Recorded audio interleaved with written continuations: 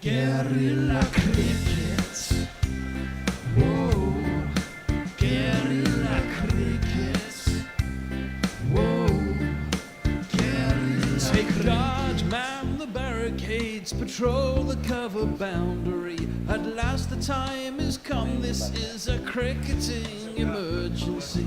Hear this call to arms for every cricket revolutionary. Take up your bats and stumps for the test match insurgency. At first they tried to silence us, but we would not be silenced. They threatened us with lies, so we threatened them with violence. Che Guevara, Sangakkara, Joseph Stalin, Douglas Jardine, Robespierre, Darrell Hare, Vladimir Lenin, O'Brien Kevin, guerrilla cricket.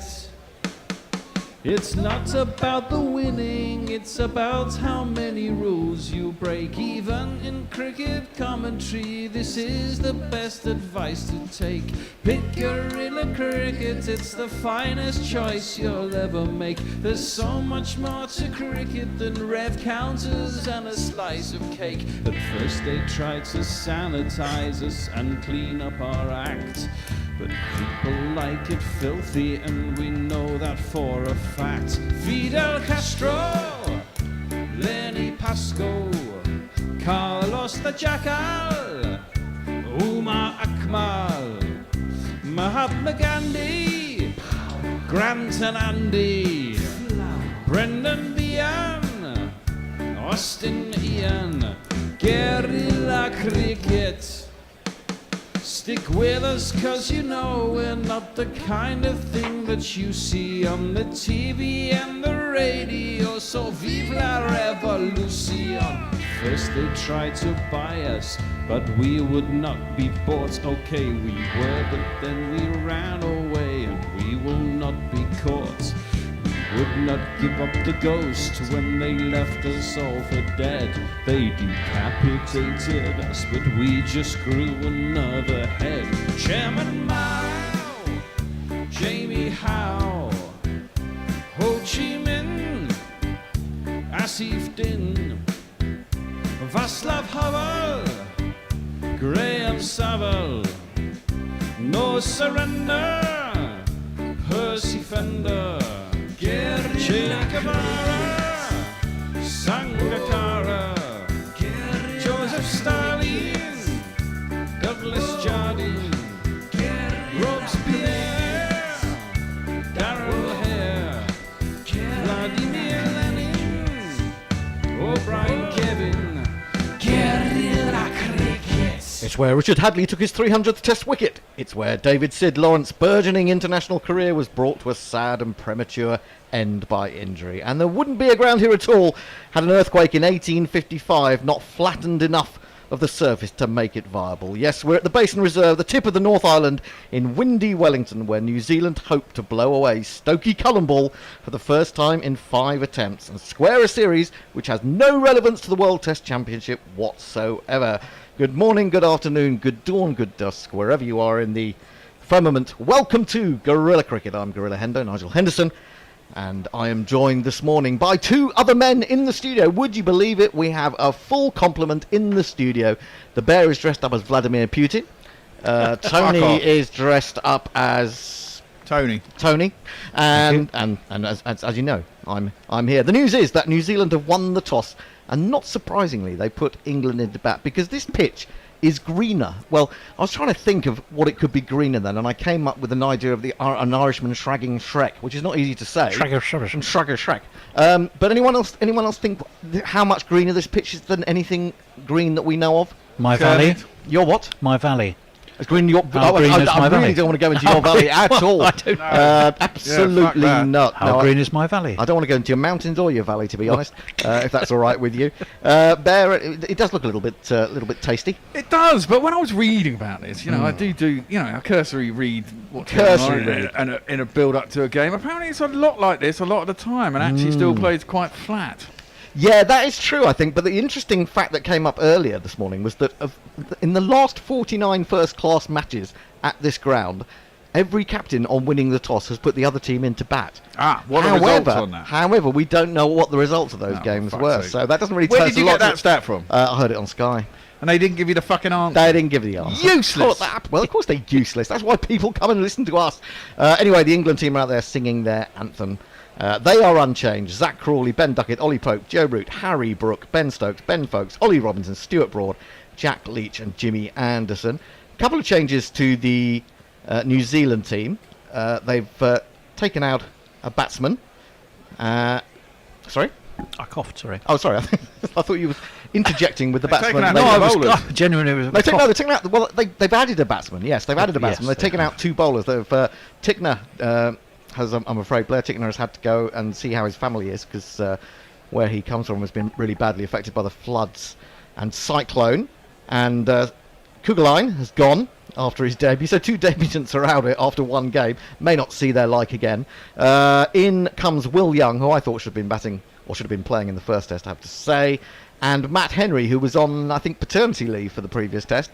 So the New Zealand lineup is Dean, Devon Conway, Tom Latham, Kane Williamson, Will Young, Henry Nicholls, Daryl Mitchell, Tom Blundell, Michael Bracewell, Tim Southey, Matt Henry, and Neil Wagner. And of course, they if England bat to 11, then don't they? Well, Matt Henry can bat, and Neil Wagner can bat. Actually, they do bat a long way down. I sometimes think that the likes of Southey and Wagner don't make the most of their talent in those positions.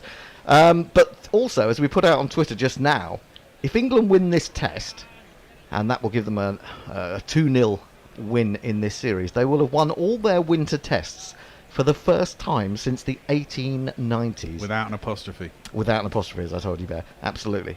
We are doing great work on grammar with the Bear here. He's gradually learning. One day soon he'll actually be able to speak the English language. Anyway, what do we think, chaps? England put into bat. Well, I mean, it's fun for us because you always know that it is going to be fun. Oh, that was one thing I wanted to go back to. When England last played here, which is 10 years ago, 2013, they made New Zealand follow on after they'd scored 460 odd in the first innings with a second wicket partnership between two of the slowest England batsmen you will ever come across, Jonathan Trott and Compton. Nick Compton. Oh my God. So, yes, I mean, remember talk about comparison tedious. and contrast. Yeah, but it nearly won the game.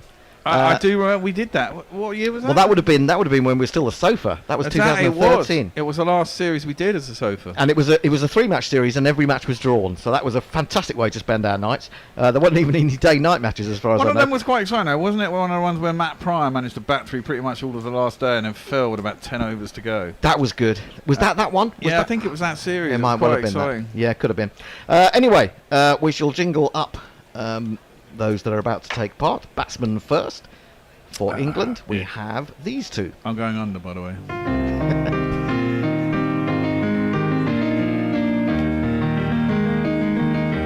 He arrived with a smile, and he's going places. He's looking good now, he's in with the aces.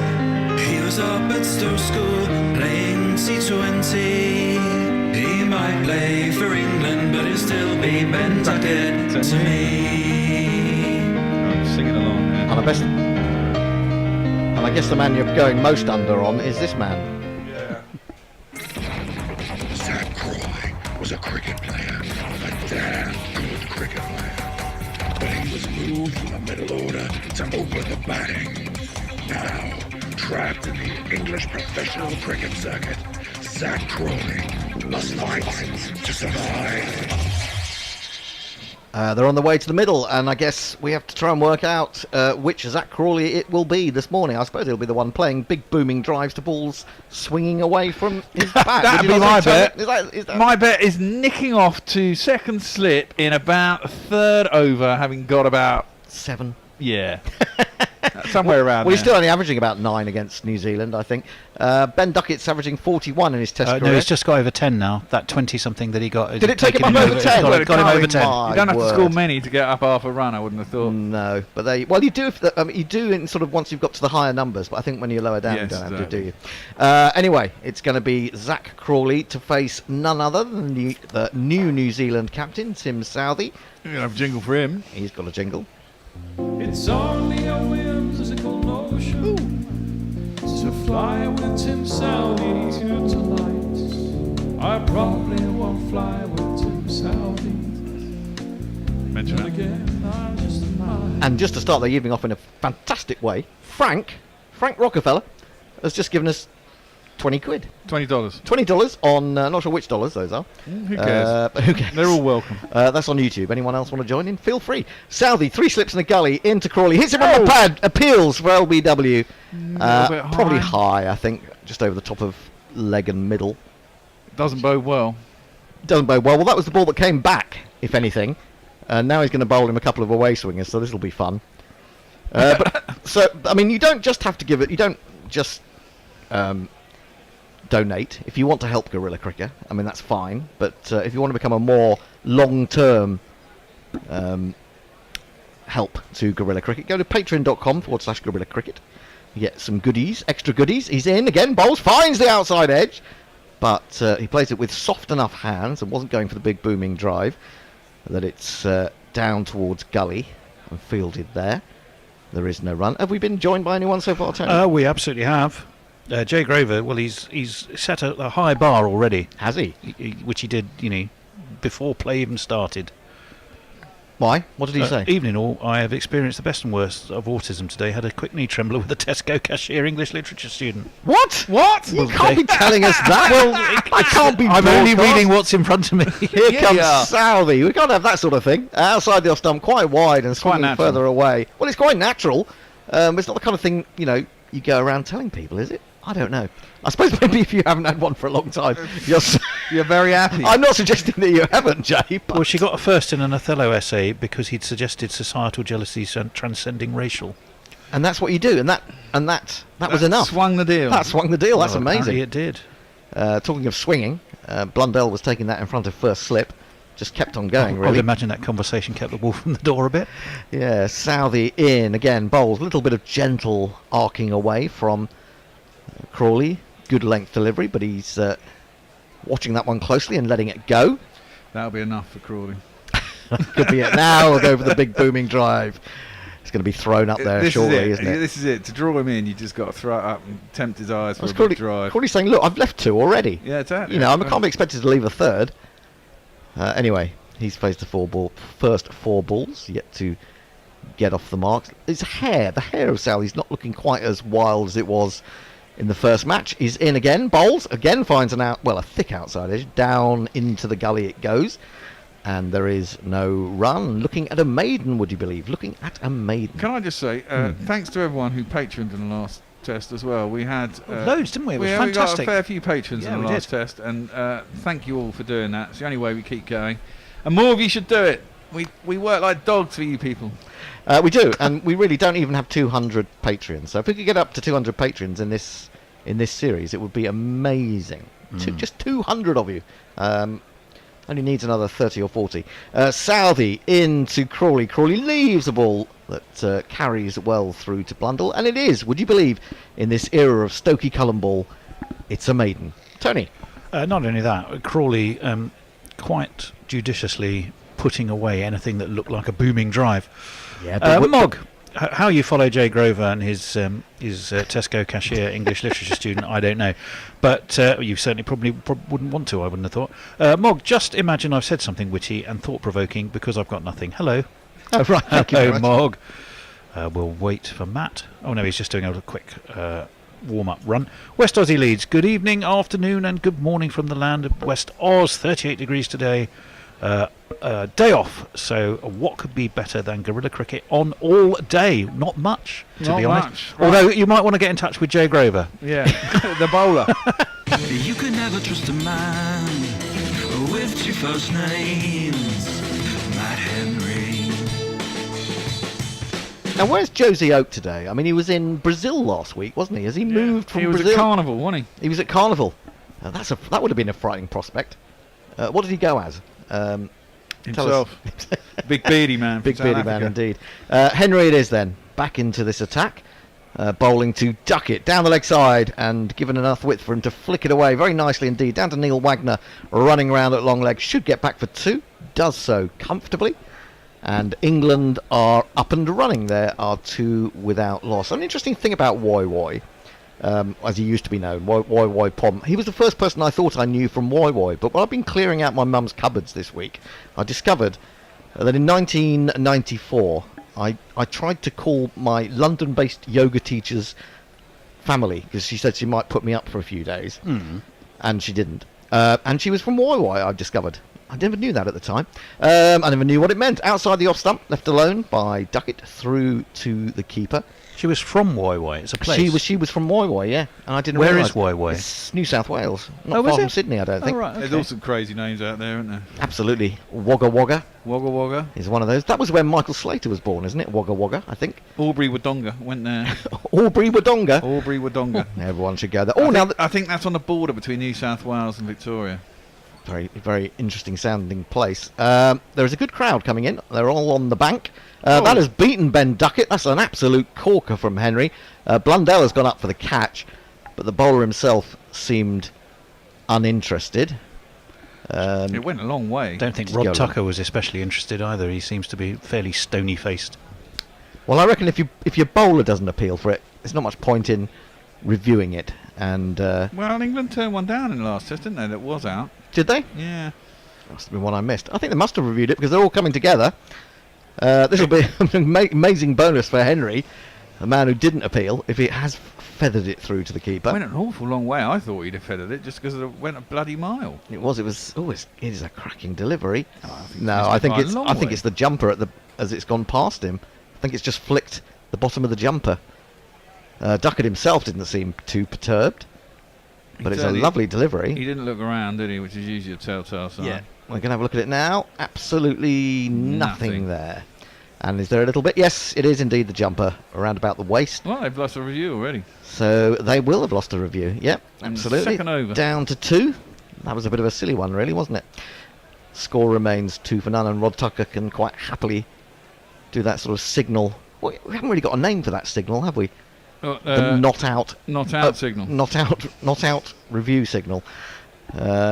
Henry again, bustling in, bowls to Duckett. Duckett punches back to the bowler, who picks up with his left hand. In his follow through, there is no run. Should we squeeze 1 or 2 in? Yes, Ravina, fucking hellfire, it's 3:30 in the morning here. I'm only going to stay awake for you for half an hour or so. Half an hour. But go, good things, he says. Like Roller, I'll be dipping in when I can, work etc. permitting. Keep up the good work, Gorillas, and England, of course. Does Robbie actually work? I never got the impression that he did work. Yeah, he told us all about it when he was on air. He kind Yeah. of Oh, I missed that. proofreads for Indian businesses. Oh, that's not bad, is it? Flicked away down to long leg, where Wagner fields, and Duckett takes his 3rd run, England's 3rd. 1 ball for Crawley to address. And I think he writes stuff for when they want to appeal to sort of Western businesses. Because Oh, obviously really? he's English and he writes in a very English way. Ah, So it helps their presentation. okay. Fred, can you bring me one of those Whitstable Bay IPAs that's on the table, God, have you please? gone through 1 glass already? Absolutely. Goodness me. The So bear is... It's 10 o'clock, for he's fuck's getting- sake. he's- What are you on? He's getting serious, is the bear. He's still got to go through till 5 o'clock this morning, but Are you fucking off again? Tony and me are fucking Oh, off for at tea. fuck's sake. You two are such a bunch of lightweights, man. Well, I would have stayed, but I couldn't. Full driven in the air by Crawley past the bowler, and then Southey at mid-off fails to gather cleanly, and he's going to get through for his first run. He's going to keep the strike.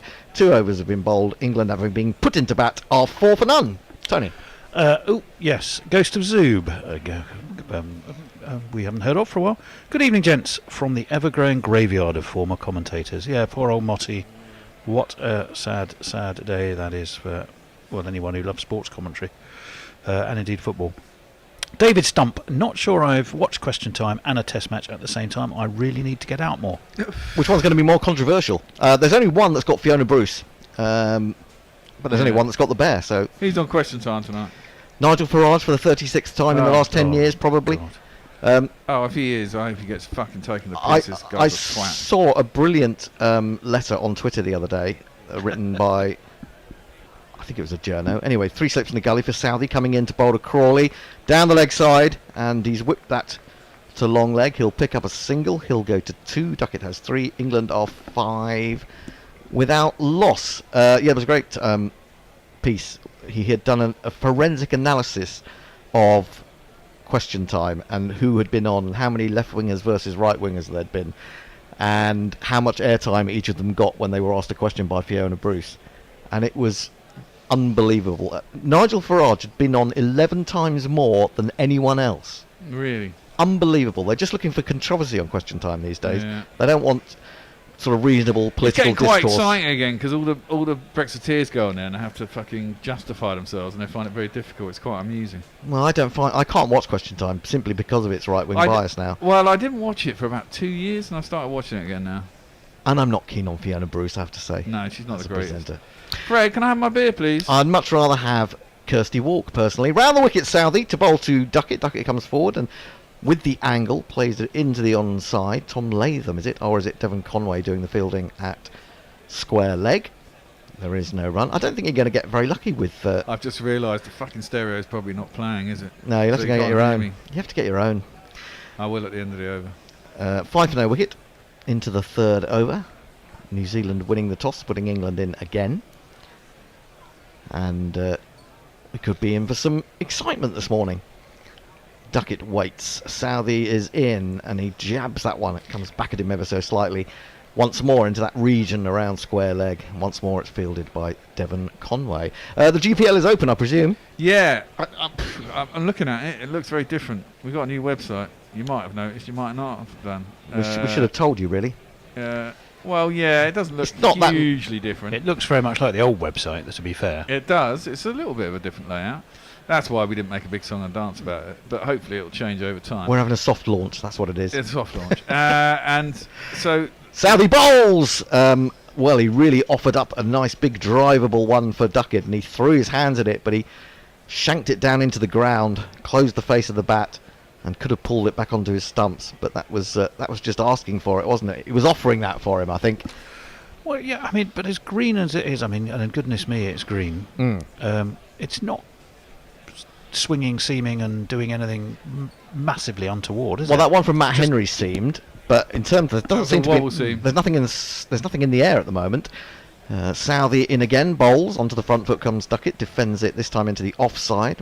Man from mid-off runs up to field, and there is no run. How much is in the GPL? £82. £82. He didn't actually roll it over from the old website, so I had to guess it, but I think it's around about £82. £82. So if you want to take part in the GPL, you've got until lunch to make your guess. Your estimate is on how many runs you think in total will be scored in the day. You pay us £1 for having a go. And if you get it on the nose, you get all the money that's in the pot. At the moment, it's £82, but the more of you that take part, the bigger that grows. Let's get it up over 100. Southey in, bowls to Duckett. Duckett's onto the front foot, defends straight back to the bowler. It's the end of the over. I think it was a maiden. England are 5 for no wicket. Well, Jay has said, I'll finish the story, Tony. I need to share. Well, I mean, I've read everything that was there, Jay. I'd just be making it up from there on in. You'd have to tell us what happened, if you wish. You may not wish. Ravi says, "Oi, don't call indigenous Australian place names crazy." No, fair enough. Jay says, "I'm very disturbed," but says Jay, "by the proliferation of admin, classicists, and now proofreaders in guerrilla cricket. As one of the three, I'm not proud." Dr. Leonie Hicks says, "Ravi, that's devotion to the cause. It's just after 10 p.m. here, and I need to sleep. Cricket or no cricket." Jersey Oak. Under Bazball, shouldn't we have 30 on the board after 3 overs? Yeah, it's very disappointing, isn't it? Well, it's Jersey. been quite sedate and careful. I think it's been careful, given Crawley the greenness. Facing up to Henry, the right-hander. And he's in, and, well, he may have been beaten by that, or he may have just played inside the line deliberately. I didn't think there was a huge amount of movement. Good delivery, though. And through it goes to Blundell. Tends to bowl with a bit of a scrambled seam, Matt Henry, at the moment. And... decent carry. There's decent carry on this pitch at the moment. Through to the wicket-keeper. Crawley has 2 from 9. There's also a square leg mid-off, mid-on cover long leg as well as the 3 slips and a gully onto the front foot. That might have been a ball that another Crawley would have gone after, but he doesn't. He just gets onto the front foot and defends with a full face of the bat into the offside. And again, there is no run. Now, if you want to enter the GPL, you go to GorillaCricket.com. That's 1R, 2 Ls. You go to competition, and it explains everything there for you, how you do it, technically. And, of course, you can have as many goes as you want, but you have to pay us £1 each time. Henry in again.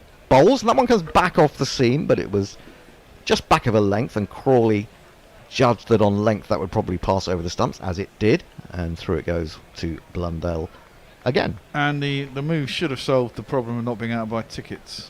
Now, apparently that's been tested, so it does return you to the website after you bought your tickets. I did notice there was something in the... someone was worried that we'd taken money off him under false pretenses. That was Mog.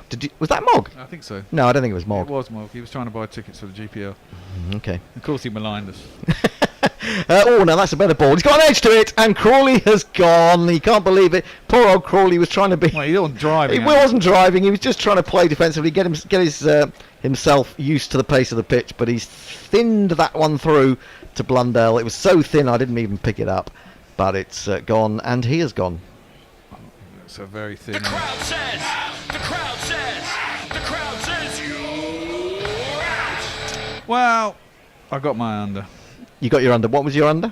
It's 25 and a half. Oh, well. Are you going under again? I probably will. I think that's not the wisest, but I probably will. So Crawley goes 2 for 2. England are 5 for 1. Let's get through some more tweets. Oh, yep, I was marginally distracted. Bear with me. Jonathan Shawland sent us a fabulous picture. This is my view from the stand today. I don't do grass banks. There might be some rain. That presumably is it the Vance stand, isn't it? Yeah. Looking towards the scoreboard end, if I've got Really my geography right, of Wellington. Really annoys me. Mrs. Hendo will not do grass banks either. I love grass banks. Yeah, well, No, actually, I do they're too. fun for about fucking 5 minutes, and then they start hurting your ass. Well, that's just your arse, Bear. That's because I'm so muscly down there. It's not particularly well. There's padded. nothing muscly about Let's your face arse. it, we've seen That's large not swathes of it. That's true. It's not Jay muscle Grover that we says, see. with Hendo, question time makes me scream with rage. Oh, Also, yeah, getting absolutely. Brexiteers to own their idiocy is a fool's errand. Yes. It will always be the fault of the other. Indeed it will. Ollie Pope comes to the crease, and the muscly-bottomed Bear will play his jingle.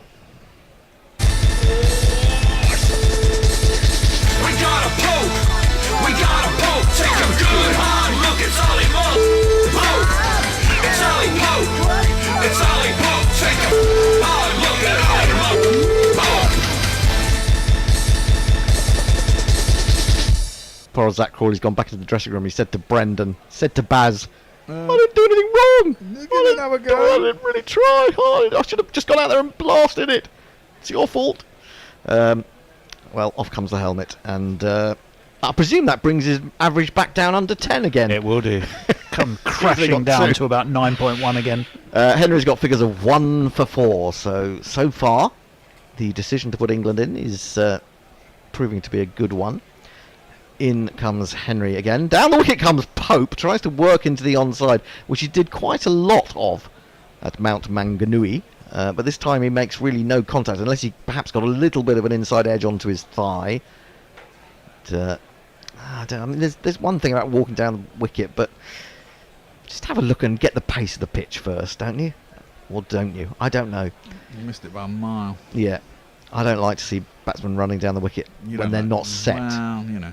They just don't get into the right position to play the ball, in my opinion. Henry, and he's down again, wicket again. This one, he has got into a perfect position to play that one. That one was a little bit straighter, and it was a bit fuller, and he's put it away through square leg for a magnificent one of these. It's me, and First of the she. innings, isn't it? Yep. It's me, and she. And Henry will think, ooh, I didn't enjoy that. Now, Henry, I believe, wasn't Henry one of the bowlers at Trent Bridge last year when He got hammered by Johnny Bears, started going a bit crazy? Yeah. And he looked all over the place. He's developed into a really good bowler. He didn't have a very good record, and his average was really high for a long while, and he looked more of a specialist in one-day cricket, but he's actually now that he's got his chance in tests, he's looking a lot better. His average is now down at about 41, and he looks a very, very decent bowler. And of course he's going to is it Somerset he's going to for the first month or so I of think the it may English be. season, I think. I think I'm right in saying that. That was reported the other day. So presumably he'll be taking his new bairn with him. Southey ran the wicket to Duckett, hits on the pad. Massive appeal for LBW, but didn't really look that right to me. It looked too high. And the umpire agrees. Southey accepts that ruling. And there is no run. More tweets, perhaps? Squeeze them in if they're all flying in. Which hopefully they are at this time of night. They are. The collapse is on, says Jersey Oak. Of course. I'll have to save Jay's update on the young lady. Oh, goodness. Till the We sure it was a young lady? end of the over. Well, yeah, I believe she was. Okay. Mog, 'twas indeed me being robbed by you bastards, but the police won't chase it up, so consider it a donation. This one into the thigh of Duckett and just drops out on the onside. Sorry, there. We manually gave you the tickets. Well, Messi told me he did anyway. I'm sure it wasn't under, unless it was under a very unusual pseudonym. I'm sure that wasn't Mog. Maybe there was another one. Anyway, 3 slips of gully, backward point, mid off, mid on, square leg, long leg. It's the field that we So have. what was our last test that counted in the World Test Championship? Was that Pakistan? I guess so. Southey in, bowls, and jabbed into the onside in rather ugly manner by Duckett to the man on the one there. Again, there is no run. I am just slightly thinking that this might have been all going on in Jay's head rather than his trousers, to be perfectly honest. Do you think it was? Is he having sure? Having read a few updates. Is he sure that it wasn't tentacled? Oh, Lord. That's what I imagine it would be. I was just trying to work out if we won these 2 tests, we'd have a chance of playing in the final. No, we haven't got any chance. Southey in, bowls, aiming a big booming drive in the manner of Crawley, gets a thick inside edge again to the man at square leg. Just a little bit of swing there from Southey, getting it to go from outside off stump, that angle. You see, the thing is, though, he gets right across, therefore he gets an inside edge rather than an outside edge. Plus, it's coming into him, I suppose. Yeah, I mean, he's in danger of playing on or being bowled between bat and pad. But he's got enough on it there, really. It hasn't swung so late that it's done him completely. Duckett on 3 from 14 deliveries. England 9 for 1. Guess who's out? See if you can think. Southey only conceded 1 run so far. Oh, that's a horrible shot. He was trying to whip that into the onside. It's gone flying over the top of third slip stroke gully. Latham has chased it back and they've got through for a very fortuitous 2 runs. Duckett goes to 5. England into double figures, 11 for 1. You see, what I don't like about this World Test Championship is Sri Lanka and South Africa are in 3rd and 4th. Right? Ridiculous. But Sri Lanka's only played 10 tests. Yeah. They've won half of them. No wonder. So if they win 2, they gain a massive percentage rise. Yeah, there needs to be some sort of grading, doesn't there, on the number of tests played, I think. I mean, England have played 22. They played more than double what Sri Lanka have played. Full, driven, nicely driven. Half stop. They could be in trouble here, though. They come through for the single, but Kane Williamson was horribly off balance as he picked that up at mid-off and couldn't get the throw in. So they get through for the single. Duckett will keep the strike after 5 overs. England are 12 for 1. Tony. Right, well, I will continue the Jay Grover story at the risk of being taken off air, because I'll try and edit as needed. Sorry, Tony. We hitched up our trousers and kissed. She said, I get off at 9. Fancy coming back to my flat? I said, sorry, I can't. Gorilla cricket starts at 10 to 10. That's what I like to hear.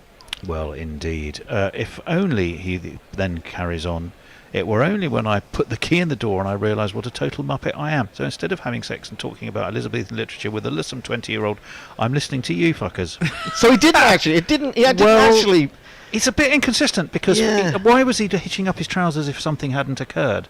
And then he kind of makes it sound like, well, he went home, realised he didn't, but he'd already had to pull his trousers I think it's pure hallucination. I'm not entirely sure. There's stories hanging together. Yeah. I think it's not going to make Mills and Boone. No, even the racier, listen, Dr. Nurse romances. Jay, take my advice. Next time that happens, go with a 20-year-old. I'm just saying. Well, would you rather listen to us or go home with, Yeah, but she didn't actually offer anything. She just said, didn't. come home with me. Well, exactly. Do both, to be honest. Anyway, here comes Henry. Well, bowling to Duckett. Duckett drives off the straight, clips it, in fact, nicely past square leg. It's timed that well. I don't think it's going to go. Wagner's just about going to get round. Had a long chase to his right from long leg. They've got through for 3. Duckett moves to 9. England to 15 for for 1. I was going to say you could do both. You could convert this young 20-year-old into a guerrilla cricket listener. Well, it did worry me. She might, on that basis, that she might have thought, "What is this guerrilla cricket?" Then listened to this, and then discovered that Jay was fantasising. I was wondering whether if you could outlast Zach Crawley. Don't. 15 for 1, moving swiftly on. Well, as indeed he was. Indeed. Pope to face Henry. In he comes. Bowls a full ball, which he plays out into the onside, slightly from in front of his pad. Certainly going to go through for 1. Slide is put in by the fielder, but that's Conway, but wasn't sufficient for him to be able to turn and throw in one movement, so they will get back for the second. And you look at the dismissal of Crawley, the suggestion that he'd been set up. I don't think he was set up necessarily. He just got a good. It's just a good ball that got an opening batsman. I don't think there was anything significant apart from the fact that one ball moved slightly in and one moved slightly away. You can call that a setup, I suppose, but I think often bowlers claim those sort of things.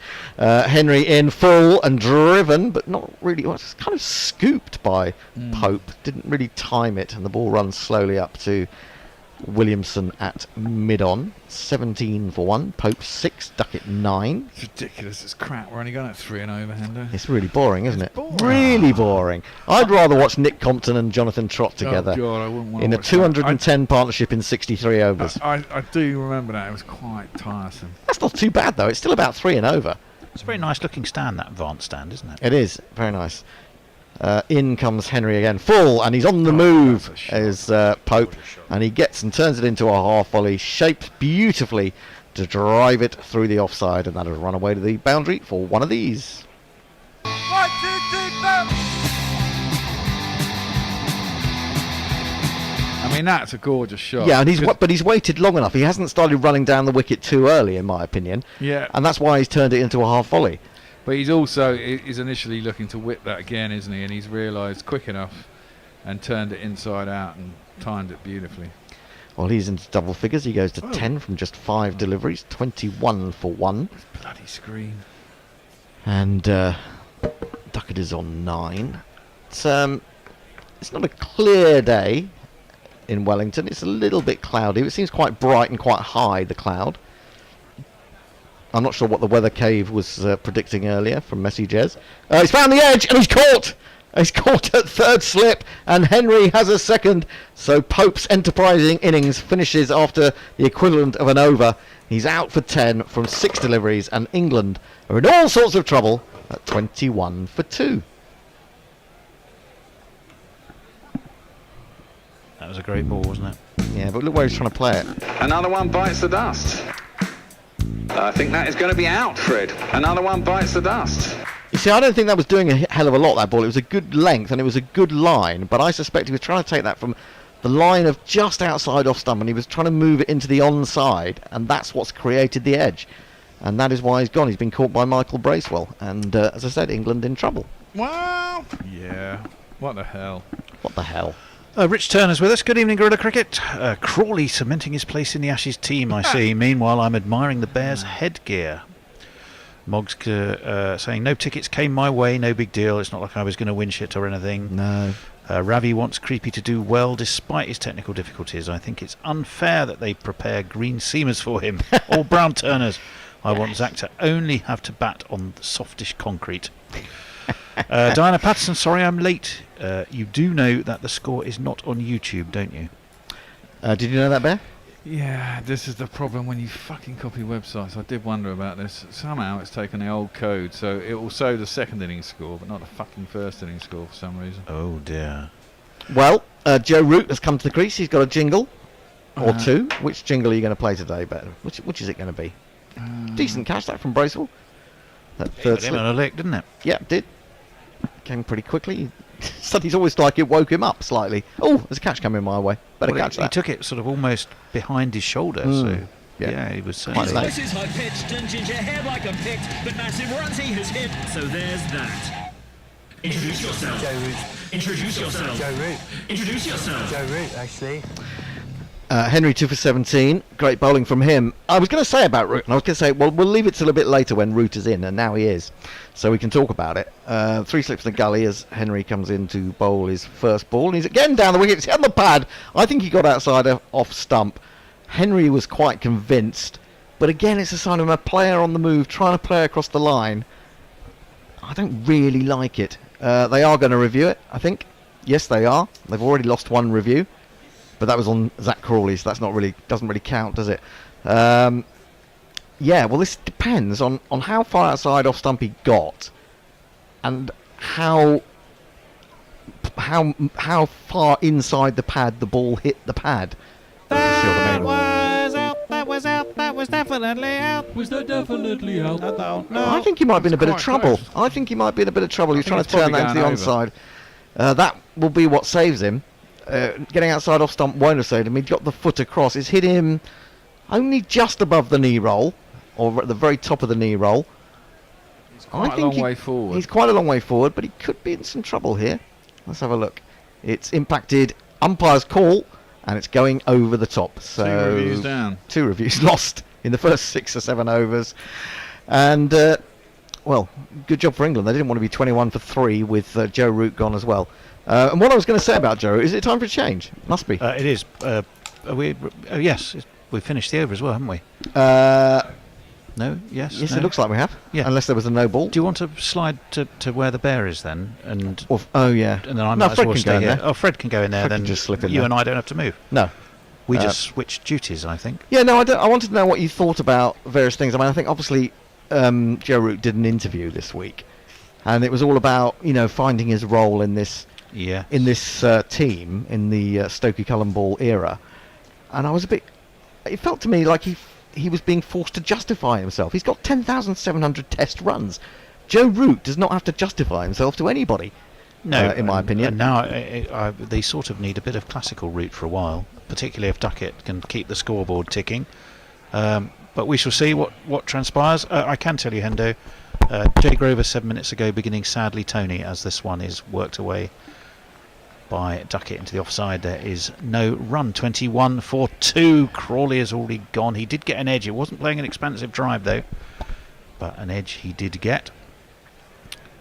And then Henry also took the edge of Ollie Pope's bat, went flying to second slip where Bracewell took the catch. We're looking again at is this a new review? No, the original. Let's have a look.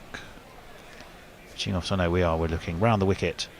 Comes Southey, defended stoutly by the stout Duckett. Into the onside, there is no run. Hello, Fred.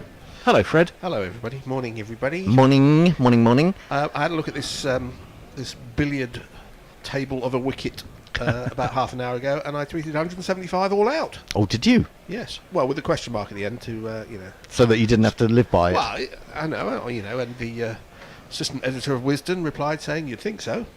So. Oh, your mate Kit. Yes. We shall see. Round the wicket again comes Southey to the left-handed Duckett. He fences away towards point, and there's no run. So I put some money on it, so it's nailed on 176. How much did you put on it? It's just 50p. No, actually, it would have been good. I just found it under your chair. Oh, there is The table 50p. there, You could have yes. put that on. That's true. Jay Grover says, sadly, Tony, my life is just as sordid and pathetic. If I were any good at fiction, it would be an awful lot more fabulous.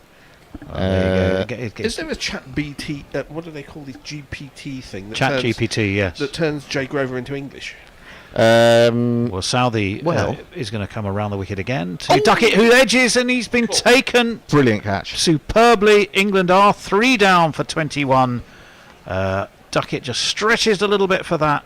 Catch was superbly taken. Was that Bracewell again? It was. It was a magnificent catch. Again, he's caught one out of thin air after the ball had gone past him.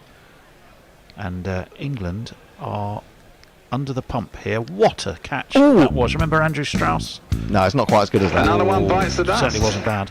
Well, I'll tell you why it I wasn't think as that is good. going to be out, Fred. Another one bites the dust. Because if you look closely, Strauss took his in mid-air. That one he caught, and it popped out as he went to ground. He caught it on the second attempt. Well, and as we all know, none of them were as good as not Fred in the. Oh, down, yeah. down You Leeds pretty much game, have were to they? take them in mid-air. I mean, that's Yeah, the but- thing about catches, isn't it? Yeah, but that wasn't taken in midair. That was he grabbed it in midair, dropped it as he And then went caught down, it and then again caught in it midair. again. No, he was pretty much on the ground by the time he caught it. Mayank, I'm not going to read any more about Joe Grover and his sexual right, exploits. Says, evening all, because of the early 5 p.m. start, I totally forgot the test had begun. I've forgotten where Mayank is. Well, you've actually. missed a fair bit. You have indeed. Are any of you familiar with the Little Grey Men book, says Joe Grover? I will read that one, as I don't know that it's actually sorted or not. And I'll raise you, Compton and Trot, I'll raise you a boycott and a Tavare. Did we have that one? A boycott and a Tavare partnership? Yeah, that might be hard work.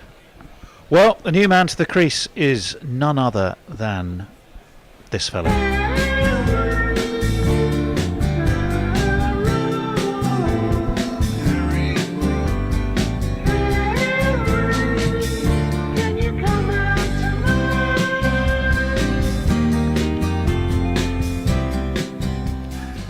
This could be over. 89 and 54 at the Bay Oval. Sorry, Henry. Could be over in 2 days. This Yeah, one. I'm just Look, see, he deleting catches it and it slips out as he goes to ground. He has to clutch it to his He did chest. indeed. That's a very good catch. Don't get me wrong. It's It a very was good catch. But I still think that Strauss catch was one of the most phenomenal I've seen. All of him was off the ground. I mean, he was fully airborne, Fully extended. although not of him. perhaps quite as high. Did he have flaps 30? Well, I'm not entirely sure. Fully up and in line though. Is that a euphemism? No. Okay. 1 for 4 for Tim Southey. 21 for 3 England. We've only had just shy of 7 overs so far this morning. This is when the and camera England have pulls lost back. 3 wickets. And you say, where's the wicket? Southey in. Brook defends, very solid. The 3 slips applaud the ball from Southey, but that's one of the most uneventful we've watched. I think that Brook is a fantastic player and will be a fantastic player. Maybe one of the best. But I do think that a little bit too much fuss is being made at the moment. Would you agree or disagree? Wait, you can't argue with the runs he scored. You can't. No, you can't. But we've seen batsmen do that but, before in Test cricket, haven't we? Yes. As you play more, and as you get out more, actually, bowlers around the world will have Exactly. a look and find you out. And Top of the he's way. 78 in 5 tests so far. Down the track he comes and whips this off his toes. Came to meet Southey. It's away through mid-wicket. It's going to be fielded well short of the boundary.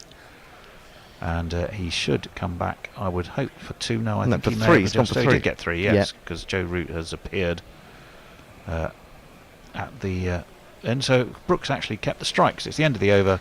7 complete, 24 for 3 England. Brooks away. His partner, former captain Root, just faced the 1 ball and is yet to get off the mark. Bit harsh, Fred, especially as I'm writing in Serbo-Croat, says Jay. Mayank says, by my calculations, Crawley average drops below 28 now. His first class average should be 30.04. And Mayank says, if this test goes to lunch on day 3, it'll be a good effort by both teams. Yeah, I'm just deleting all of Tony's schedules for day 3, 4 and 5, actually. Taking up a room that's completely not required. We're only 2 wickets away from having Broad at the crease. 3 wickets away from having Broad at the crease. Goodness sake. Well, we have the is it Shelley who we're waiting to have on, a friend of David's, who we're looking forward to having on the show. And the poor lady, every time she's going to come on, the game's finished before she can have her spell, as it were. 3 slips, a gully, go down, a big high leave from Brook. Through it goes to Blundell, no run. This is very much sort of a New Zealand 1978 wicket, isn't it? And a bit like that bloke they had playing in the last Test match, who looked like he was from 1978. Tickner. Yes. Blair, well, he's missing. He is missing, and all yes. right under, where's he from? Mount Hawke's Bay, isn't it? It's funny how people Defend. Oh, we're watching the replay. yeah. We're watching a superb It's catch funny how too. people look like a certain era. Yes. And he looked, late 70s, early 80s. This one is defended again into the onside by Harry Brook. I think that popped up off the pad, didn't it? Square leg comes galloping in. Maybe a bit of It's, back pad there may encourage them Darryl Mitchell. to bring in a short. Yeah, it might do. It might do. Talking of terrible facial hair, I have to out Grubby. I mean, now? Grubby's moustache. Grubby? It's pure Tickner. Has he kept a moustache? He's just kept the moustache. Haven't seen him for a while. No, well, I haven't seen him for a while till what was it, last Saturday? And I haven't seen many of you for a while. no, it's been great, Hello, hasn't you it? all. I saw Gary Naylor last night. We went to the theatre together. Oh, all right. Well, we're waiting for Matt Henry, who's in, and it's taken the edge again, and it's gone between third slip and gully, and it's going to go all the way down to third man for a potentially fortuitous 4 runs, although he did play it, as they say, with soft hands. He got a little bit turned around by that, I thought. Maybe just moved away. Got a bit squared up. It's the shoulder of the bat, isn't it? It's an old-fashioned New Zealand wicket. It's a win the toss and bowl day, and you've got Hadley coming in from one end, and you just don't know where the runs are coming from. Well, they're coming down to third man at the moment. Well, he has got mainly the best bowling figures here, hasn't he? What, 7 for 23, Sir Richard Hadley? Oh, 96, like I think. Thought, yes. That, of course, is Henry's own best figures, 7 for 23, curiously enough. Henry again, going to be bowling from that scoreboard end.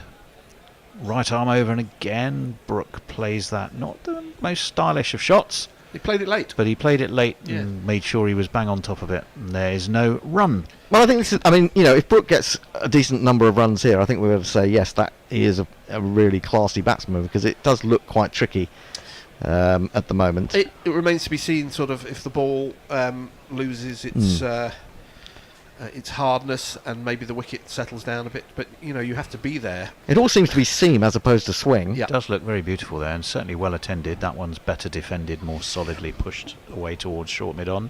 I'm thinking it must No be sold run. out, because It is. sometime friend of Guerrilla Cricket, Kate Holdsworth, has gone to New Zealand from Holland and couldn't get a ticket. Oh, you're kidding me. Yeah, it's Yeah. Really? long way to go. It is, They can squeeze her in on the bank somewhere, can't they?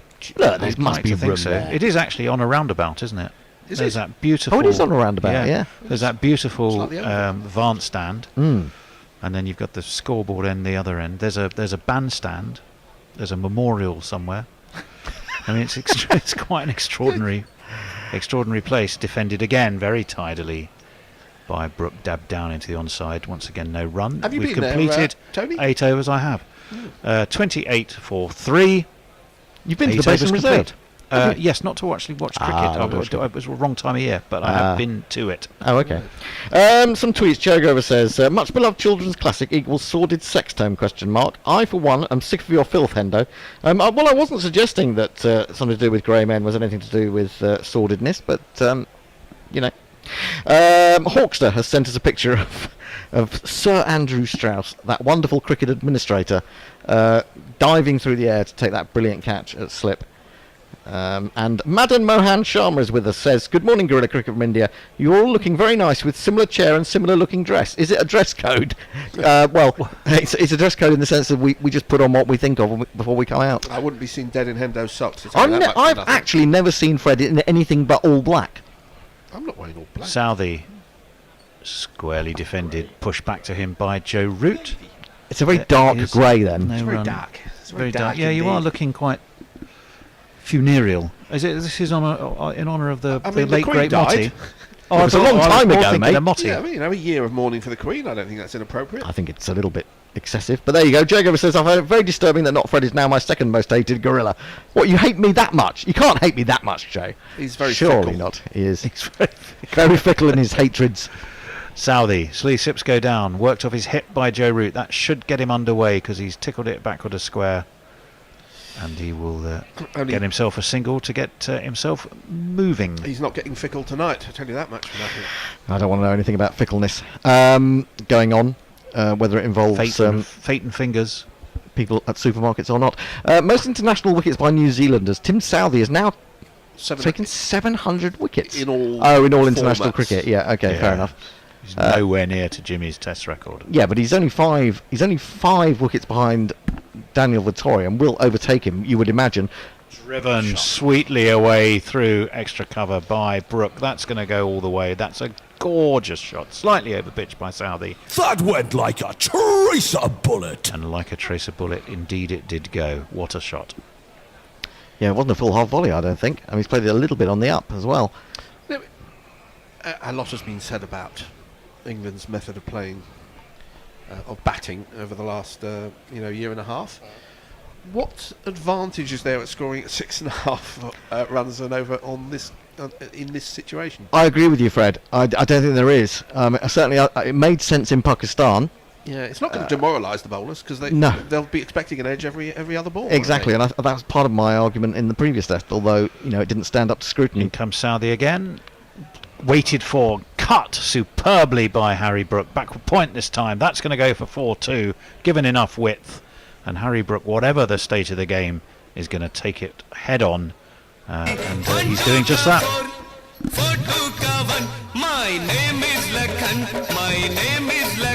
There was a little bit of swing in the air, but all it did was take the ball wider, and the length wasn't good enough, and it gave him time to go back and gorgeous chop it away. He'd actually gone wide on the crease there, Southey, and then didn't really angle it into him. There's a bit of a tendency to over-bowl himself. They've dropped... well, they've lost Tickner and Kugelline, haven't they? Down the track comes Brook, and he flails this one, but he flails it backward to pass backward point for 4 more.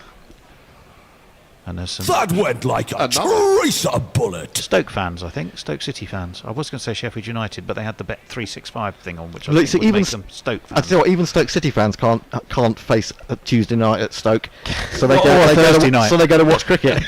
So, Tony, I was watching Watford the other day, and they seem to have nicked Everton's theme tune when they come out. How long has that been going on? Well, Watford have been playing it since 1965, I think. And Everton? Don't know. Try not to think about it. It was a good game, actually. It was a very good game, as this one is left alone by Brook. As I said, probably 5 of the worst goals you'll ever see, but at least we got 3 of them. There was plenty happening. There was, but not much in the way of defending. Anyway, Hendo, are you with us? I'm with us. I'm with you. And Warren is with us. He says evening all. And that's about it on the Twitter sphere. I'm afraid it's all gone a bit quiet. Shall we have a little look at... Well, while you're doing that, Hendo, because I know you're a man of the times... that's true, in more ways than one. Well, I was looking at their unbreakable records, thinking of Jimmy Anderson. Did you see that today? Unbreakable records? Yeah, well, Jimmy Anderson being posited by Michael Atherton as a record that will never be broken, a fast bowler's number of wickets. So there was a number of other sporting, not cricket specifically, but sporting records that would never be broken. Well, a lot of them are to do with the number of games played and things like that. Yeah, I don't think no one's going to play as many tests as him, are they, in the future? There may not be. Well, there may not be that many. He's currently on 969. He's 20 ahead of Glenn McGrath and 53 ahead of Wasim Akram. Henry is going to continue. Onto his toes goes Root, defended into the offside. No run. He's not on 969 wickets. I think you'll find he's on 600 and something wickets. Oh yeah, that's me typing backwards and forwards. But he is 20 ahead of Glenn McGrath already, who obviously won't be taking any more. Well, Glenn McGrath might come out of retirement. You never know. Neither will Wasim Akram. They need him in India, don't Australia they? After 4 Test matches, they might give him one to get to 5-0. You never know. You never know. No, some of the records though that were put forward as unlikely to ever be broken, I thought, were interesting. Defended by Root, fielded by Henry off his own bowling. I'll tell you a couple of them. Well, you will have to, because I started to read it and then I realised it was one of those. Although I work there, they haven't given me free access to the web. Well, Jack Nicklaus's 18 major wins is one that was put forward as being unlikely to be beaten. Well, they thought it would be, didn't they, when Woods was at his best? Yeah, he's got to 15, so he ended up 3 behind. In theory, he could fallen away, hasn't he? Totally fallen away with injury and various other things affecting him. Bjorn Borg was another one, which I'll tell you about in a minute. Henry's going to be in. The 3 slips go down. It's beautifully defended away towards mid-wicket by No one's going Root. to win Wimbledon again with a wooden Donnet racket. Well, true. At the height of his powers, he lost only 32 games in winning the 1978 French Open, which is about 4.5 per match, which is pretty good. That's the lowest number of games lost, is it? In a tournament. In a Grand Slam tournament, yeah. Okay. Rogerio. Well, wait while Henry's in. Driven again. Bat angled, away it goes past gully, sort of between point and gully, and all the way for 4 more. It's me, says she. It's me, says she. I don't think he was aiming it there. I think he was aiming a little squarer. Yeah.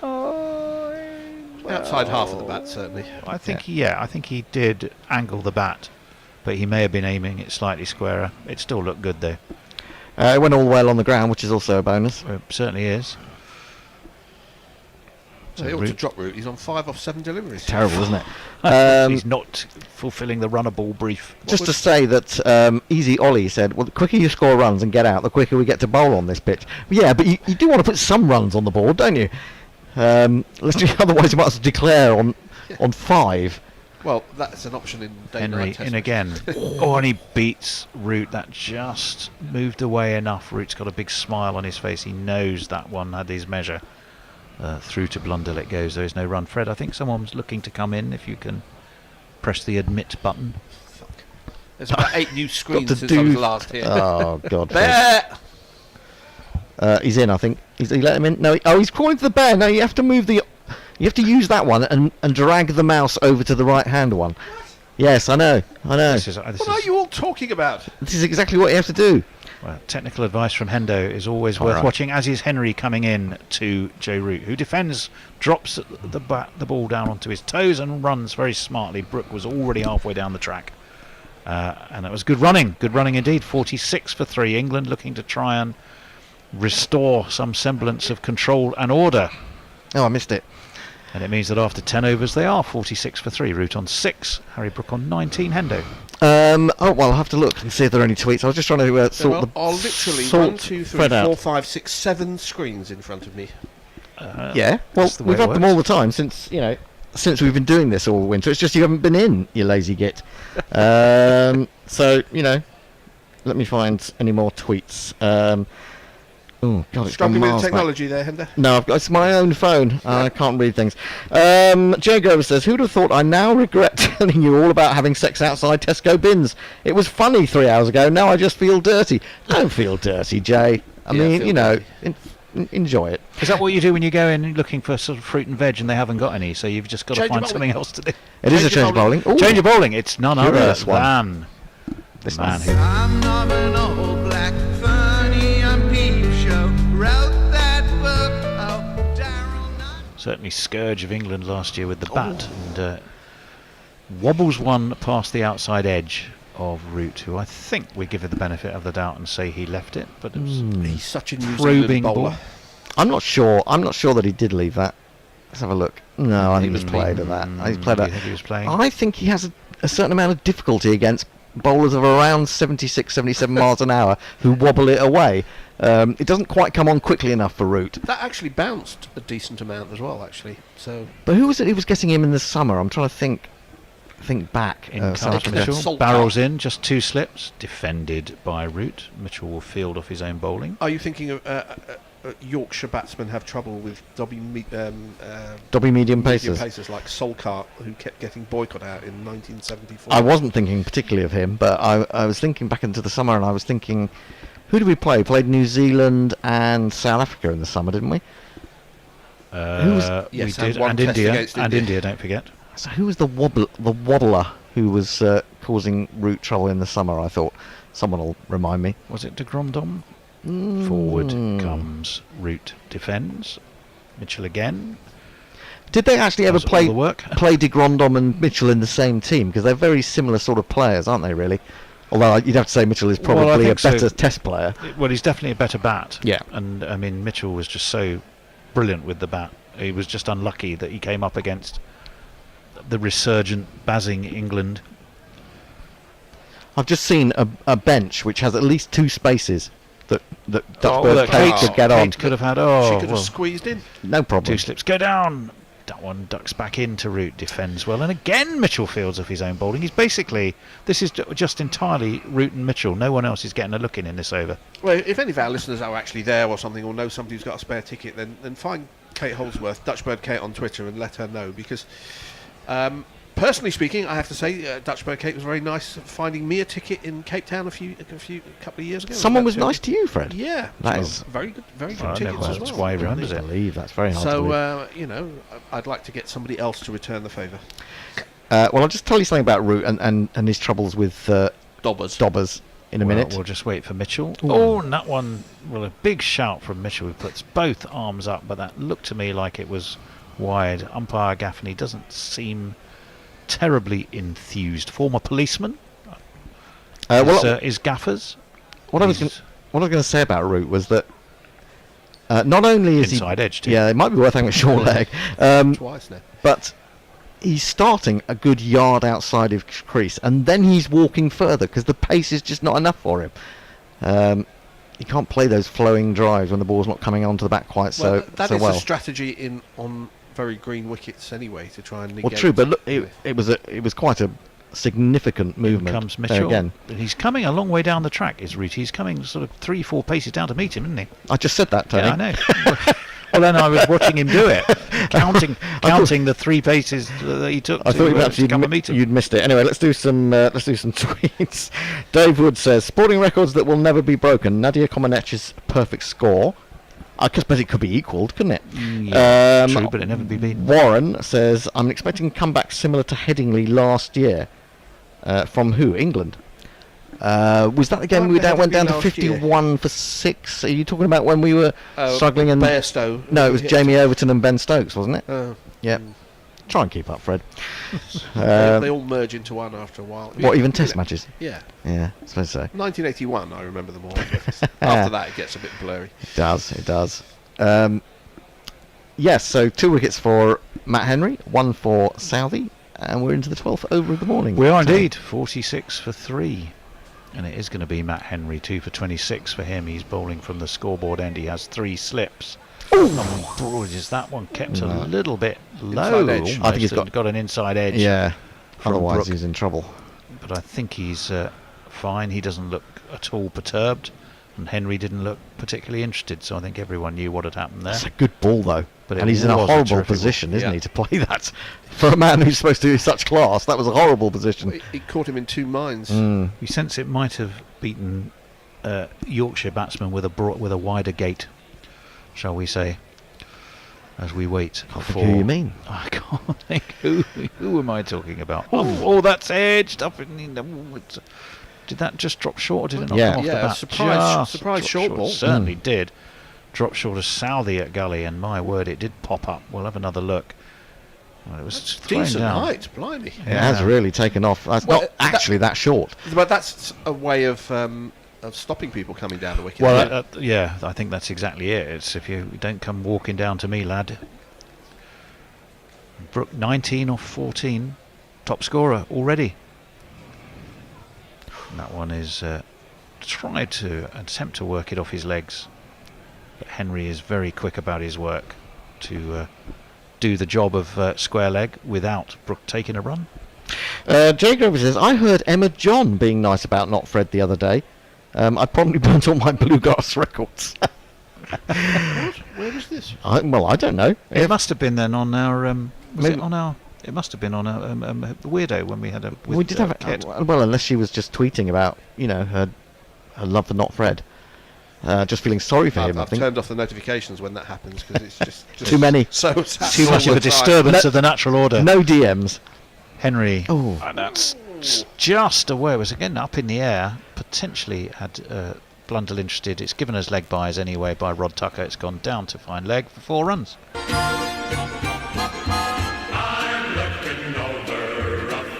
leg buys. It was indeed leg buys. Yeah, it's I come was just changing the high jingle. off the hip, wasn't it? Ballooned into high the off air. hip, said a lonely goat head. I thought he'd got a bit of bat on that. I must admit. I did it first full time, speed, yeah. But then when I saw Rod Tucker, was very quick to signal. It's a good over this from Henry. The way he's buried his leg. The 50's up for England.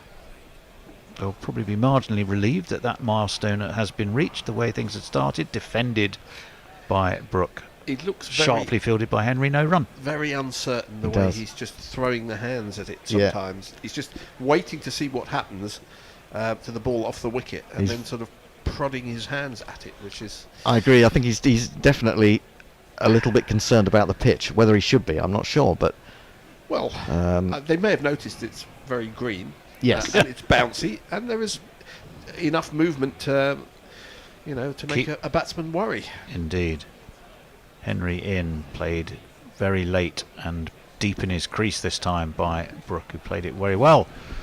It means at the end of that over, it's 50 for 3. We have completed 12. We do a change, or we've got one more? Over. One more over. We'll do one more over. I think that's fine. Henry is very excited. I mean, he's picked up 2 wickets, and that ball was just driven towards mid-off. There is a mid-off, but the bowler threw himself at it like an 8-year-old boy who was trying to field it off his own bowling.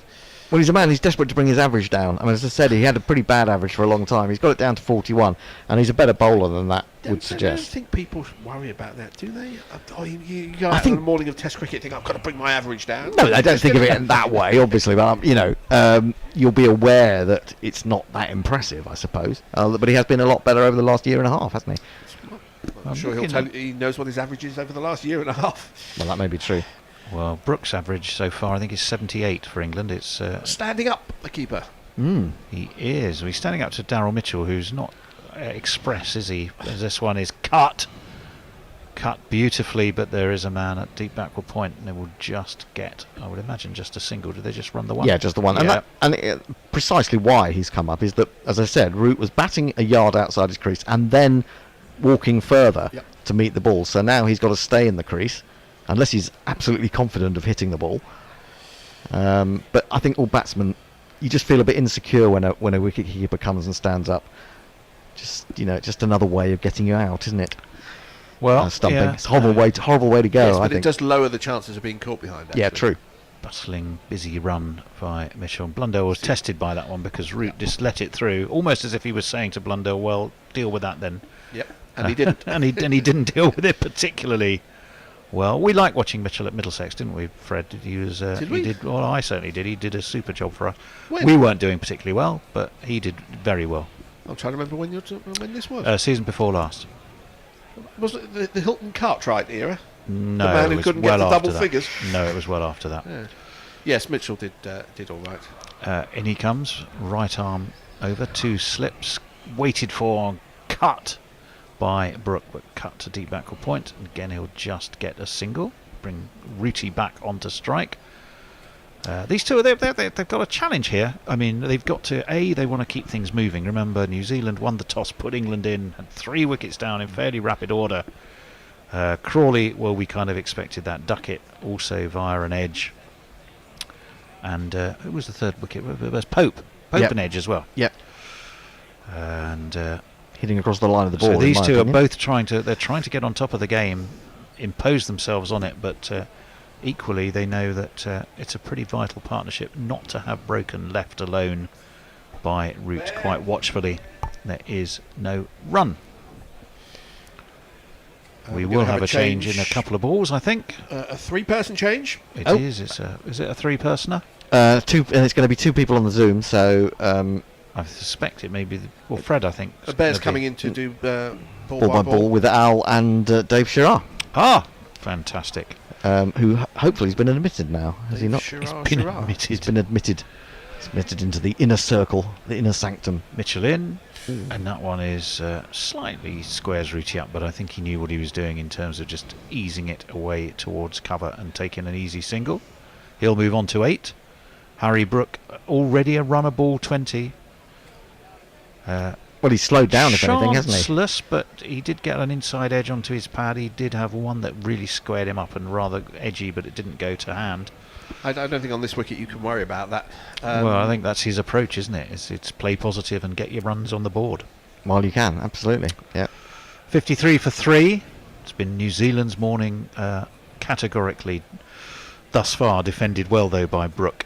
Into the offside, no run. It's 53 for 3, 13 complete, and we shall have a little changeroo. Well, we should when the Bear gets here, but I'll keep talking until the Bear gets in. We're welcoming Dave along. Here comes the Bear finally. He's going to. Yes, Al.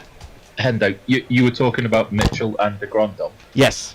Remember, de Grandhomme had that nightmarish test where he dropped an easy catch and was run out for 0 without facing a ball, and then injured his heel and was out for the rest of the series. That's right. Gave Mitchell his and then retired. Mitchell his head. and then retired from. And then went basically. Cricket. That's it. I've had enough. Yeah, don't blame him. All right, I'll leave you in the hands of the Bear. All right, boys. How you doing? Hey, how's it going? Not too bad, Chief. Just bear with me a second. I'm just going to fuck a light on. I'll be 2 seconds. Put a light on. We can see. Say that again, Chris. Oh, sorry. No, go for it. Was that the end of Con de Grandhomme's career? He fucked up his ankle or his heel, and that was it. Pretty much. I think he was quite old, isn't he? And he just basically retired. It was last summer, I think, after he got injured during the season. He got injured during the series again in England, didn't he? And then that was it. I think he basically retired after that on that day, or at the end of that test. Said, "Right, that's it, done." That was You it. can't get much worse luck than that. Apparently, he was one of the most chilled out characters going, and He did kind of give off that kind of like almost surferish vibe, didn't he? yeah, and I don't think he was that fussed about playing Test cricket. Apparently, he was just like, "I'm good at cricket, I'll play," sort of deal. Maybe it's not quite that, but they're having drinks now. Anyway, Do you want a couple of tweets? yeah, give us a couple of tweets. Got Jay Grover's still awake.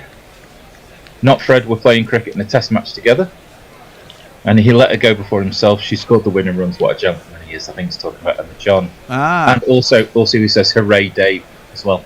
Hooray, Dave! Well, I'm not surprised people are still awake. It is only 11:05. It's still pretty early, Thursday evening. Exactly.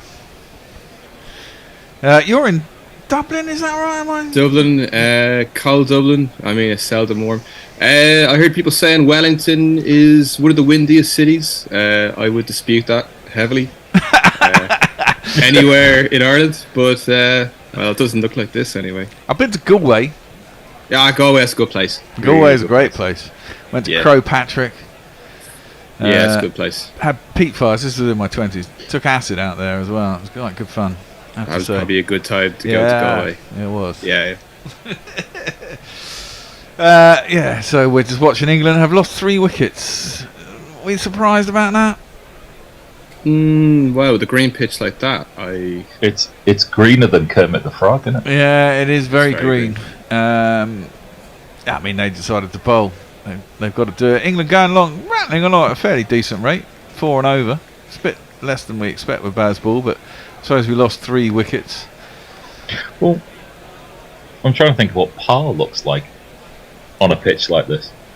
Well, apparently it does flatten out a lot, even though it looks so green. Strong southerlies dry out apparently, and then it starts being quite placid. There's a lot of runs been scored here on the pass. Is this where England got bowled out for 50 odd and New Zealand got 650 or something stupid like that? Started day nighter, was it? No, I don't think it was a day nighter. I think it was just an ordinary day test. Just a regular test.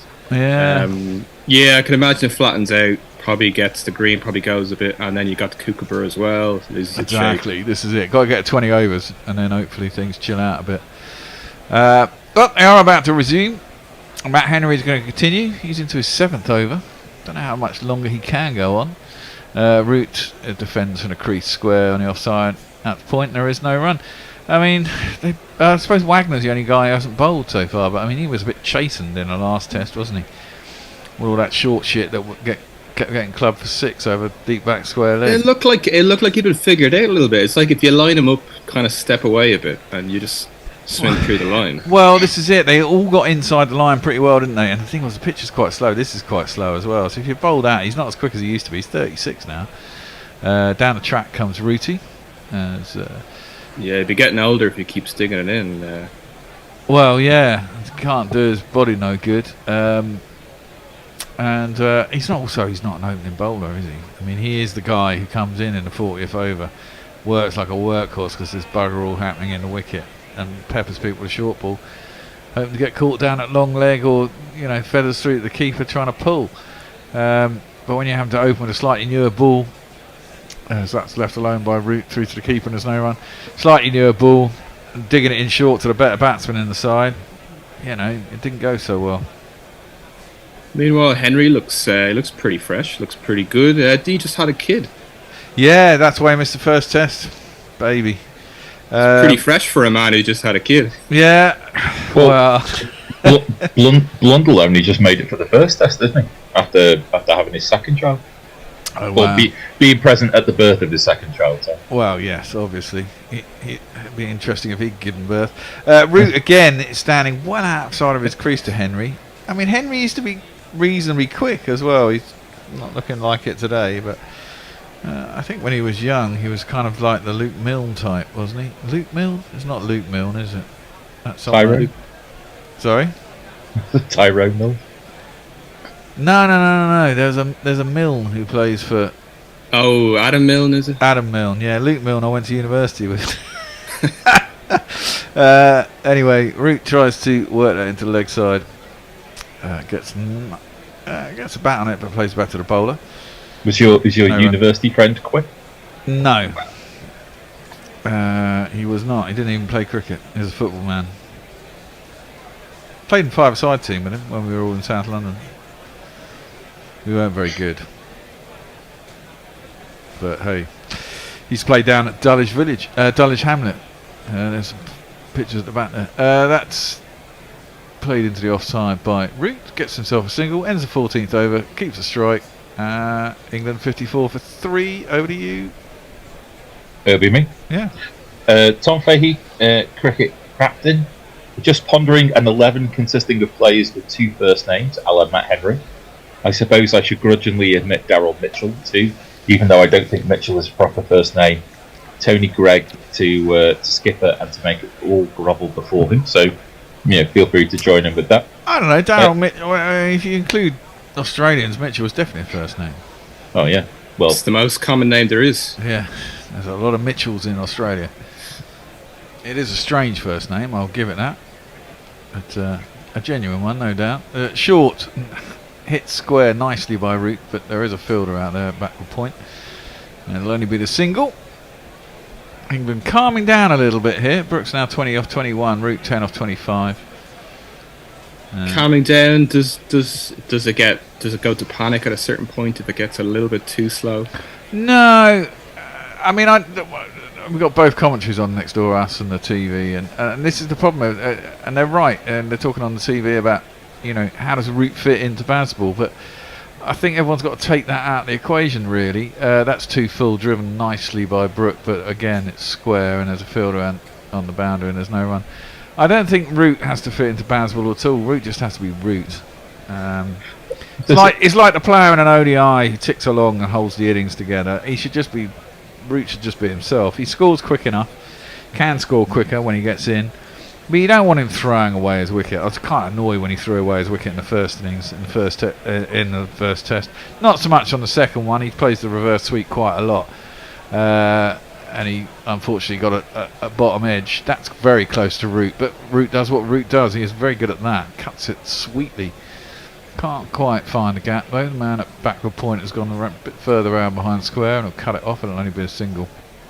All the other fielders can go home, can't they? Pretty much. At the moment. Everything's going to deep backward square. Yeah. I think there's a misconception about what fastball is.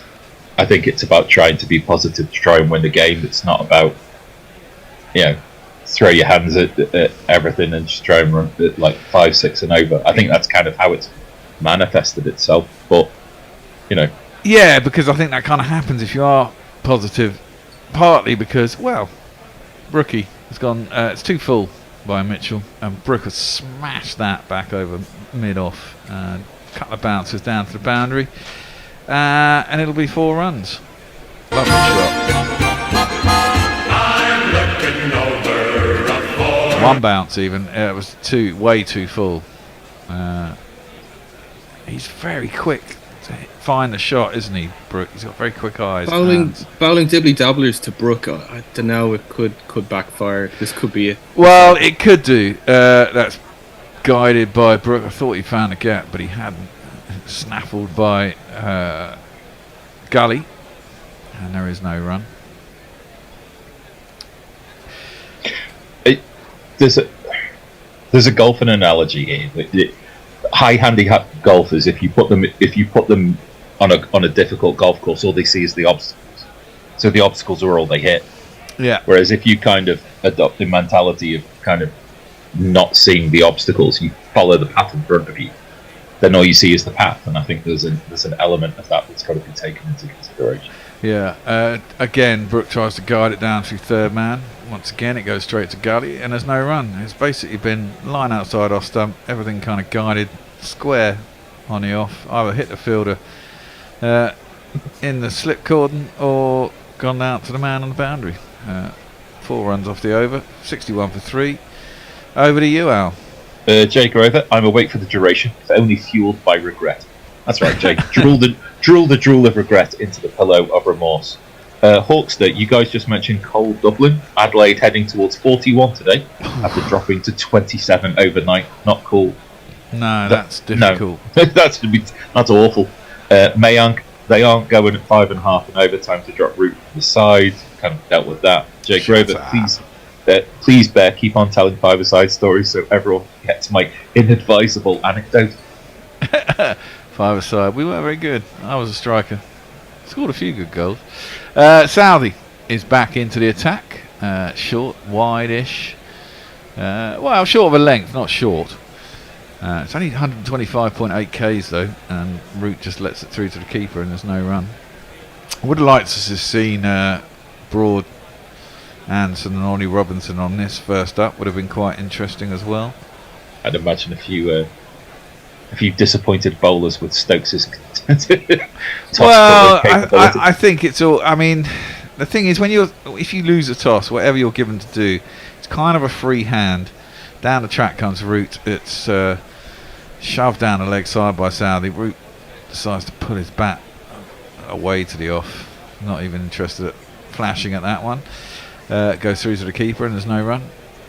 I mean, when you lose the toss, if England had got a chance to bowl on this by losing the toss, they'd have probably quite enjoyed it. But it puts pressure on the bowlers to. I mean, we've seen it a couple of times with England. They've decided to bowl, and up until lunch they've bowled like drains. They've managed to pull it back a couple of times and failed dismally at others. Pushed wide by Southey. It's taken in front of first slip by Blundell, and there is no run. Weather looks nice. Apparently it's not very warm though. It's only like 16, 18 degrees. What's the forecast we're expecting? Oh, so obviously it's windy, but well, there is showers today and rain over the next few days. Jim was telling us on a podcast that once the winds turn to the south, it gets wet and windy. So that's defended by Root, who again is well outside his crease. It's out to the covers and there's no run. And the wind's coming from the south, and they are pretty far south, let's face it. I do like the lushness and the greenness of it all. Kind of a reminder that spring's on its way. Well, yeah, I mean, this is equivalent, I presume this is sort of late August for these guys down southern hemisphere. It's just the end of, just the end of summer. Just yeah, exactly. Southey again, Root again down the track. A little bit shorter by Southey. Root just defends it square on the offside. There's no run. He's on to 11 off 31. That's a very Root-like innings. I don't mind that.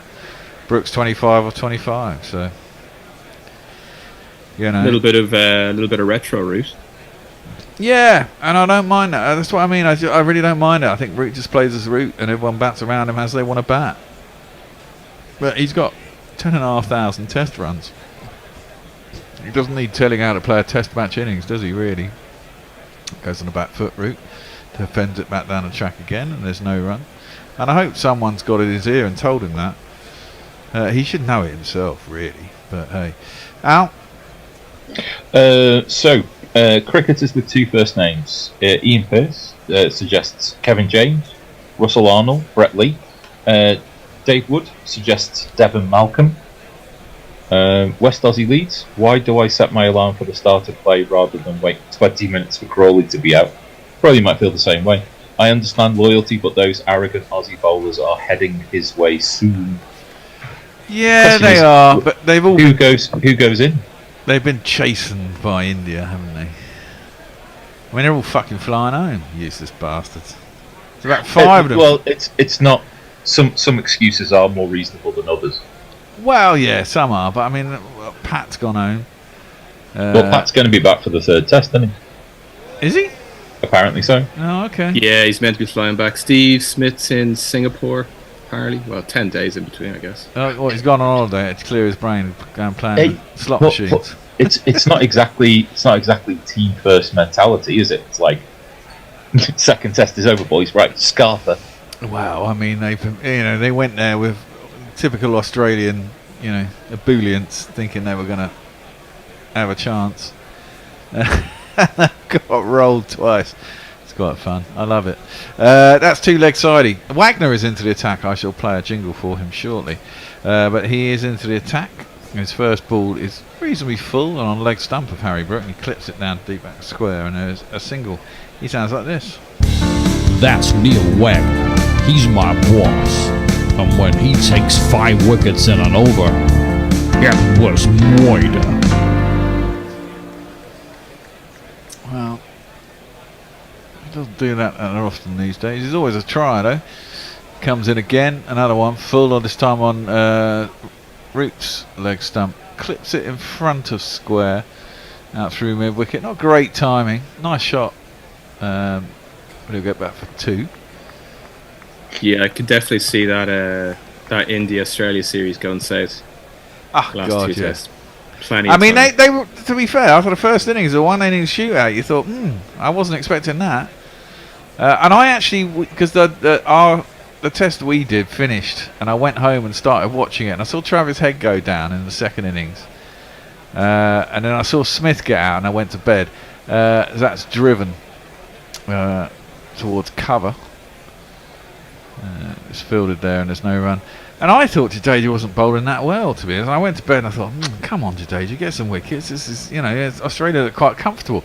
And it must have happened literally as I went to bed, because I woke up in the morning. And when I went to bed, they were about 80 odd for 3. And I was thinking, wow, they could get 200 here and, cause a bit of trouble for India. And I got up in the morning and saw they were all out for 119. It's like, I missed all the fun. Madness. Yeah, you can't see it going any better for them. Oh, that swings in. Half a peel by Wagner, but I think it was onto the face of the bat. Might graze the pad, but no one's really thinking about it. Yeah, it always seems to go. I don't know. Like I'm thinking, I'm getting flashes of what was it, Homework Gate with Mickey Arthur, and then you had the Ashes straight afterwards. So yeah, I mean this is boiling it. Over. Australia plays so many tests at home, and they look so good at home. But they're fucking flat track bullies, man. Most of them. Give them the ball doing something, and they struggle a lot. How are they going to cope with the 100 though? Well, it'll all be different for that, won't it? Root comes down the track at Wagner, clips it with no great timing out to mid-wicket. Mid-wicket is out, so they'll get through for an easy single. Just have an eye on Wagner's speeds, I'd say. See how he's done since the last test. Wow. Everyone seems to be bowling around the 130s, early 130s. Is Tickner was probably the quickest in the last test. He was clocking up at 140 quite regularly, I thought. It's close to 90. It's about 87, 86, 87. Wagner in again. Short down the leg side, and Brook does have a little fish at it. Doesn't get anything on it though, and it goes through to the keeper, and there's no run. 65 for 3 after 17. Over to you, Al. Going to say, give a shout out to some people who have been commenting on YouTube. So hello to Dan DeCastro, Ian H, Frank Rockefeller, Easy Ollie, Nick Vickers, Michael Bedford, Cricket Espanol. Hi folks, best regards as always. Certainly did look much more complicated than the first test did. Hope Stokes gets a good partnership and brings the run rate up. Best of luck today. George McPherson's with us. Why on earth do we still have the same top order of Duckett, Pope, Crawley, who are all useless? We need new selectors. Duckett and Pope done alright. Crawley. Yeah. Josh Cooper says evening all. So good evening to you, Josh. We'll keep dropping into YouTube every now and again. Well, I think if Crawley goes, I mean, do you try Johnny B at the top? You can't drop Brook. That's short by Southey. Root rocks back, gets on top of it, pulls it down to Wagner. He's at long leg, and they'll get a signal. Single. That's the thing, yeah, because you got Folks, you got Bairstow, you got to try and make it fit. Do you bring in Bairstow? Does he open? I don't think you drop Folks. I mean, Folks is quite steady, man. He scored 50s in both innings in the last test. I did see an article that was written this week where Folks was trying to say that he wasn't worried that he wasn't baseball enough. Yeah, I think there's enough players that are. As that's defended up towards mid-off, and there is no run. It's just not shiny enough. It's not sexy enough. I think once you got the allure of Bairstow with the gloves, I think I don't know. Yeah, but Bairstow, fucking no, you can't give Bairstow the gloves, man. He's got iron hands. It's just like not in a test.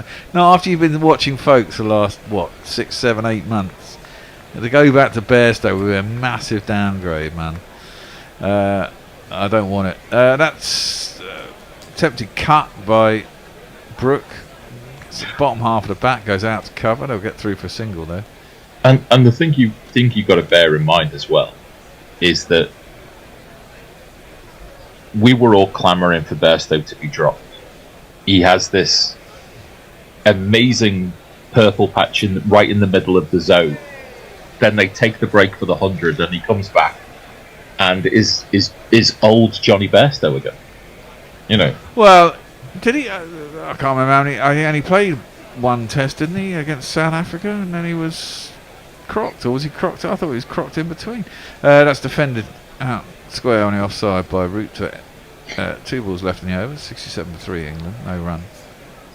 I can't remember when he got crocked, but I thought it was just before the tour. It was just before South Africa. No, it wasn't. He did come back. And I think he scored in one of the innings. So he scored a reasonable score in one of the innings and then got crocked after. Because he wasn't around for the last test, was he? I think he played the first 2.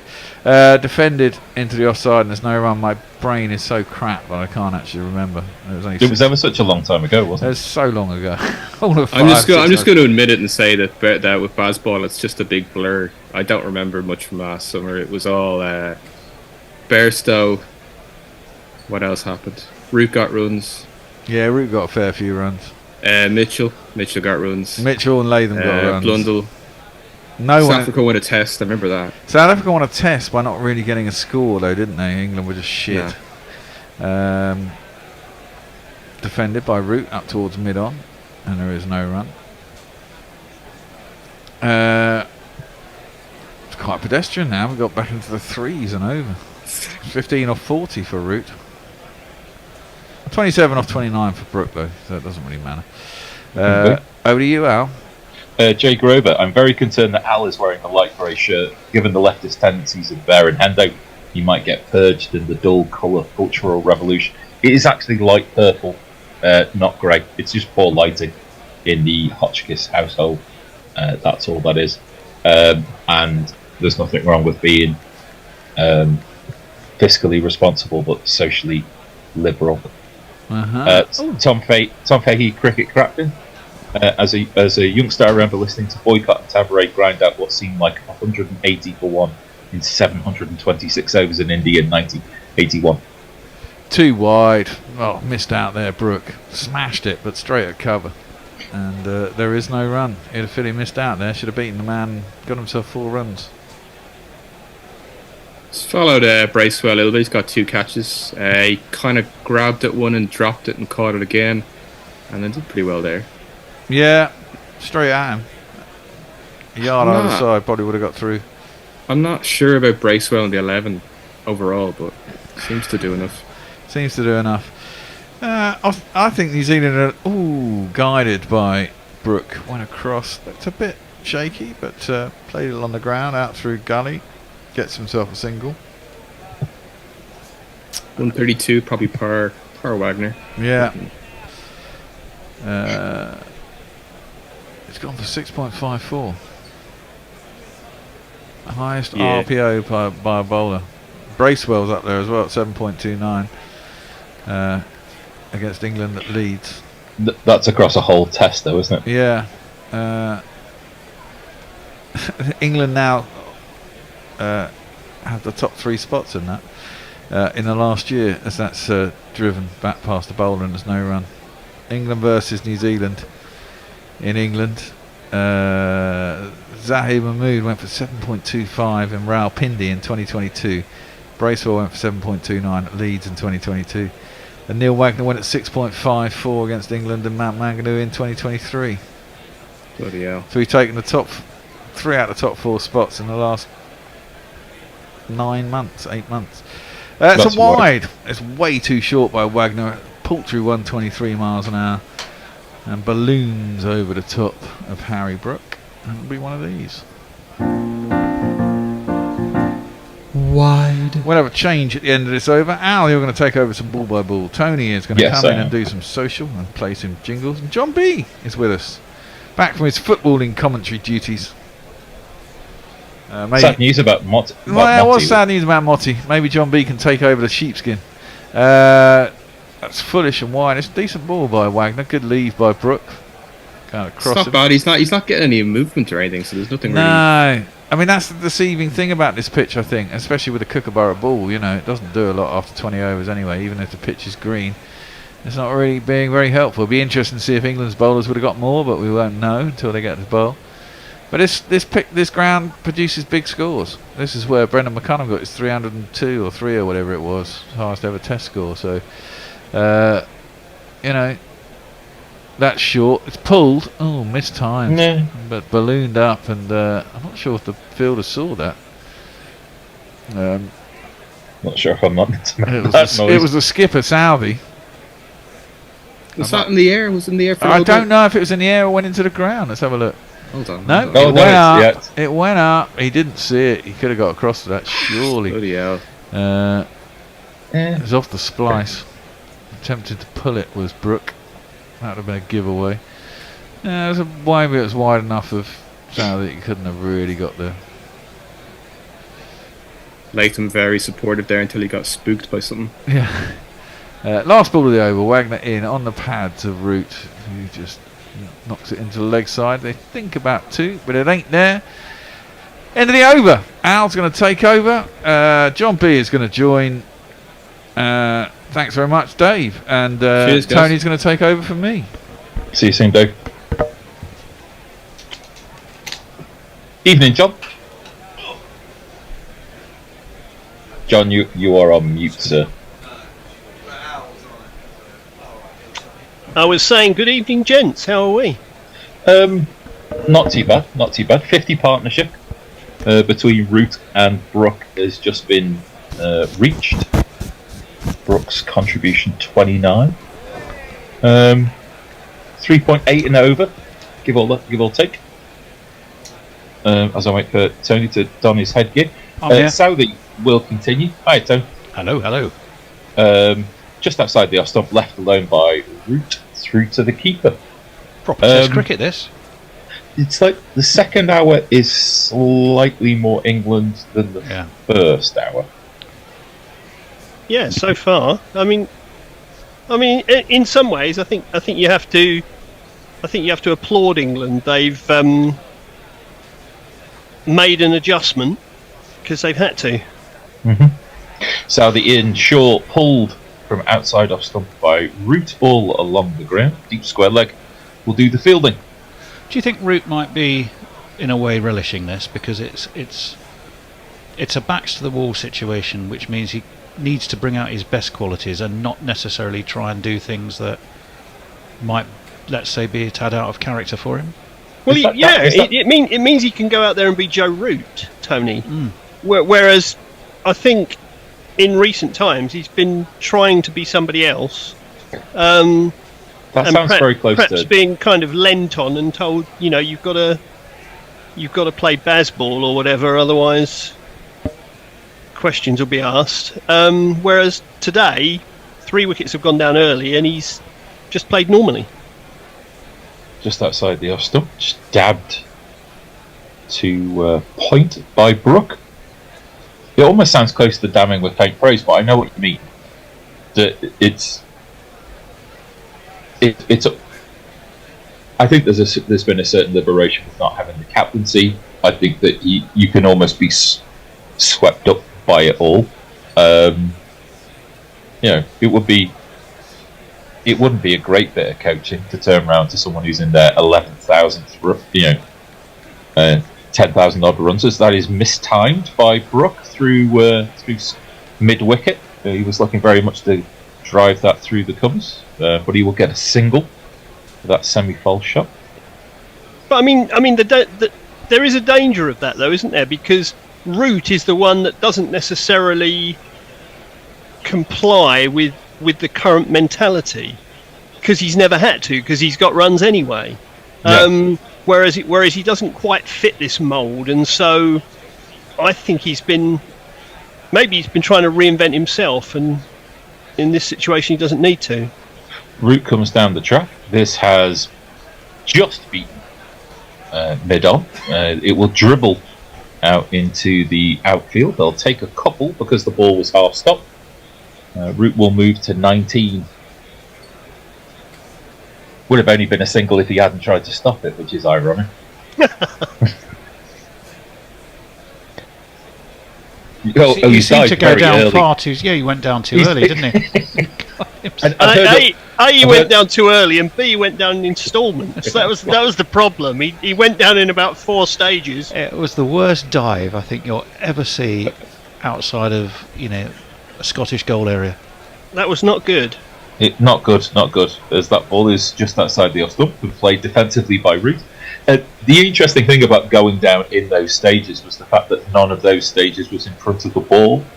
No, he was lying down when the ball went past him. None of them were useful. Yeah. Did you do much on YouTube, Al? I did say hello to a fair few people, but there were lots of messages, so I didn't have time to be able to kind of like. I'll start with Don Diego. 7 a.m. here. That's coffee talk, but we're already on Friday. Josh Cooper says a lot of missing the point about baseball. It's far more nuanced than going at 10 and over. It's making the most of your strength to take the best option at the time towards winning the game. I'd go along with that. Josh also says that can include playing out a few maidens when a bowler is well on top, if rarely. George McPherson says put Brooks into the top order. He knows what to do. Yes, he certainly does. Thank you all for joining us on YouTube. I definitely feel that there's kind of 2 gangs. You're either in the YouTube gang or the Twitter gang, aren't you? Really? Well, yeah. There's songs you can sing which I don't want you to. Well, don't worry, I wasn't about to. I think you're safe from that. Good. We are in sync. And let's speak no more of that. Neil Wagner, short bowler to continue. Oh, that is full, but on leg stump. And Brook has pushed that through mid wicket with the minimum of possible effort, and that has been well timed for 4 runs.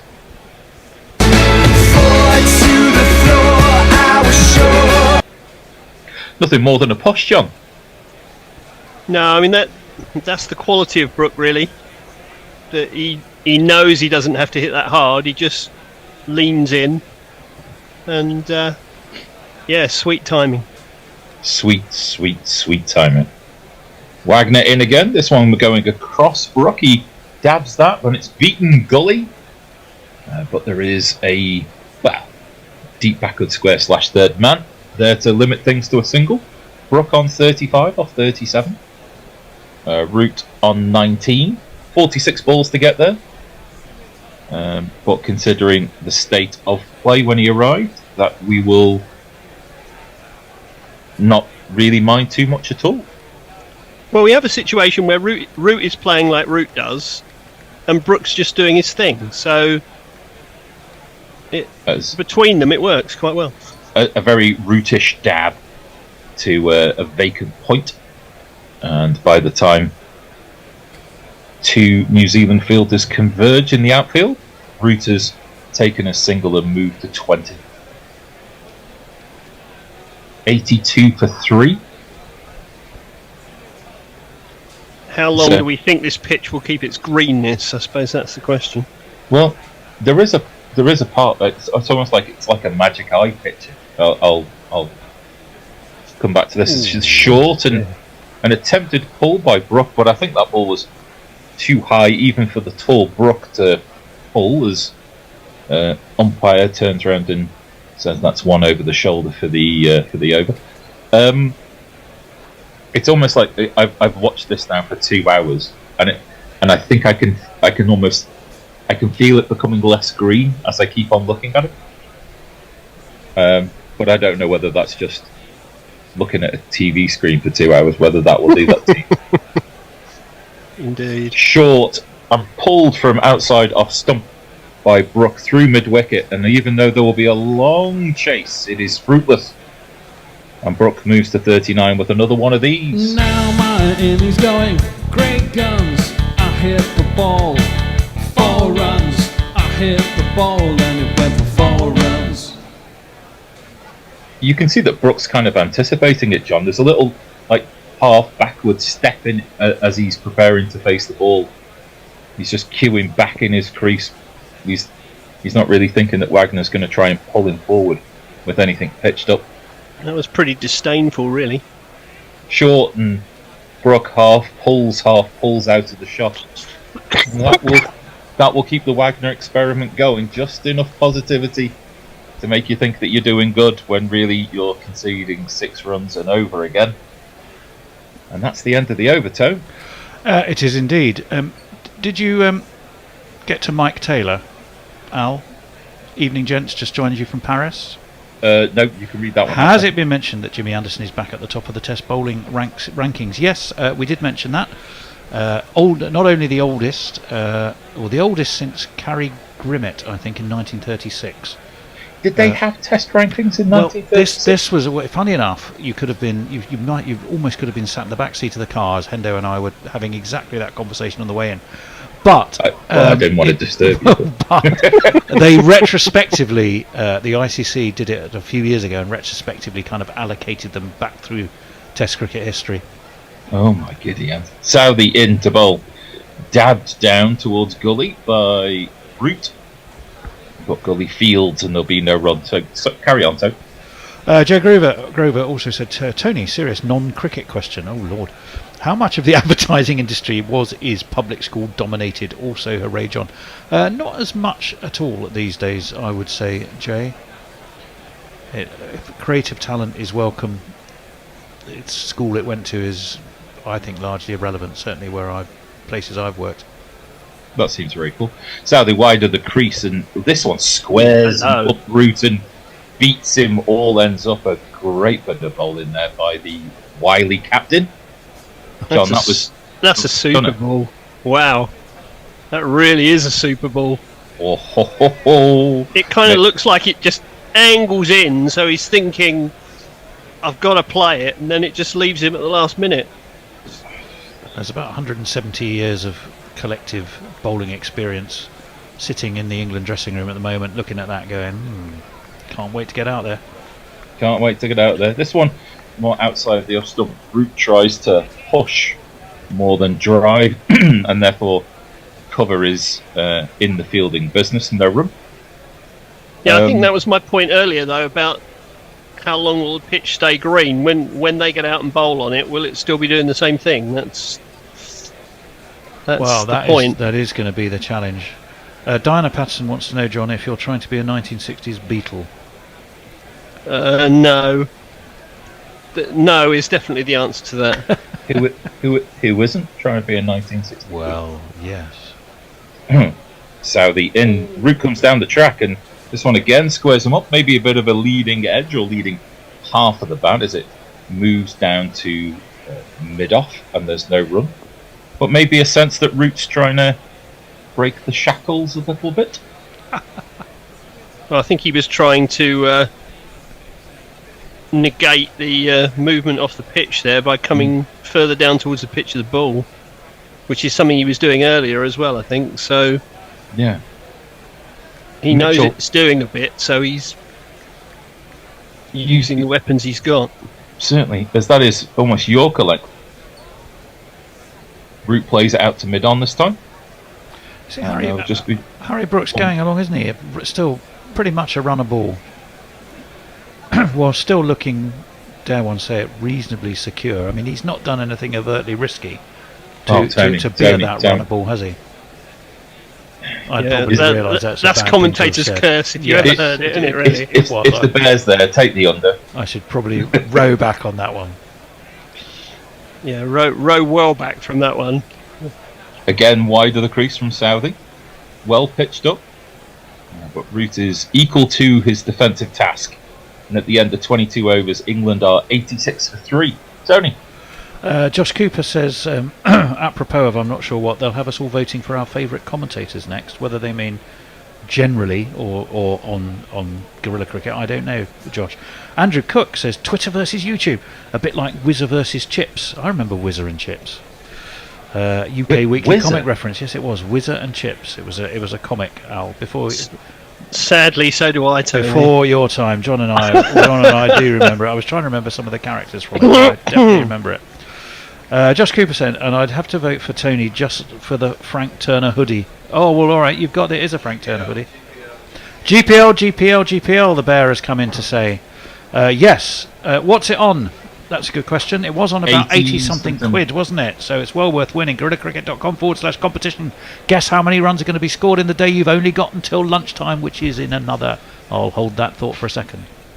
Wagner in. Well pitched up delivery. Brook just defends into the offside field for no run. Tony. Ooh, the whole interface has changed. I might have to call the bear in. It's all looking different. Predictions. Bear, everything's changed. Come and tell me what I'm supposed to be looking at. But at GorillaCricket.com/competition, you just register and you can then guess how many runs are going to be scored in the day. You have until lunchtime to do it.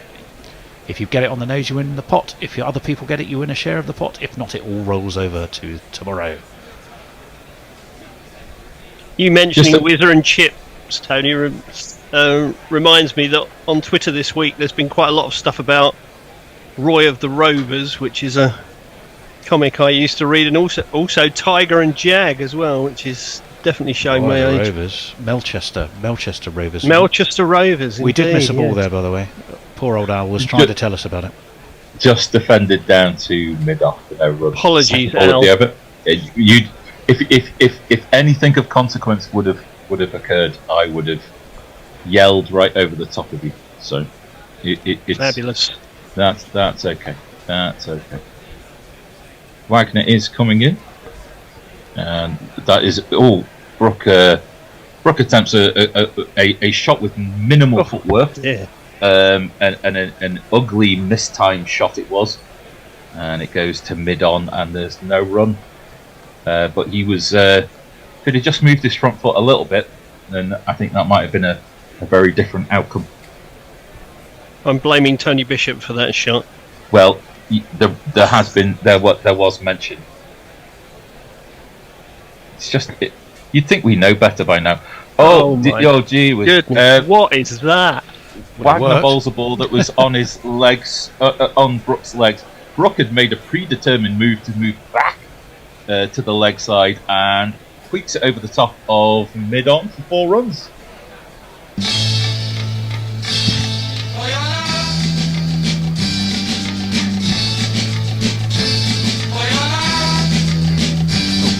There we go, done. Whoop. That is that's an extraordinary shot for the first session of a test match. Well, yeah, I was. That's like the last 5 overs of a 50 over match, really. Yeah. Yeah. Expose all your stumps and just smash it over the top. Yeah. Wagner goes wide outside the off stump. Oh my God! And that has been driven with some alacrity down to mid-off. Kane Williamson sees the funny side of it. Maybe it dropped only just in front of him. Well, didn't they? I mean, they went for Wagner, didn't they, in the first test? There's certainly certain bowlers that they are targeting, and Wagner in the Bay Oval absolutely got battered out the attack, didn't he? Yeah, I'm not sure that Brook needs to play like this, though. Maybe not this. But it's part of a definite strategy. Wagner's He's a better player than that. He seems again wide and a mistimed drive through the covers. This time it only reaches cover. And a victory to Wagner there. That was some pretty ugly looking shots and mistimed the lot of them. Tony. Yeah, I was just going to look up something, but I'll go back to where I was. No gang would ever take me, says Jay Grover. I'd say John's was more 1970s Open University. I think we're talking about beards, John. Beards and hairstyles. Jay Grover says, just check YouTube. You need a beard back, John. A man without a beard is half a man. No offence, Al. Dave Wood, I think Roy of the Rovers lost my interest the 7th time he got kidnapped. Apparently I missed the other 2. Yes. sort of became the inspiration a bit for Billy the Fish, didn't he? Although Billy the Fish was a goalkeeper. Southey in for the first ball of the 24th over, just played defensively into the covers by Root, and there's no goal. 90 for 3 is it total. Whilst it carry on, obviously, but what I was actually looking for was, I saw a really interesting breakdown of bowlers England have specifically targeted successfully and those where it hasn't worked so well, and I was just going to try and dig that out in a moment. Okay. Give you a chance to dig. Southey's got figures for 1 for 26. This is his 10th over as he comes in. Bowls. Defended down to mid-on by Root. He's on 20. But you get the feeling with 10 minutes left to go before lunch, he's just agitating to move his and England's score on. But then again, John, 90 in a session. Yeah, I mean, normally you'd say 90 in a session. Like your armour. That's pretty quick, you know. It's just that we've got used to England doing 150 in a session, but hey. Wide of the crease, and this is a wristy flick down to Gully, well fielded by Gully, and there's no run. You can sense that Wristy flick really does sound like she should be a name for an exotic dancer. Ladies and gentlemen, for your viewing and dancing pleasure, wristy flick to Everybody Dance Now. The mind boggles. Well, police are baffled. I have found that list, by the way, so I'll... fabulous. I will let you come to that in a second. The route comes down the track to a ball just outside the off stump, but mid-on again does the fielding. Tone. Well, yeah, most expensive bowlers. Zahid Mahmood of Pakistan, 62 overs, 12 wickets, runs per over nearly 7. Mohammad Siraj, runs per over nearly 7. Nazim Shah, over 6. Neil Wagner, over 6. Scott Kugelheim, round about 6. But the most frugal bowlers have been Ngidi, Maharaj, Jameson, Marco Janssen, and not surprisingly, Trent Bolt. Left by Root through to the keeper with the ball outside the off stump. They did have a stat on the screen where Bracewell was the most expensive bowler for a test match, bowling more than 20 overs, and that was over 7 and a bit and over. That was something that came up. But yeah, I mean, Wagner was just garbage, wasn't he? In the last test, it was pretty painful to watch. Yeah, he's not just that extra yard of pace he doesn't have now. Manoeuvred to deep square leg by Root off the last ball of the over. He's on 21, but he'll also keep the strike. England are 91 for 3, Tone. Just a couple of minutes before the end of the session. They are indeed. Ravi says, "Oh my lord, it's John. I only take the negatives, Batham." I'm not quite sure what that means. I don't think that's necessarily true. That's why it's untrue for a start. I don't think it's true. I don't think it's true today. Okay. I don't think it's true today at all. Yeah, John. Not true today. I think we've been arguing that England have reined themselves in a bit to adjust to the situation. I think that's positive. I think John's glass is at least 3/4 full. According to Andrew Cook, Rebellion, current producers of 2000 AD, recently did a run, a Roy of the Rovers. Not sure it's still going. Yeah, I'm sure somewhere Roy is smashing in goals for Melchester. How old is Roy of the Rovers? He'd be prehistoric now. Big old hobnail boots and a leather ball with lacing in. Yeah, I think so. Wagner's ball moving across Root, just outside the off stump. Root defends soundly and resolutely. But isn't this the point of comic or fictional characters? Then they are forever in their time. Yeah, they just go on and on. Yeah. I always remember Billy's boots. I mean, Billy's is probably still a kid. Didn't he inherit some fantastic footballer's boots? And every time he put them on, he was magnificent. And a bit like the recurring theme, he'd always end up losing them, and there'd be a real panic, and then he'd find them again. Just a knock and run by Root. And I think that might have looked slightly closer than it was. Brook seemed, decent in his ground. Although, John, did you see the the run out of Harmanpreet in the India? Oh Australia? yeah, that was desperately unlucky. That was desperately unlucky. It's like a once in a career type event, wasn't it? And almost certainly cost India the match as well. For those of you who didn't see it, the bat got stuck in the pitch, didn't it? And she got run out. Yeah, so she almost kept running, and the bat was left behind her. Yeah. Brook gets everything behind that ball from Wagner and defends back to the bowler, and there's no run. Would have been a major surprise if Australia had been eliminated, I think. It's almost predestined that they'll get to the final in women's cricket. It's just a matter almost of predestined that they'll win the final. Let's face it. There is that. It's going to take a monumental effort by someone to prevent that, isn't it? Absolutely, yeah.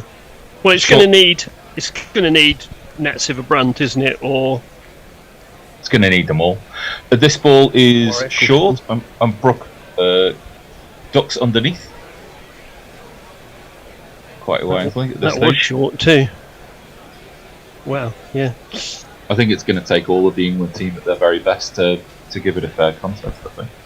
Another reminder for the GPL, the time's ticking, guys. You've got 6 minutes. 6 minutes. GorillaCricket.com/competition. Just a dab, and Brook looks for a quick single for a dab into the offside field, but definitely wasn't there. second slip sees him coming and swoops in like a condor to be able to stop the single. Brook stays on 43, 1 ball left of this 25th over. I don't know how unhappy Gary will be about 25 overs in the session, maybe 26.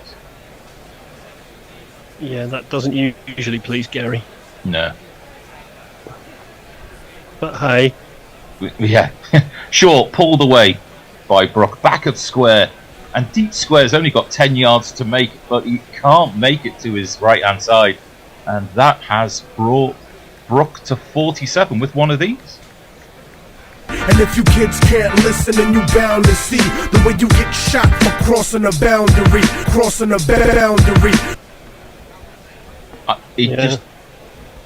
Sweet timing again, isn't it? Yeah, he just couldn't get there. He didn't have far to move, but he just couldn't get there. I think we're going to get one more over in before the break.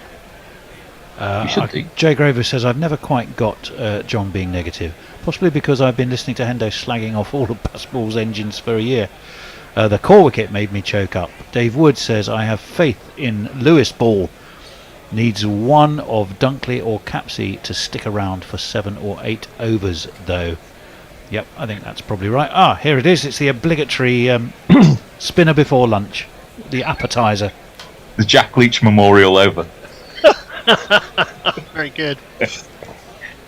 Yeah, in the women's competition, Dunkers hasn't quite come off yet, but she certainly has the ability to. Here's our man. I'll jingle him until he delivers, and then I'll fade it. Even if my club race well, sturdily keeps wicket. A ball that short of a length of spins, seems to spin quite a lot, taken down the leg side by the keeper. Well, that did turn a lot. That turned a lot, didn't it? Wow. Jack Leach would be interested in that one as well. There's something for everybody here on this pitch so far. That almost looked like it hit something, to be honest. Yeah, Root goes back in his crease and defends for the second ball of the over. But Bracewell's too short so far. Firing it in at nearly 100 kph. Gathers himself. This one outside the off stump and defended well by Root for no run. Yeah, he's, if it's going to spin that much, then that's probably a better defensive option than the previous one. Yeah, even that ball outside the off stump seemed to be spinning a fair amount. This one too short. Root has the chance to be able to go back and play that just to the side of mid wicket and get through for a single, and he will move to 23. 2 balls left of this 26th over, which we think might be the last one, let me just check some time in here. It's just about to tick over to midnight UK time, which I think will take us to lunch New Zealand time. Yeah, Brookie needs to not try and smash these two out of sight, I think. He does drive at this one, and he drives past point. And I'm waiting for a New Zealand fielder to come into view. There will be a review about whether that is a 4 or not. Certainly, I think that's 3, which will bring Brook to his 50. Superb effort. The question is whether it's 3 or 4. Well, let's celebrate his 50 first. Half a half a half a half a half a half a half a half a half a half a half a half a half a century. Certainly looks like it's 4, doesn't it? I thought it had sort of trundled into the Toblerone and then came back. I think he might have got his fingers around it. No, I'm not sure it did. Looking at it from that angle, I think his fingers have touched the rope anyway. Yeah, but was he touching the ball at the time? No, it's given us 4. Singled us 4. It's given us 4. Brook will move to 51. And if you kids can't listen, then you bound to see the way you get shot for crossing a boundary, And England move to 101 for 3. Brook steps back to leg. I wish he wouldn't do that sometimes. And plays the ball to cover. But there's no run, and I think, judging by the number of people that are walking off, I think that's lunch. It certainly will be. John. Yeah, that's a bit heart-stopping to back away from the last ball before lunch. But how would you sort of summarise the first session, John? Well, I think that's quite tricky. I mean, New Zealand obviously decided to take first use on a green pitch. If you'd offered them 3 wickets before lunch, they'd probably have taken it. The way that England bat, New Zealand would probably have expected them to get at least 100 anyway, so they'd probably have taken that as well.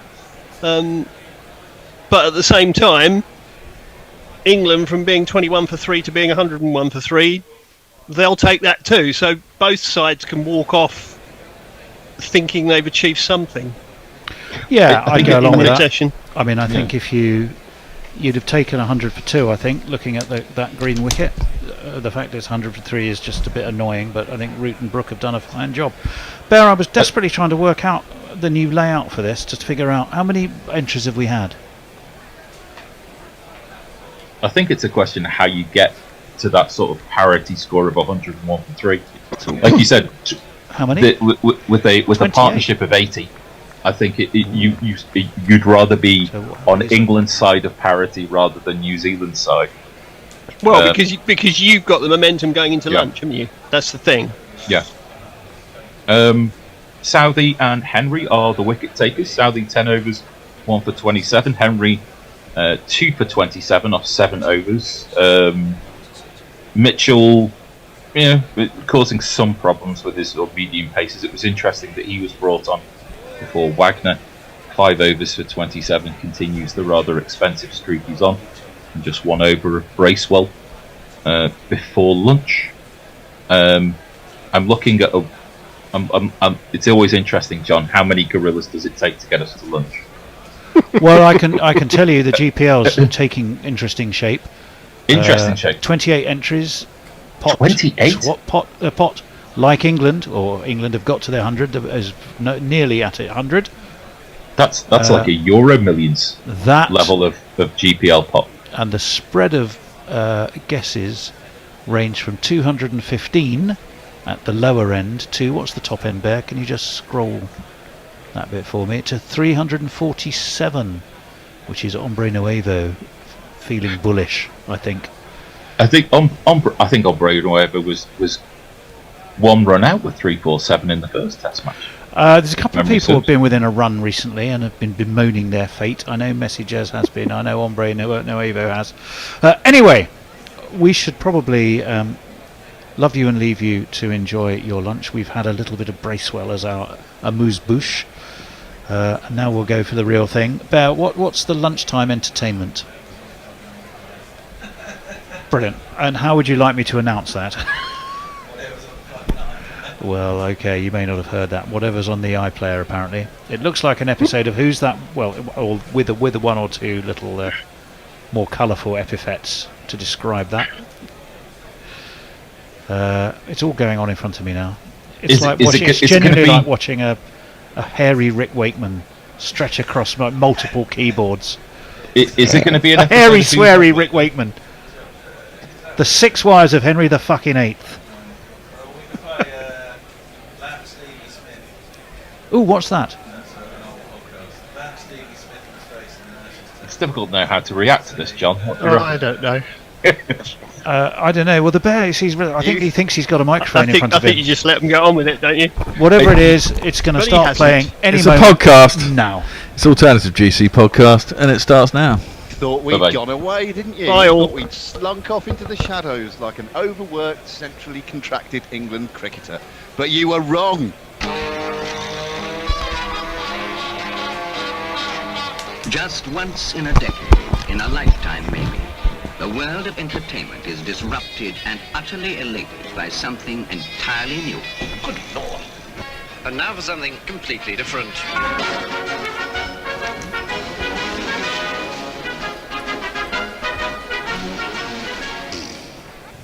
We're back, baby. The grumpy bastards are back.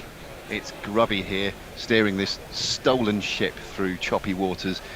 And my accomplices on this sea life highway thing. Not Fred. Hello, not Fred. Hello. And the bear. Hello, the bear. Afternoon. This is my first of 3 podcasts this week. Wait, it is odd and unusual in that we're recording it in an afternoon, because we normally do it sort of towards the end of the day. Yeah. With a booze in hand. With booze in hand, yeah. I've got a black coffee. Yeah, I've got a fucking cup of coffee as well. Fucking cup of coffee. Glass of lemonade. It's all very different. So if you notice anything different, then please do let us know through the usual channels, and we will give it all the consideration it deserves. Which is none. Yeah. Well, I was implying that. I wasn't actually saying that. Anyway, how are we all? It's been a long time since I've seen either of you. Yeah. Where have you been? Where have I been? I haven't been anywhere particularly. I've been on a couple of overseas trips, but I did have sort of 2.5 years, like most people, without any travelling abroad. So the last 6 months have been a bit busy, but travelling hasn't actually got any better. It's still a bit. Give us a little grim. Give us a little run. Give us a little itinerary. The Not Fred world itinerary for the last 6 months. No, I've been to America a couple of times, Canada a few times. I've been to Israel twice. I've been to Spain. It's been a fairly busy 6 months. Which do you prefer, US or Canada? US. Do you? Really? US, yeah, absolutely. I haven't seen a huge amount of Canada from a tourist perspective. Yeah. But the US is, it's so many different countries in one, really, because it's huge and it's diverse in its in all aspects, really. And every part of the country you travel to is something completely different. And it's great. I spent a couple of weeks in August, sort of driving around various places. They've all got guns and they scare me. They don't all have guns. Not everyone. I'm not sure I saw anyone with. Just the guns. nutters. Well, there's quite a few of those, aren't there? Yeah, and then last week I went to something I've been planning on doing, sort of been at the back of my mind for years and years, which was going to a football match in Spain. Oh yes.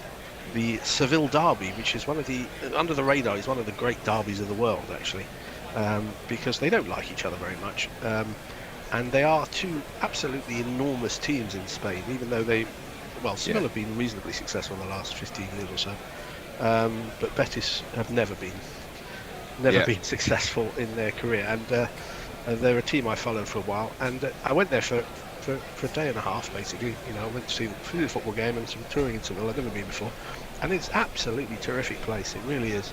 And your hotel was quite close, wasn't it, to the ground? Well, yeah, because I was sort of going to get there on the afternoon of the game, so I wanted to just go to my hotel, dump whatever small amount of luggage I had with me, and go to the game. And I was literally booked the hotel, which was about 200 yards from the stadium, and was the base for the Betis team. So I couldn't actually get in near the hotel because there was like a cordon around it. And I was sort of waving my reservation at them and saying, "Oh no, I'm staying here, I'm staying here." And they went, "Yeah, right, whatever." And eventually they let me in, but it was a fairly eventful game, I think. As these derbies tend to be eventful. I mean, it was a 1-1 draw, but that doesn't tell us all that much because there were 3 sendings off in the first 50 minutes. Although the first half was actually 55 minutes long. There was a lot going on, let's put it that way. And each one of the sendings off were given as a yellow card by the referee, who then marched over to the television at sort of about 50 yards below me, and then came back and brandished a red card. So all that took a long time. The game finished about midnight. And it was terrific. Did you see there was a game in Argentina where there were 11 red cards? Yeah, but there's this bit that's game off at that point, isn't it? Well, yeah, but it was right at the end of extra time. They went to extra They time. do it deliberately, don't they? Because they might well do. It gets called off if there's, I think, less than 7 players on a team. Yeah, I think that's right. Yeah, but I think in this instance, it got to extra time, and then someone scored a goal in the last minute of extra time, and then it all kicked off. Yeah. And then someone had a fight and a punch, someone got sent off, and it all ended up with those people. And commentators in England always said, "Oh, we don't like to see that." Yes, we do. Of course we do. Absolutely love it. Yeah, of course we do. That's why I like a little, you got to have a bit of contretemps on a cricket field too. Well, I was going to say, would you favour yellow and red cards? I know it's been talked about, might even have been trialled in some competitions around the world, but would you favour yellow and red cards in cricket? Wait, cricket is different in that. I mean, how are you going to get sent off? There's no legal contact in cricket like there is in football. Exactly. You can bring a strong challenge in football, which can boil over into serious foul play or violent conduct, whatever it is. But that doesn't really exist in cricket. You can occasionally collide, whilst the batsman's running. Yeah, that's what what I was saying. collide. But I mean, I suppose you could get Ben Stokes goes up, lamps Stevie Smith in the face in an Ashes test now. That I would enjoy, and he could get sent off. Well, Labuschagne actually. If you got sent off and you had to miss the rest of the game, and that was on day 1, you might sort of regret it at your leisure. Yeah, but then you could have tactical sendings off, couldn't you? Right. So England getting hammered. Stevie Smith's at the crease, takes his helmet off for drinks. He's 60 odd not out, cruising to victory. Someone goes up. Day the 4. 12th man, Gary Pratt. Yes. Yeah, exactly. Or whoever goes up, lamps Stevie Smith or Labuschagne, preferably. Yeah. Puts him on the deck. He has to have a concussion protocol. Exactly. Yeah. And gets sent off the pitch. And then Stokesy, I've already having batted twice and not going to bowl again. Tactical sending off. Beautiful. I know this is an overrated concept of it's not cricket, but I think that technically would count It's not like there are a slew of incidents like that need policing on the cricket field there. I mean, I hear what you're saying, and it would be quite funny to see Labuschagne's punchable face actually punched. But, it's not like we're seeing lots of those incidents. I mean, maybe the nearest thing you have to it in the game, as it is at the moment, is a bowler getting warned repeatedly, and then eventually you have a warning, then you get, sent off in inverted commas for the rest of the innings. You can't bowl if you keep running on the pitch. You can get taken out of the attack if you bowl. Beamers. Is it more than one beamer, or is it just one? Yeah, you have to beamer? bowl 2 beamers. No, it's 2. Which is ridiculous because sometimes, this is people doing this in schools games and in clubs games where people can't actually control the ball, and they bowl a sort of a loopy delivery over waist height, and that gets called a beamer. They do it again. Didn't the laws get changed as well? So there's a certain amount of laws get changed every 5 minutes. Yeah, well they do, but isn't there a certain amount of latitude? Because if a spinner bowls a fucking, 40 loopy delivery at someone's head, it gets smashed for 6 anyway. So it's a no ball. But or it might get Chris Rogers out. Well, yeah. It might do. Remember that one? No. I think it was Swan, and he just bowled a rare bad ball for him. He didn't bowl too many. It came out the back of the hand or something. And it hit him in the nuts, pretty much. And he was out LBW, and there was plenty of laughter from all quarters apart from Chris Rogers himself. I think it was Chris Rogers. Yeah, I think you're right. It was an Ashes to us. It was an embarrassing dismissal. Yeah, it was indeed. Which I've remembered. Well, Fred's disappeared. Yeah, I don't know. I've got a big A in front of me. Yep, not gonna extrapolate on that. No. Were you watching the final on Sunday? Did I watch the final? Yeah. Yes. Yeah, of course. It was good. It was. I mean, I'm not going to say it was stress free because we almost ballsed it up, but it was ultimately comfortable enough. And those last 2 games obviously annihilated India, which is a complete non-event really. And then won the final with an over to spare, so that's fairly conclusive, isn't it? Yeah, absolutely. I mean, we've absolutely battered India, which was most joyous. Fred went away for like 30 seconds, and during that time we turned the conversation to T20, and now he looks rather vexed. Probably wise, because I didn't actually see any of the tournament. But obviously the results. No interest. Filter into my. No, I don't enjoy it. I'm not. I'm not interested. In Yeah, it. a lot of it. And A lot of of course, it's it was pointless. played at completely, a time incompatible with my lifestyle, time of day that is. So I didn't feel any great interest in watching it. But my sort of law of international tournament supplies, and we've got the Football World Cup coming up, where I have a hierarchy, basically of teams I like to see beaten, or nations you like to see beaten, and. In that score, the World Cup went very well for me, I have to say, especially the semi-final. I have no objections to India as a country, but some of their fans really are. You do like to see them beaten heavily because it's very funny. Yes, exactly. We talked to Dan actually on Friday, Norcross. He was in Melbourne. He was absolutely smashed. It was quite joyous. It was about 1:30 in the morning. You caught him in one of those 23.5 hours a day when he completely smashed. If you get sent on a jolly to Australia, and was this after the final? Yeah, obviously it was after the final. No. It was before the final. It was after the semis. And he looked like he was on some sort of rooftop, sort of Playboy den. It wasn't, but it looked like it from just behind him on the Zoom. Yeah. And he'd been to an event with Adam Collins, had been doing some podcasty thing, and it had free booze and free wine. And booze and wine. They won't be doing that again. Sorry, food and wine. And the organisers will not be promising that again. And he'd not bothered with the food. From a few tweets I saw, that weren't to us. Yeah, it looks like he was crawling around the floor at points.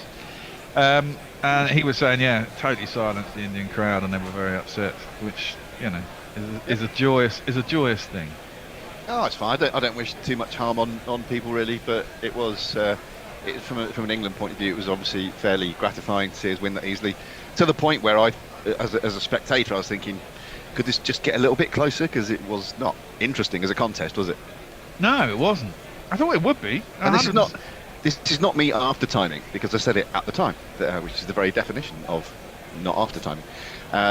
After the Indian innings, I said to a few mates of mine, I said I find it really weird. I think they've been a bit too conservative in the first 2/3 of that innings. They got up to a decent total, 168, wasn't it? Largely thanks to Hardik Pandya, but I couldn't really work out why they appeared to be. I mean, Kohli, who had a great tournament, was chief among the culprits, I think, of just keeping stuff in hand, but not really pressing the accelerator when they could have done. 190-200 was there for the taking. Yeah, it was. Definitely. And then they sort of, because they had a little flurry towards the end, they sort of felt, we've done all right to get to 168, but it was proven to be woefully under par. And so I found it a curious batting display, really. Yeah. No, and when you're conservative in T20 cricket, more often than not you get your comeuppance, and they did.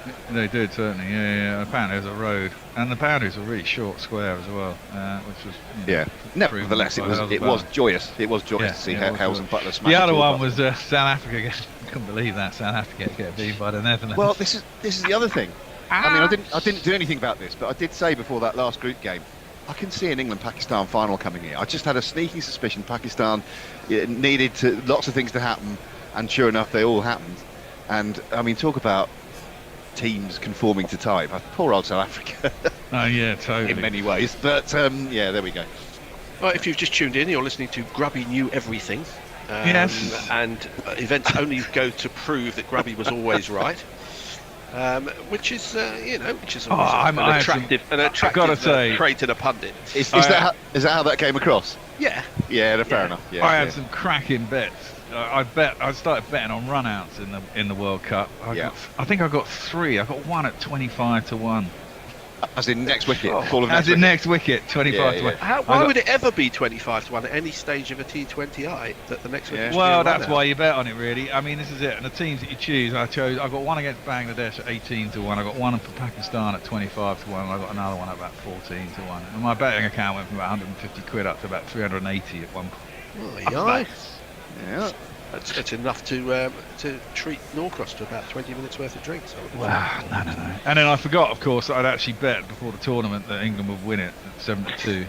And then, If there's any Belgian football fans listening, I'm sorry to tell you I've tipped them to win the World Cup at 20-1. 20-1 does seem quite big for Belgium. It does. They're I know man. rankings are completely useless, but they are technically second in the world in the FIFA rankings. And Well, they were top for a long 20-1 in this tournament. So basically, I've killed any chance they had of. Didn't they struggle to winning get it. in? Didn't they have to qualify to get in the end? They had to play qualifying. Well, they've got an easy group, you know. Yeah, everyone's got an easy group. Who we got? We On got paper, they're all Wales. easy. We got USA and Iran in our group, haven't we? Yeah. And Wales. I mean, if we don't get through that, Well, Iran did draw I'll with Scotland smash in the telly. 1978. Terrible human rights record, and Iran. yeah, boom, boom. Oh, a little bit of politics. Comedy bit. Yeah, I mean, when there's a terminological question for you. When did they start calling this T20 a World Cup? Is that a new thing, or am I imagining it? Was it No, always called that? it was always a World Cup. Wasn't it called the World T20? Well, yeah, it was. Are you called talking World about the T20. nomenclature? Yes. So the World what- Cup was always the 50 over, and it was called the World T20. Was the Well, I think it still was the World T20, wasn't it? I mean, okay. I labelled all the files WT20. well. Oh, well, therefore. You know, Therefore. in case of doubt, we go by the Bears labelling. Absolutely. method. A lot But of so games, that. I didn't see any of it, and I didn't hear any of it. But how did it go on a guerrilla front? Was it a successful tournament? Well, you know. It did. I mean, we did one. That's a no then. Well, no, we did one. I mean, you see, this is, I'm going to say this. I don't know who's listening. I don't know if Hendo or Tony. Well, Messi Jez will be listening. Yeah, well, he'll be listening, but he can do nothing about this. But, these are one of the few times where, knackle is useful, or was useful. Because, and Tony, if you're listening, I apologise. It's a balance, isn't it? Fucking useless with technology. I mean, it's like they sit. Look, you guys have got a laptop at home, right? You use Zoom, right? We all use Zoom, and we all log on to the fucking feed when we're doing it. They get in the studio, they suddenly look at a computer that's using Zoom, and they fucking freeze. And it's what? Why? It's exactly the same fucking To be thing. fair, I've sat there. They do have 8 screens rather than the one that we have in front of us sitting at home. Yeah. And there are other. There is quite a lot to do. I'm firmly on really. I'm firmly on the side of the technophobe useless camp on this one, Bear, because people like you who are good at that stuff make a great assumption that other people have the same level of technical expertise, and people don't. The same is true of people who have good sense of direction, trying to give directions to someone like me who has no sense of direction. My brother-in-law does it all the time. You just do a little wiggle there and a thing there and think, and then you'll be like, just tell me where to go. So people like My that wife need clear is instructions written for those extraordinarily people. bad at direction. She used to ring me up and have Google Maps in front of her, and I'd have maps in front of me. Yeah. And she'd tell me she was facing that direction, and what she had to do was go right. So I go right. Yeah. And then she'd be 200 fucking yards down the road on the left. Because she was facing the other direction. Well, And I'd be like, and then she'd be screaming at me, going, "Why am I here?" I go, "Well, I'm fucking not there. You're there." So do you accept then that people like yeah, those guys? okay. And I would put myself into that camp. There is a bit of that. There is a bit of that. But what I object to is the fact that I've had Tone on the other end of a phone line. And again, sorry, Tone, if you're listening, but I've had him on the other end of a phone line, and he has done this about 30 or 40 times. And if you repeat a process enough, I expect it to kind of be able to stick in your brain. It's fine if I got you to go in there, Grubby, and said you got to do this, that, and the other, right? And you didn't kind of get it and got scared by screens, I'd be cool with that. But if you do it all the time, I do expect some of it to stick. I mean, it would stick with me if I repeat a process. It sticks in the brain, right? Tony, I think you're a hero.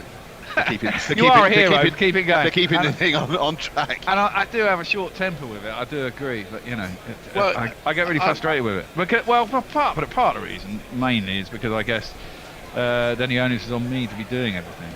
I'm going to stick up for your wife here, Bear, a little bit, because I use Google Maps. Same thing. Occasionally when I'm going somewhere I don't know. I mean, I use it when I'm driving, but when you're sort of walking. If I'm going to somewhere, I take a train or something, and then Google Maps will tell you to take the train. Then it'll say, head northwest. Now, when you get off at a train station, Unless you've brought your sextant with you, or various other No, bits I of agree with that, navigating yeah. equipment, you don't know which way northwest is or south, and then you go off toddling in one direction, and you're looking very closely at your thing to see whether the little dot on the map is moving in the right direction. Yes, it's not that's always obvious. Yeah, but when it's moving in the wrong direction, what do you do for it? Well, you do turn round. Round and go the other direction. That is fair. There yes. you go. There are some people who carry that stuff in their head sort of innately. You could be anywhere in the world and you just go, oh, we're just going to walk north, and they know which way's north. Really? There are some people, in the same way there are people like my wife who has perfect pitch in music, so any note that she is. Yeah. It's a similar I'd be sort of surprised if you could get off a random train station and tell you which way north is. No, I couldn't do that. The Cherokees could do it. I got quite the stars. Could they? Well, yes, but that doesn't help you if you're getting off at Tunbridge Wells Station at 12:30 in the afternoon and it's cloudy. So but that's still a bit, position of the sun at that point. Even if it's cloudy, Yeah. But even if it's cloudy, there's a bright spot on the clouds. Yeah. There are ways. Yes, I suppose there are. And also, Grabby, I'm not a technophobe, but I've never told Bear that because I think he's going to rope me into doing all this. No, you were quite good when you did it. You were yeah, quite I know, good but if he remembers that, he's going to make sure that I do more of it, and I'd rather not because, quite that- honestly, I'm a lazy bastard, and I can't. I like to be lazy as well, but I mean, it's like this is the first time ever, for example, we're not going to do this point, and part of the reason is I'm actually I just don't understand why we got it. Well, I do understand, but I mean, fuck me, these 3 ODIs after a World Cup. This is the most pointless games of cricket I can possibly imagine, and almost on principle, I refuse to do them. And we've never not done an England game of cricket we started in 2014. We've never not done one. Well, it's as close, I suppose, to a meaningless friendly as you can get in an England Australia game, isn't it? Are we not doing one of them? Doing one of the three? Yeah, we'll probably do the last. Well, we'll only do the last one if it has any meaning on it, i.e., if it's 1-1. Well, really? If it's completely pointless, how can it ever have any meaning to it? That's a philosophical point to you. Well, there you go. That's true. I mean, I do feel a bit sad that we're not doing it, but it's because no one, if I can't do it, and I certainly can't do Saturday because I've got to take my daughter who's running in Parliament Hill, some run on Saturday morning. Nice part of the world. Yeah, well, it is, but I have to get up at 8 o'clock in the morning and drive up to Parliament Hill to go and stand in the rain. It's a bit like me having to get up at 4 o'clock in the morning and drive down to Sydney, to be fair. Well, yeah, I know. There's meaning in that. There's no That's for something meaningful. Despite not being part of the on-air Guerrilla Cricket crew, or even the team doing the background in the Guerrilla Cricket crew during this recent tournament, I have been and remain on the internal Guerrilla Cricket WhatsApp message board. Weather watch. Weather watch. Yes, and the British are renowned amongst the world. One of the things they're renowned for is caring about the weather. And I have to change that slightly. I think the people who care most about the weather in the world are people born in Britain but living in Australia, who can seemingly talk about weather forecasts for hours and hours and hours on end. Yeah, but there was meaning behind that, wasn't there? Really, because the idea that there wouldn't be a final on Sunday, which is bad enough having which to I get was up looking forward to, I have to say. Which was bad enough having to get up at 7 o'clock in the morning on a Sunday to go. You have the World Cup final, so that's fine. The idea of sitting there then for 5 hours watching rain come down, and then the ignominy of having to get up on Monday fucking morning at 3:30 in the morning. The what? The ignominy? Yeah, I don't know. It's probably the wrong word. It just sounded good. Close enough. We know what it meant. But because the overflow day, they could start at 3 in the afternoon, which we tried to avoid entirely the entire tournament. We were only covering basically the games that start at 8 in the morning or 9 in the morning, 4 o'clock. And then to have to, on the last day, to get up and then possibly watch rain, so they might have a start at 9 o'clock in the morning on Monday morning, was vexing a lot of us, to be fair. Well, all of that additional work that would have entailed was transferred to the days leading up to it, with people's checking of various apps and then messaging. But it was quite funny. On a 20-minute by 20-minute basis, whether the storms will be moving 1 mile north or 1 mile south. It was quite extraordinary. But I mean, everyone knows with weather is basically, it's very difficult to predict within 24 hours. Yeah, unlike climate, which we know for certain. A bit of politics. Oh, sorry, that was why.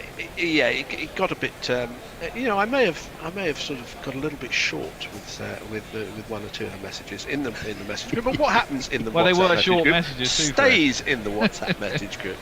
But if we're ever if we're ever needing to sort of raise funds on an emergency basis, I suggest perhaps asking people for, say, a couple of $100 to see all the transcripts of the WhatsApp group since it started. I think We could do a 24-hour weathathon.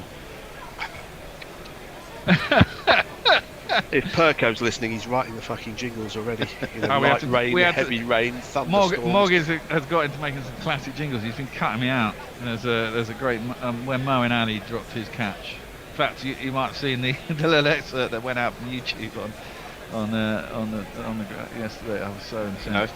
Well, it got made into a jingle. It's great. What happened? Oh, maybe it's Moeen dropped that. me. Moeen dropped that absolute sitter of a catch, didn't he? Yeah. And what you I went went mental? I went apoplectic, of course. And I even what, said Mog made it into a jingle. Made it into a jingle.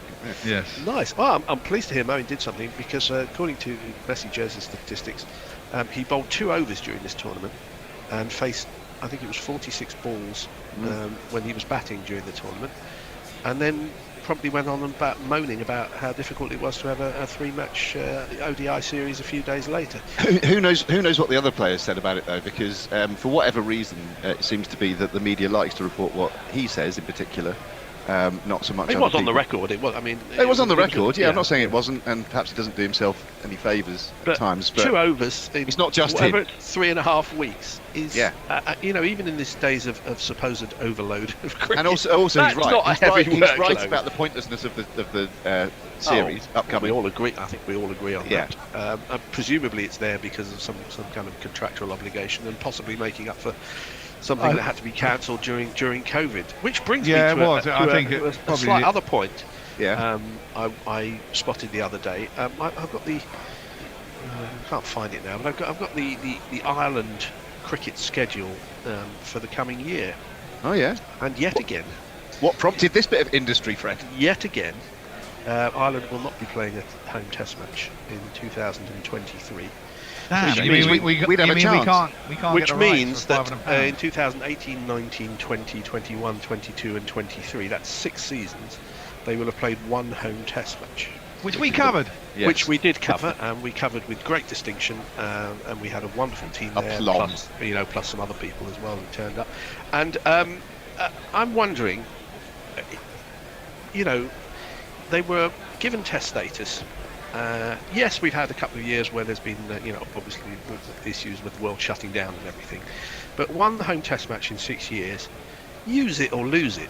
I mean, quite honestly, if you're not prepared, again, I don't know the background or whether they're inviting people and nobody wants to turn up and things like that. But you do have to play home test matches.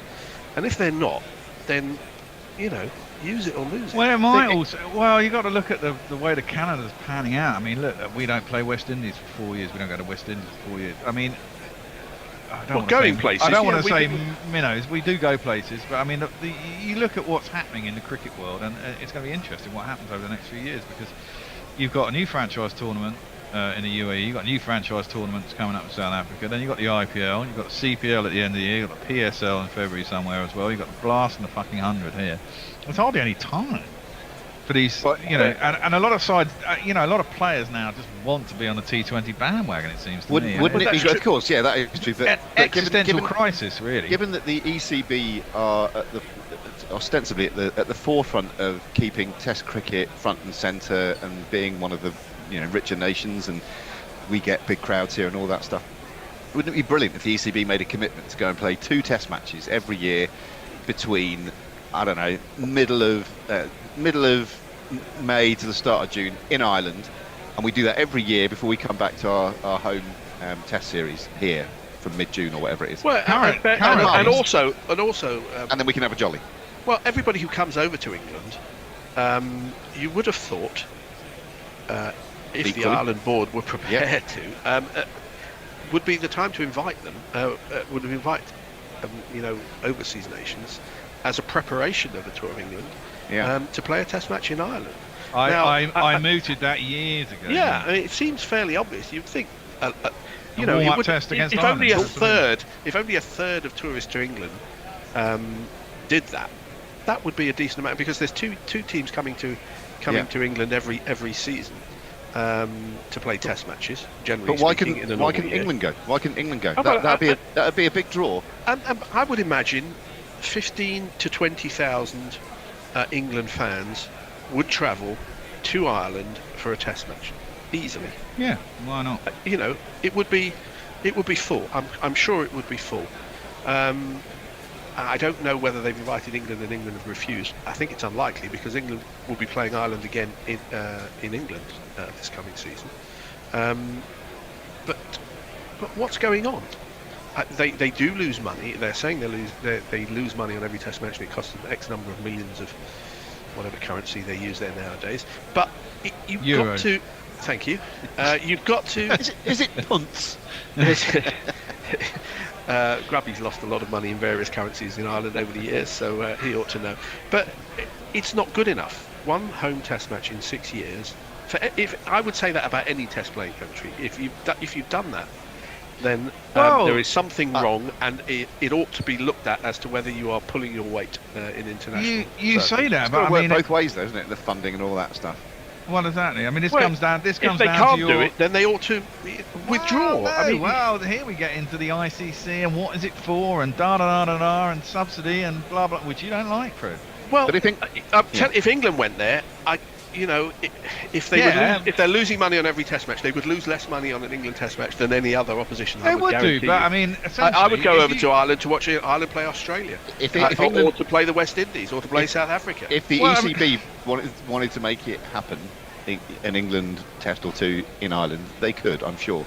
Well, so you're saying it's automatically the ECB's fault? I'm not sure that's true. No, I don't think it is. But I mean, if you I'm look saying at, if they wanted to make it happen, they could make it happen. look, you look at South Africa. They're playing about 2 tests this year. They're in the same situation. Test matches aren't viable for them. West Indies don't know, Test they're going matches to- aren't particularly viable for them. I don't think they are. They've got. They're not having a Boxing Day test this year. I No, don't because think. they're in Australia, they're playing the Boxing Day and New Year's Day Test match in Australia, And then they come back. That's an obvious clash because they both normally play that time at home. But Yeah, that's there's true, going to be a that's time true. when one goes to the other. Yeah, that's true. But I think it's only a 3 test series this time, and then when they come back, rather than having any tests going into January, they're basically starting up this fucking South Africa, whatever it is. A lot to look. We're going to New Zealand again. The Port Elizabeth I mean, how many Supergiant. times have we been to New Zealand? I mean, we seem to be in fucking New Zealand having New Zealand tests every other bloody year. Yeah, well, you only notice that because they start sort of. Well, exactly. I remember these ridiculous things. hours. Because they're ridiculous hours. I hate the winter. Yeah. Well, yeah. As I said, we ought to be doing it from California. Perfect time zone. Good. Well, buy us a pad. When are you going to make some money, Fred? You're going to make millions. I mean, if we can't turn our millions of listeners into cash, then we ought to. Malibu Beach we ought House. to change our marketing department. Is this the Bash Tony day today? Are we all having a go? No, we're not having a go at Tony. Tony has a very difficult job, and that's basically the 2 things on WhatsApp during a tournament is A, weather, and B, Tony's roster changes. Which are, well, to be fair to Tone on this one, I mean, people fucking ducking out there. Someone's got to do it, and that is a thankless task. Do you remember how we used to do it? Everybody got in the studio and we'd sit around on sofas and saying, we ought to do a changeover. Yeah. You do it. No, you do it. No, you Well, do it. exactly. No, you do it. It's a lot easier when people are in the studio to just do it on the fly, but when you've got people, sitting in different countries around the world, and then suddenly, instead of starting at 9, you're starting at 11. Blah blah blah. Yeah. It's a lot harder to do. And he did that's one thing you got to say. He did a fucking fantastic job in wrangling people around. At times, it was a nightmare. There are some people who I won't mention who were a fucking pain in the arse over this series. He said they could do shit. Well, I'm not going to, just in case they listen. But they may know who they are. But they would say they were available, and then at the last minute say, "Oh, I can't do this particular time slot. Can you put me here?" And it became quite irritating. Yes, it's always the way. But he did manage to get everything covered, and that is basically evidence of a successful roster management from Tony. So our thanks all to go. Even though I didn't listen to it, I'm sure it all got covered. Do you remember the time when we were in the studio in swinging West End under the what's that giant building called? The Telecom Tower. Yeah. We were doing a World Cup. I think it was the World Cup of 2014, 15, around that time. And everybody, it was between innings, and everybody had scarpered to various places to get some shut-eye or something. And I was lounging on the couch, which was the commentary couch, trying to get sort of 20 minutes rest at about 4 o'clock in the morning or whatever it was from the game in New Zealand. And all of a sudden the players came out, and there was nobody to be seen at any point, and I was the only person there on the couch. And I'm sort of shouting for people to come in and help. So I did the first 2 overs, the first over or 2 by myself, doing the ball by ball and the jingles and reading the tweets, because I was the only person in the studio to be found at that time. Surely you stopped reading tweets at that point. Something's got to give. No. Yeah, you can do it all if you have to. Yeah, you absolutely. That was when we were next door to Bede's. And we're back for the second session. England put into bat by New Zealand this morning, have advanced to 101 for 3, Crawley out for 2, Duckett for 9, Pope for 10, Root is 23-0 out, and would you believe it, Harry Brook has hit another 50, 51 off 52. Southey 1 for 27, Henry 2 for 27, Mitchell none for 10, Wagner none for 27, Bracewell none for 5, and making a return to guerrilla cricket in the ball-by-ball chair after what seems like days, months and months and months of inertia and joy for the rest of us. It's not Fred. Hello, Hendo. Hello, Messi. Hello, everybody. Hello. Well, is Harry Brook... Fred. This is the question they're all asking. Is Harry Brook the new Adam Voges? No, he's not. I did see... There are certainly his mannerisms and the way he moves. There is definitely something KP-ish about him. You can tell by the way he moves. Yeah. But however, I saw Jeff Boycott saying he's like KP without the natural talent. Well, I think he's got as much natural talent as KP. That is a bit harsh. I thought that was ridiculous from Boycott. Maybe he hasn't got the talent for being quite such a wanker as KP. Well, that was kind of mentioned by 1 or 2 people when it was posted on one of our WhatsApp groups, and that was the general feeling from a lot of people. Anyway, okay, first over after lunch. It's going to be the New Zealand captain is marking out his run as the 2 batsmen amble their way gently onto the field. The 2 Yorkshiremen.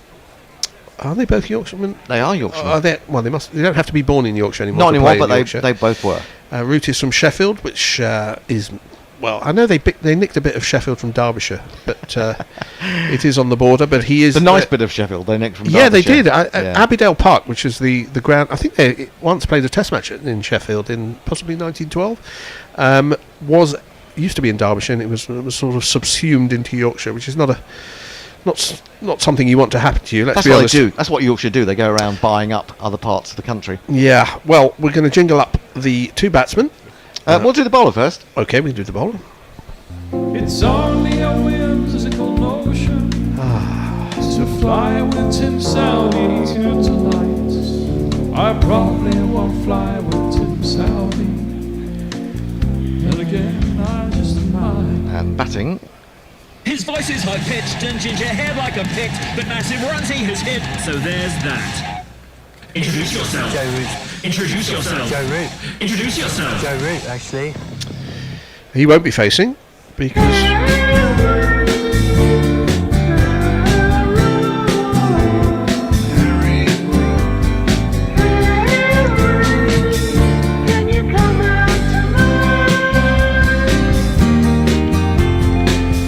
in comes Southey for the first ball after lunch, wide outside the off stump and going wider, and Root does not decide to play a reverse hoik to put it over the slips. He just lets it go through to Blundell. Did you not just say that Root wasn't facing, but he is facing? Yeah, they switched the asterisk. They thought. Does it look to you as if the weather's closing in a little bit? It's a little bit grayer than it was before lunch. It's just New Zealand, isn't it? Well, maybe. It is, but the Met Office in New Zealand is predicting rain between lunch and tea. Oh, really? Southey bowls full, driven slightly inside half of the bat from Root. It goes wide of the mid-on fielder. They do come through for a single. Neil Wagner was the man with the shiny sunglasses on his cap. He tried to drive it straight, did Root, but it was not well timed, and it was the inside of the bat. So a single to him First up after lunch, he has 24 runs from 67 balls. Frankly, that is boycottian in 2023. And Brook now faces up to Southey, who leaves the ball outside the off stump. He could have decided to take 2 steps down the wicket and mow it over extra cover, but he didn't. He left it. And it is quite interesting, isn't it? Because you've got the master in Joe Root, the apprentice in Brook, and Brook is 51 off 53, Root's 24 off 67. I know that Brook's played a couple of slightly dicey shots, but he must be brimming with confidence at the moment. I suppose that's why he's playing those shots. He thinks it's an easy game. Oh, he'll be found out for a while, won't he, at some point? Absolutely. Word gets round when they find the fault, as this is full and driven square by Brook. It's in front of square. The man has to make some ground from deep point to his right to field the ball, so enough time for Brook to pick up 2 runs. He has 53. We're going to be coming to your tweets and messages on social media shortly, probably at the end of the over. I'm sure there's been loads of them over lunch as you dissect what's been quite an interesting morning's cricket, to be fair. I think we've had 28 entries for the GPL, is that right? Which is very good. It is right. I've gone quite low because of my The rain. expectation of the weather wasn't right. Yeah. As again wide from Southey, trying to tempt Brook into an injudicious shots. But injudicious shots, to be fair, are his stock in trade. So, but he doesn't play the ball. We have heard that it was a sellout today in Wellington, which is fantastic, really, for Test cricket. It's not even a weekend. Yeah. It's a Friday morning. It's a day game rather than a day-night game, as we had in the last Test match in Mount Manganui. It's kind of annoying, though, if you're out there, if you've come away from England or Holland in the case of Dutch Bird Kate. I'll come back to that. As Southey bowls a straighter ball and Brook plays a forward defensive shot. You don't see that very often. The end of the first over after lunch, 104 for 3. Hendo, your thoughts? Yeah, I was going to say, it's a bit unfortunate if you go out there and you're expected to be able to get tickets, which you normally could do in New Zealand, and then you find you can't. But that said, we've seen some empty seats in the stand and some... Well, they're in the bar. Well, are they in the bar or are they just not turned up? How can you fill up a bank? Well, it's very difficult. I mean, you know, there are little areas that are left clear, aren't they? We can see those as the camera pans. That's always the way, though. People are elsewhere. Yeah. 11,600 is the official capacity. I don't know Wow. if they've increased it so much. Well, I think that, I mean, I would be surprised that they're there to see this New England, really, as much as anything. England tend to take a lot of tourists with them. Well, to there's be that fair as well. Have we got any tweets, by the way? Indeed. Jay Grover says Bramall Lane were a test ground. It Cracking was. shade of grey misses. I'm actually wearing a jumper at the moment. It's only 20 degrees here, which is quite cool. Dave Barrett says, well, he's having problem.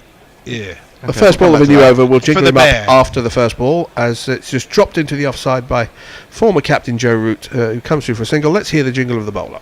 Okay. You could never trust a man with 2 first names, Matt Henry. I suppose Harry Brook has 2 first names as well. Brook. It's a girl's name, though, isn't it? Brook. Brooke Shields. Brooke Shields, yeah. Yeah. Have you worked out what Dave Barrett's trying to say? Yeah, he's having problems with the ads on the homepage, being able to click on the player. Full ball. I don't have that problem because I've got an ad blocker. All right. Full ball from Henry, which was almost a half volley, but Brook decides to just block it back down the wicket. You can get some tweets in between balls, I would have thought. If There's not much there. Dave Wood says you can fill up a bank with cash, gold bullions, and old people. you can indeed.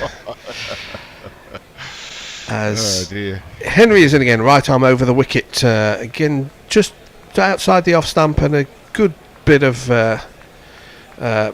cricket, really, because Brook just dropped it into the offside and set off immediately with his county colleague. I'm not sure how much they will have played together for the county, and they take a well-judged single.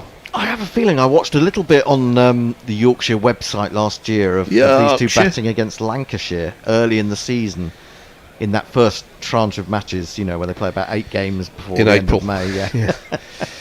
As we clear the decks for the highlight that is... let's not talk about it. Henry bowls again, a little bit shorter. Again, Root drops it into the offside, and again they take a well-judged single. This is good batting. You don't have to bludgeon the ball over the infield to score quickly.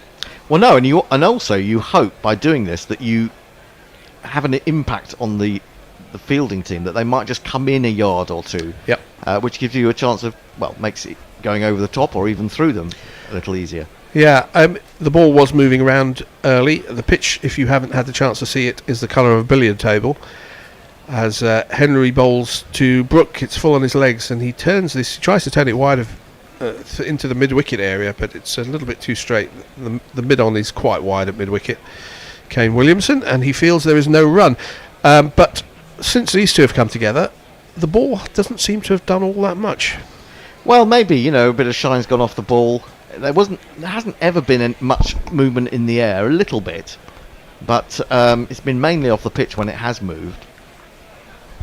Next ball is full and straight, and Brook tries to lean into it and play it into the onside, but has actually taken on the pad. No thought of an appeal. End of the 28th over, 107 for 3. As we're seeing, is that Ross Taylor in the crowd? I think it is. Looks like smart haircut. Messages. What are people saying? We're not very much. They possibly fell back to sleep mostly. Yeah, I wouldn't be surprised. Excuse me. So we're up to date on tweets. Do you know this is the 14th consecutive Test match at the Basin Reserve where the captain winning the toss has chosen to field? Well, it doesn't surprise me if the wickets have looked like they do today. There was another stat this morning, in fact, Messi, that in the last 49 first class games played at this venue, the captain winning the toss has put the other side into bat. What we didn't have was the results of those matches. Yeah. Southey starts a new over, full and straight, and Root plays it back to him. Southey picks up the ball, and as bowlers do when they field the ball cleanly, they make as if they're going to shy at the stumps. Actually, in Root's case, it might be worth it because he's batting so far out of his crease. That is true. It would make sense to do that, but he didn't let the ball go. 107 for 3. England's backroom team looks absolutely frozen. There's a touch of the Mickey Arthur shorts about the Brendan McCullum on the right-hand side there, as Southey is in again. A good, straight ball, which is played back to him by Root. Very little of the Bazball approach after lunch. It's just been dropping the ball and trying to run singles. But well, I mean, if Root and McCullum and Stokes have got together and talked about, well, hang on, Rooty, you just play around everybody else. Yeah. And that's fine, because, he's got this wrong, McCullum, I have to say, because he's wearing shorts, but he's got a towel over his legs. Yeah, that's not very bright, is it? Just wear normal trousers, mate. It's not that hard. I'm sure you've got a whole tranche of kit that sponsors provide you. Wider of the crease comes Southey. He angles us in towards the off stump, but Root has no difficulty defending to cover. Anyway, how are you, Messi? It's been a while since we were on together. I'm slightly dopey. I didn't wake up till about an hour ago. That's nothing to do with when you woke up, to be fair. What time is it in Perth right now? About 8 o'clock in the morning? 8:50 now. 8:50, there you go. And which is way before my normal getting up time. I did stay up and watch that extraordinary game last night where Australia stole victory from India. Oh, yes. Really? Southey bowls. Again, he's just plugging away on a just outside off stump line, and Root again defends.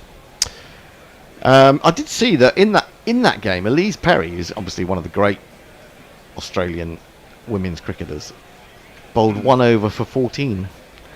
Yes. She wasn't terribly successful in that particular game. But I did see some sort of Indian fans talking on one of the other WhatsApp groups I'm involved in. I thought they got absolutely hammered, but they didn't. It was only 5 runs in the end, wasn't it? That can be quite. They should have won. Again, wider of the crease, and Root late cuts this into the ground and then into the midriff of the gully fielder, who it was coming at him quite quickly. Root timed it well, but it was straight at the man, so no chance of a run. And that's such a Root shot, that one, and He's he'll be very annoyed. strong. He'll be annoyed that he didn't get that through the gap. There's only 2 slips and a gully. Who's that in the gully? Might be Henry Nichols. It's a bloke with lots of white on his face. This must be what passes in New Zealand for a sunny day. As Southey is in again to Root, and it's Fuller, and it's driven sweetly, but not particularly well timed. Goes straight to mid off, no run at the end of the 29th over. It's 107 for 3. Messengers take it away. Diana Patterson says, I'm asleep at 6 p.m. my time. Some parts of Lent are boring. That's very, very early, Diana. That is very early, yeah. Tim Wall says, so what do we call this? Bazball? ball. Zzz ball.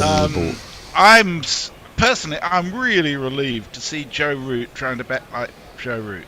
It's nice not to see him play reverse. Yeah, but even so, he's normally a little bit quicker than this. Even allowing for the fact that he's not sort of committing to Bazball completely. He doesn't need to be quicker. All he needs to be is there. No, I agree with you, but so what are you trying Start to of say, a new Brad? over from Matt Henry. He's up to the wicket now, bowls, and Brook plays this late, rather like Joe Root, in fact, down into the gully. No run. The cricketers are all wearing white on their face. Yes. And they've just shown a couple of people in the crowd who have got blankets over their knees. Well, I will tell you something. I got hideous sunburn on my face, on my nose in particular. In a snowstorm? No, on a completely cloudy day in Sydney, batting in 1986. Well, you're trying to say you were batting for a day, as this is full and driven and straight back. The bowler gets a hand to it. It was a good shot by Brook. It was close to the bowler. He got a hand and he tried to shovel it towards the stumps, which is good thinking. And I think it actually cannoned past the. Well, didn't hit the stumps, but it went into the non-striker. Yeah, I don't know why it is. The nose tends to take it, I suppose. Well, it's closer to the sun, isn't it? Well, depending on the side of your nose, it depends how much closer to the sun. It just goes to show that 1.5 inches. It's funny, Barbara Streisand was talking to me about this. Does she bat in Sydney very often? Barbara Streisand batted a whole day in Sydney once, as this is angled down into the gully by Brook, and a sprawling stop there by somebody who will call Henry Nicholls, even though it might not have been. This is good disciplined bowling from New Zealand, actually. The ball is not doing as much as it did early on, but they are bowling to a very tight lines, tight lengths, good areas, you might say. Good areas. And they're sort of tempting the batsman to say, well, you want to take 2 steps down the wicket and thrash a ball that's just outside the off stump. Let's see. Oh, sun's come out. This is again full and straight from Henry, and again defended back to him by Brook. That might be why they're putting the white paint on. Well, can we go back to that old couple, see whether they've taken their blankets off their knees? Well, I don't think they're worried. They're not so worried about getting sunburnt on their knees, but the snoz is what gets it, isn't it? You've got to watch out for the snoz. Yep. So It's just that inch and a bit closer to the sun that makes all the difference. Yeah, it's 16 degrees, but it's 27 km/h breeze. That's Wellington for you. Full and straight and driven nicely by Brook between the bowler and mid-off, and down to the sponge for one of these. And if you kids can't listen, then you bound to see the way you get shot for crossing a boundary, If you want to make comparisons with KP, one thing that I will say is when KP came into the England team for the first time, there were doubts about how well His he hair. played and his personality. There were also doubts about his ability on the offside. He was seen very much as a leg side player, wasn't he? Whereas Harry Brook can hit it everywhere. As Henry bowls, and this goes past the outside edge. That's a good comeback from the bowler, having just been hit for 4. Well, I don't know, it didn't seem to do all that much, but it must have done, because Brook played forward and was beaten on the outside edge. Yes, that did move away. That's a very, very good ball, and it's not too far from the off stump either. The end of the over, after 30 overs gone, England and Nelson for 3. Messi. Joe Grover says, I read a jolly good book called The Strangers Who Came Home about the first white Australian team to tour England. Sadly, they thought Sheffield and Bramall Lane were the worst place in the world. We got better, honest. And that was before you were there, Jay. Well, I can tell you that I was following Bermuda. Have been overseas. They've been playing in Florida, and they called off one of the games because they thought the conditions were too dangerous. Wow. They were playing just some local. Maybe it's one of the major league teams that's going to be playing in that tournament later this year. I'm not sure, but they had to call off one of the games, I think. New over from the New Zealand skipper, as this one is again a good line outside the off stump, and Root angles this square on the offside. A good sprawling stop by the gully fielder. No run. Did I see there's not going to be a test match or something in Florida? I haven't seen that. Certainly West Indies have been playing in Florida quite a lot in recent years. The T20 World Cup's going to be played. Ah, that's right. Yeah. One of the games, or some of the games, going to be played there. Several, yeah. And when is that? That's not this year, is it? Or is it? It's every year. I think. every 6 months there'll be a World Cup. I'm trying to think. I think it's 2024, but Southey I'll bowls, stay corrected on that. and Root takes a step and a half down the wicket and then plays a defensive shot. The bowler gets a round of applause from his fielders and teammates behind the wicket. Not quite sure why, but it's Root who is batting a long way out of his crease, took another step and a half. He must be a yard and a half outside of his crease by the time he meets the ball. Yeah. And a bowler, unless you're going to get an edge there, it's very difficult to get a wicket because he's got himself outside. Well, you can't get stump. LBWs because it won't allow you, will it? No. As this is driven sweetly into the offside, but straight at the cover fielder by Root. Actually, if the umpire gives you out, LBW, even though you've come a long way down the wicket, and then the Hawkeye, and you appeal it, obviously you review it, and the Hawkeye says you were too far forward. Is that overturned? I think there is isn't it 3.5? It has to be overturned if you're that far forward, so, even if the umpire's giving you out, even if it's on the full. Or good question. I don't know how that works. As Southey bowls again, and this is a late cut by Root. It was a bit close to him. He got it down in the ground, and again, I wouldn't like fielding gully at the moment because it's coming at you both sides. It's coming at you hard because Root's timing the ball, and he's having to sprawl to his left and to his right. But so far, he's stood up to everything that the former England captain has thrown at him. Still 111 for 3. Yeah, I mean, the worry for Root is he might get a little bit frustrated here because he's had 2 or 3 good shots, all of which have gone to the fielders. And that just might make him a little bit impulsive, I suppose. There's only one fielder in that area, and that's the gully, and he's quite close as Southey bowls again outside the off stump. Root this time leaves. That he probably could have had a full-blooded cut at, but he didn't. He cut the one that was close to his off stump, and he's left the one that was just sort of sat up outside the off stump. Funny old game. I mean, you allow for the fact that he's come in when 2 wickets have gone quite early, but at the same time, this is actually Root going to the other extreme to a certain extent. 26 off 80. It's not exactly Tavare and it's quite slow Bill Athy, is by it? today's standards. Yeah. Well, England are going at 3 2/3 runs per over or thereabouts as Southey bowls outside the off stump. Root watches this into the hands of Blundell. 31 overs have gone. England are 111 for 3, and we will ask messages to tell us what people are saying. Mike says you need sunscreen. There's no ozone layer. You'll get badly burnt, and in Wellington it's very windy, hence the cold problem, I reckon. Oh yeah, when absolutely. I was there in 2017, it was blustery and barely over 22, but even I had to be lathered in sun cream, and I normally never do. Okay. Tim Ames says, is it my imagination, or have you recently reduced the number of intrusive, jarring stings and jingles? If you have, it's very much There's nothing appreciated. going on. Thank you. Also, the crowd noise bed seems much quieter. Overall, it's a much easier listen than it used to be. Oh well. Well, thanks for the but for you the know, comments. a lot of people like our jingles, don't they? If an over happens shortly when 6 balls go for 4, there'll be a lot of that's jingling. not, but you will hear a lot of jingles. Yeah.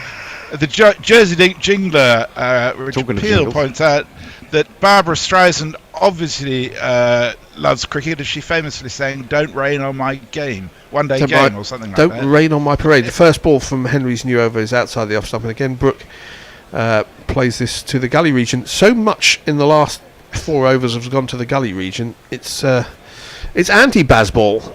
You know, you should be running down the wicket and trying to hoik it the cow corner. The sellout crowd be saying, "What's this Bazball nonsense? What's this Stokey Cullen ball?" I want my money back. The point? Yes. Yeah. As Henry bowls again, what does Brook do? He plays a full defensive shot. We didn't pay good money to see this. I'm not up at 1 a.m. 3.54 in the middle of the night. It's absolutely shocking. Yeah. Well, it's funny how expectations change. A few years ago, you would have said 111 for 3 off 30 overs. It's fantastic. Yeah. You'd have been very happy. And Brook just keeps scoring runs. It's quite astonishing, really. Yeah, he's got to turn some of these 50s into 100s, though. Oh, he has. He's turned quite a lot of them. Fair point. As this next ball is driven, not timed at all. It goes back to the bowler who does shy, and legitimately, because Brook was down the wicket. The ball missed the stumps. I don't think he would have been run out because he was back pretty quickly. Blundell collects the throw, no run. It was a good bit of fielding. Dave actually. Barrett says, "Sorry, chaps, I'm probably late on this, but is it time to melt Zach Crawley down for glue?"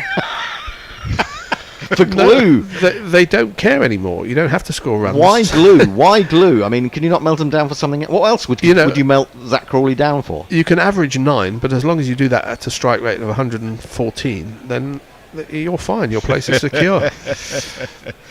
He's not an opening batsman. As this is down the leg side, a good one-handed take from Blundell as he dives away to his left. It was closish to the bat, but there's no interest from anybody, or certainly no appeal. Of all the places to open the batting, losing the toss in New Zealand and being inserted on a pitch of this colour is not easy.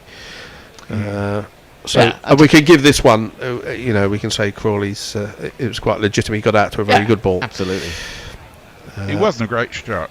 That was all right. This next ball angles in to Brook.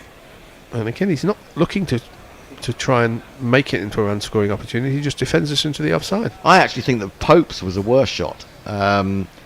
Because he is trying to work that ball from outside or just outside off stump, and he plays across the line of it slightly, and that's what causes the edge. Takes it to third slip. Whereas Crawley was just playing down the line, it just moved, and it only feathered his bat. Yeah. So Henry bowls again. Again, good line, very straight, and Brook can only just shovel it out into the offside. Really, it's not a classical forward defensive by any means. The end of the over, I think we've had about 2 or 3 maidens in a row. This is bizarre. Anyway, Messi, what are people saying? Well, that's helped this tweet remain current. Tim Wall says, unlucky, 111 for 3. 1 Hawkeye, 1 underarm, 1 leg by. Keep moving, Rudy. Diana Patterson says, in response to Fred's thoughts on the umpire giving someone out, why do we have a jingle that says, the crowd says you're out? It doesn't matter what the crowd says. No, but it adds to the atmosphere. It does in football. It does in football, doesn't it? And well, the crowd could have an impact on an umpire, couldn't they? They really absolutely could. They can.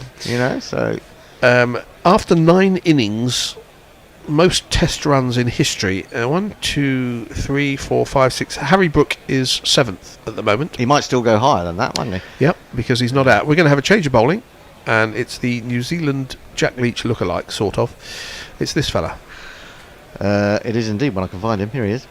Son of an old black Fernie and Peep Show wrote that book. Oh, Darryl, not David Mitchell. And he'll be bowling to Root. He has 1 slip, and this first ball is full and straight, and it's shoveled into the leg side by Root, who took a step and a half down the wicket, and he's going to pick up 2 runs as it goes to deep square leg.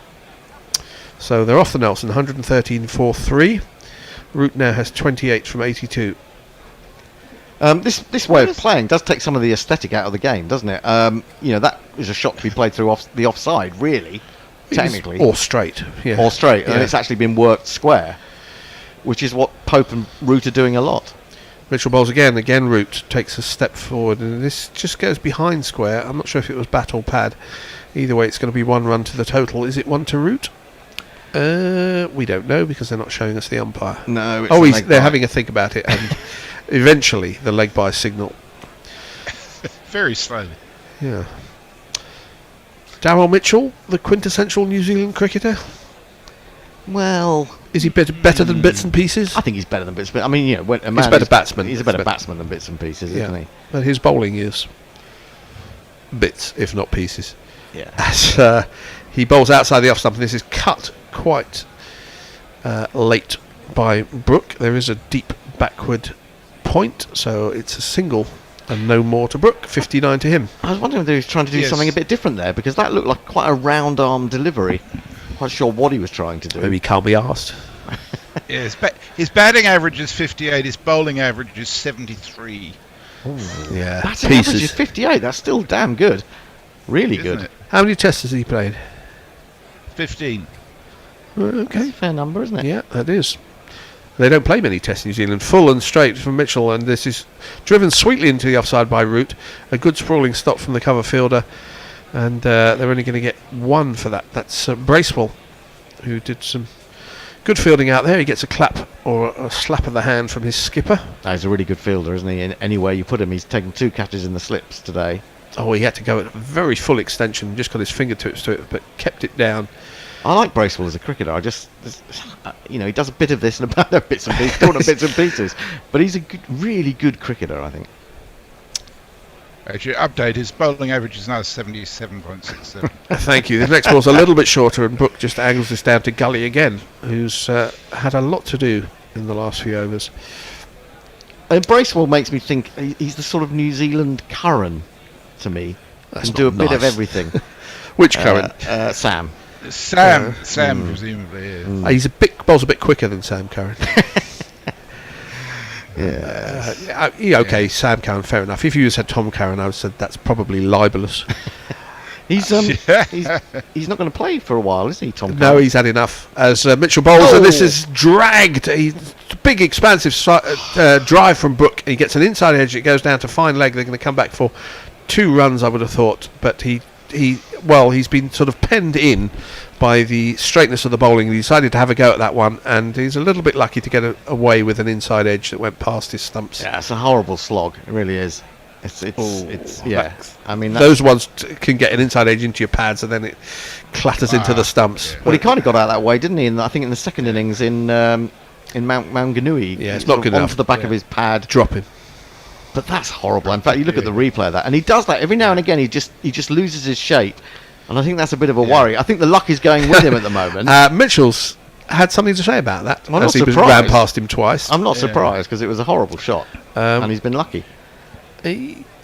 Yes.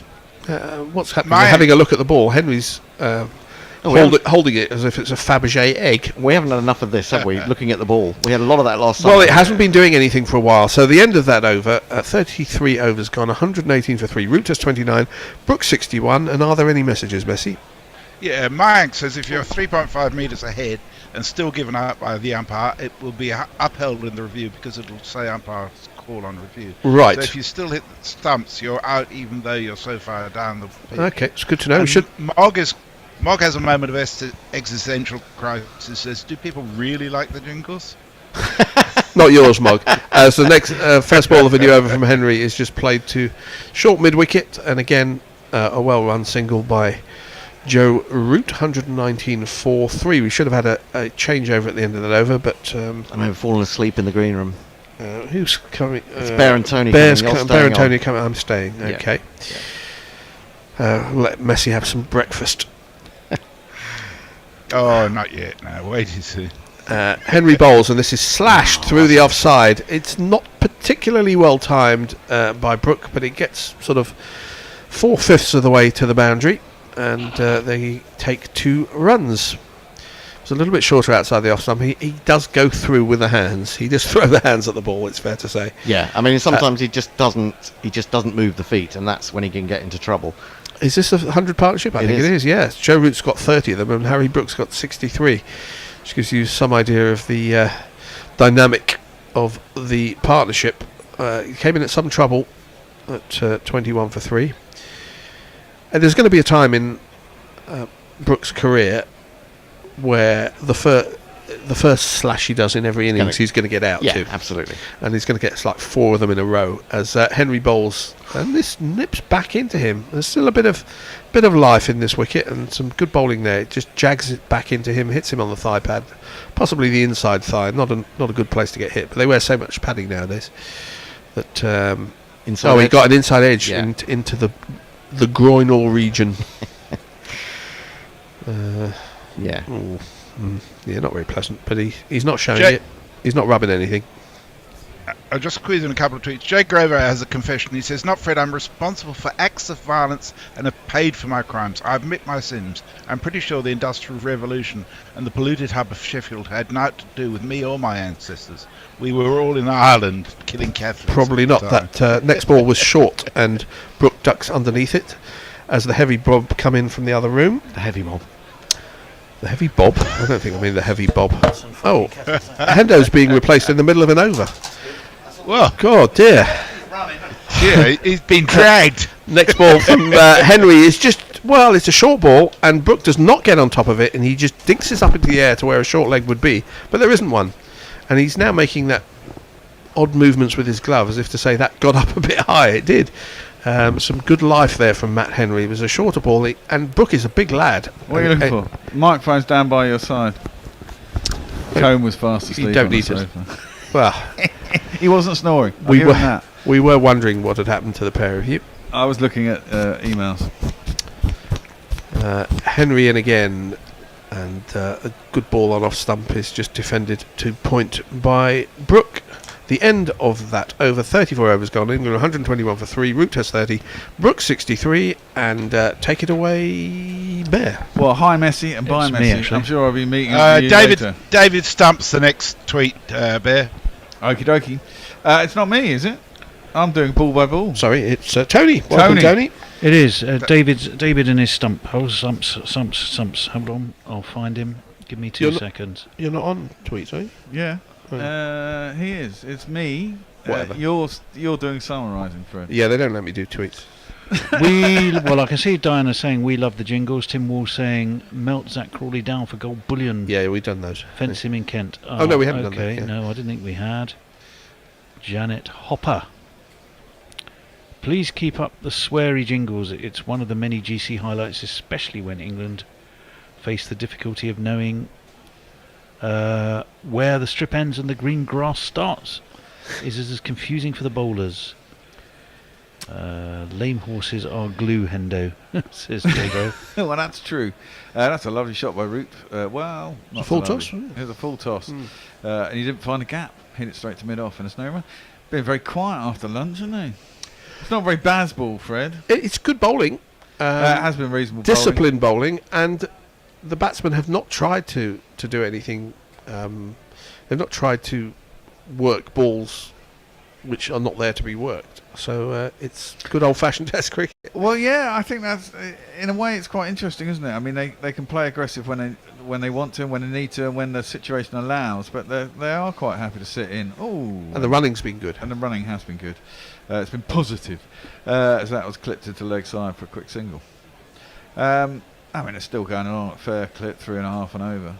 And they'll up that. I imagine if they get to 200, this ball's going to get old, and it's not. Well, it was actually that one that was it Henry who beat the outside of the Brooks bat. Yeah, that was a very good ball. Cracking delivery that was. So there's still a little bit there. There's still a little bit in the pitch. There's a bit of bounce as well. Yeah, I think. I hope Broad's not watching it because he's just going to try and put everything in short.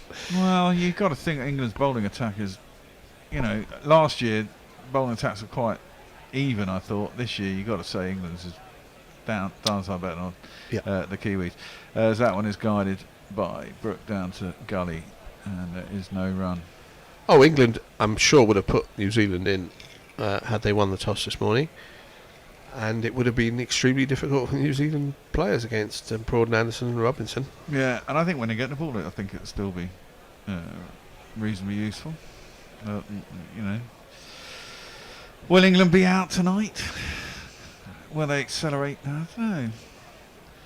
I think. Oh, is that? No, it's Brook. He spooned it out. I thought. I keep thinking it's Root, but it's not. Obviously, did he get 60? Yes, he's just smashed it back over the bowler's head. I wasn't sure. Full ball, and he went through with it, and it's gone miles. I thought it just bounced inside the thing. No. He has gone. It was right up in there, wasn't it? I mean, this is the thing about Brook. Let's play a jingle, and then.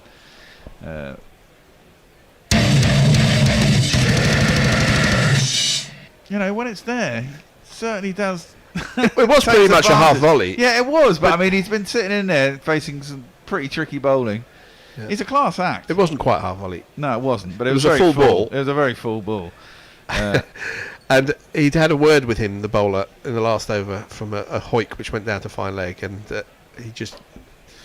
Oh, where's that gone? Well, that's another full ball, and that's again gone out over long on. Having said they've just sat in and nothing's happening, they're not Bazballing. Here we go.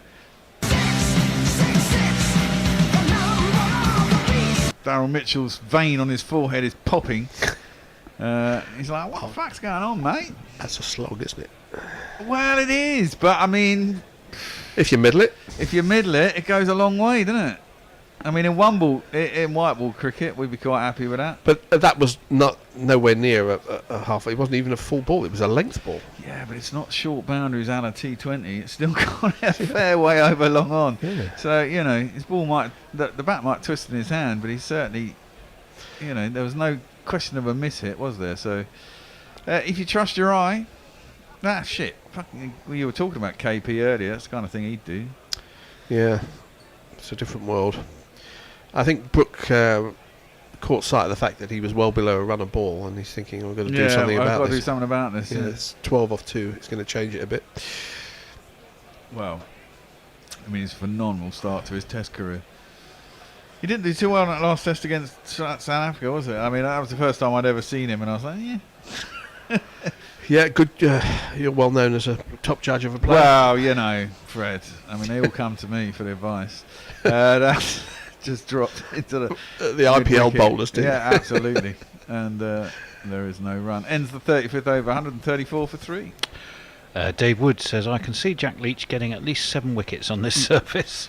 He might not get 7 overs, actually. Yeah, Mike says, once Brook gets a lean patch where in 3 to 4 tests he fails because of his style, I reckon he'll be dropped, while Zach Crawley still shows up in every match to score 3. I don't know, Zach Crawley, what the fuck? And gets out inside the first 20 minutes. There's got to be a point with Zach Crawley where you just go... I said they don't care if he gets out for 8 as long as he gets it in 6 balls. You're going to get with the programme. You can't wait for a guy to get, 100 every 25 innings. I mean, that's ridiculous. Look, if Bairstow was available, I would imagine he'd be playing ahead of Crawley. But then would you have Bairstow opening in a Test? Well, why not? If you're going to play baseball, I suppose it doesn't really matter. Because I mean, Duckett's opening in the Test. That's true. True. By and large, he's been doing very well. I mean, he didn't. Well, he has. He didn't today. But in the classical history of Test cricket, Duckett does not strike you as a Test match opening batsman. Certainly, fucking doesn't. Yeah, you've got to be prepared to rewrite the rules. That's the whole point. Yeah, fine. So Bairstow might as well do it. Well, exactly. That's the point. Yeah. Henry in. Oh, that's got to be out. That has. What? It was a long way forward. You reckon?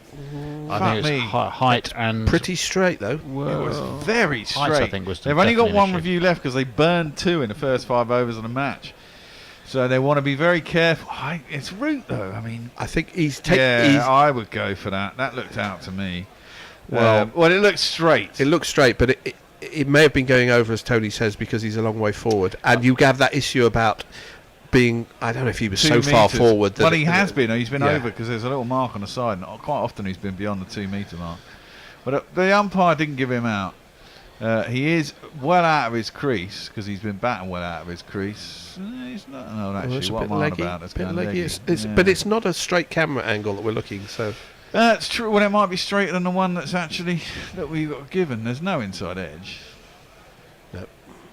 I mean, that looks going down to me now. Our first appearance, I thought he was further across and he was more in front of his stumps, but it's middle of leg. It's umpire's call. Clipping, leg stump. And so they retained the review. They retained the review, so they didn't lose it, and it's only marginally clipping. It's would have just feathered it. We might not have taken the bails off in the modern age. The heavy bails. I suppose they only ever use heavy bails at Wellington because of the the wind. Are they using zingers? They use zingers in Test now. Yeah, they're much heavier. I've seen quite a few. Well, not quite a few, but I've seen 3 or 4 in the last year or 2. That middle camera angle we saw was not representative because it was pretty close. It was pretty close to leg stump. My initial thoughts was that out. Yeah. Well, he's gone down the track and done exactly the same thing, but this time he's clipped it sweetly out to deep mid wicket. And they'll get themselves a single. Still quite a brave shot because, I mean, flicking it across the pad again, having just survived a very close LBW decision. He kind of goes and does it again. I think generally he trusts himself, though. I mean, he plays it a lot, I mean, he has been a candidate for LBW at points in his career by doing just that, Look, Graham Smith did it for for years, Smith, didn't he? One of the ugliest batsmen in the world. Scored a shitload of runs. But effective. Yeah, really effective. He fucked up Steve Finn's career, didn't he? That's into Brook.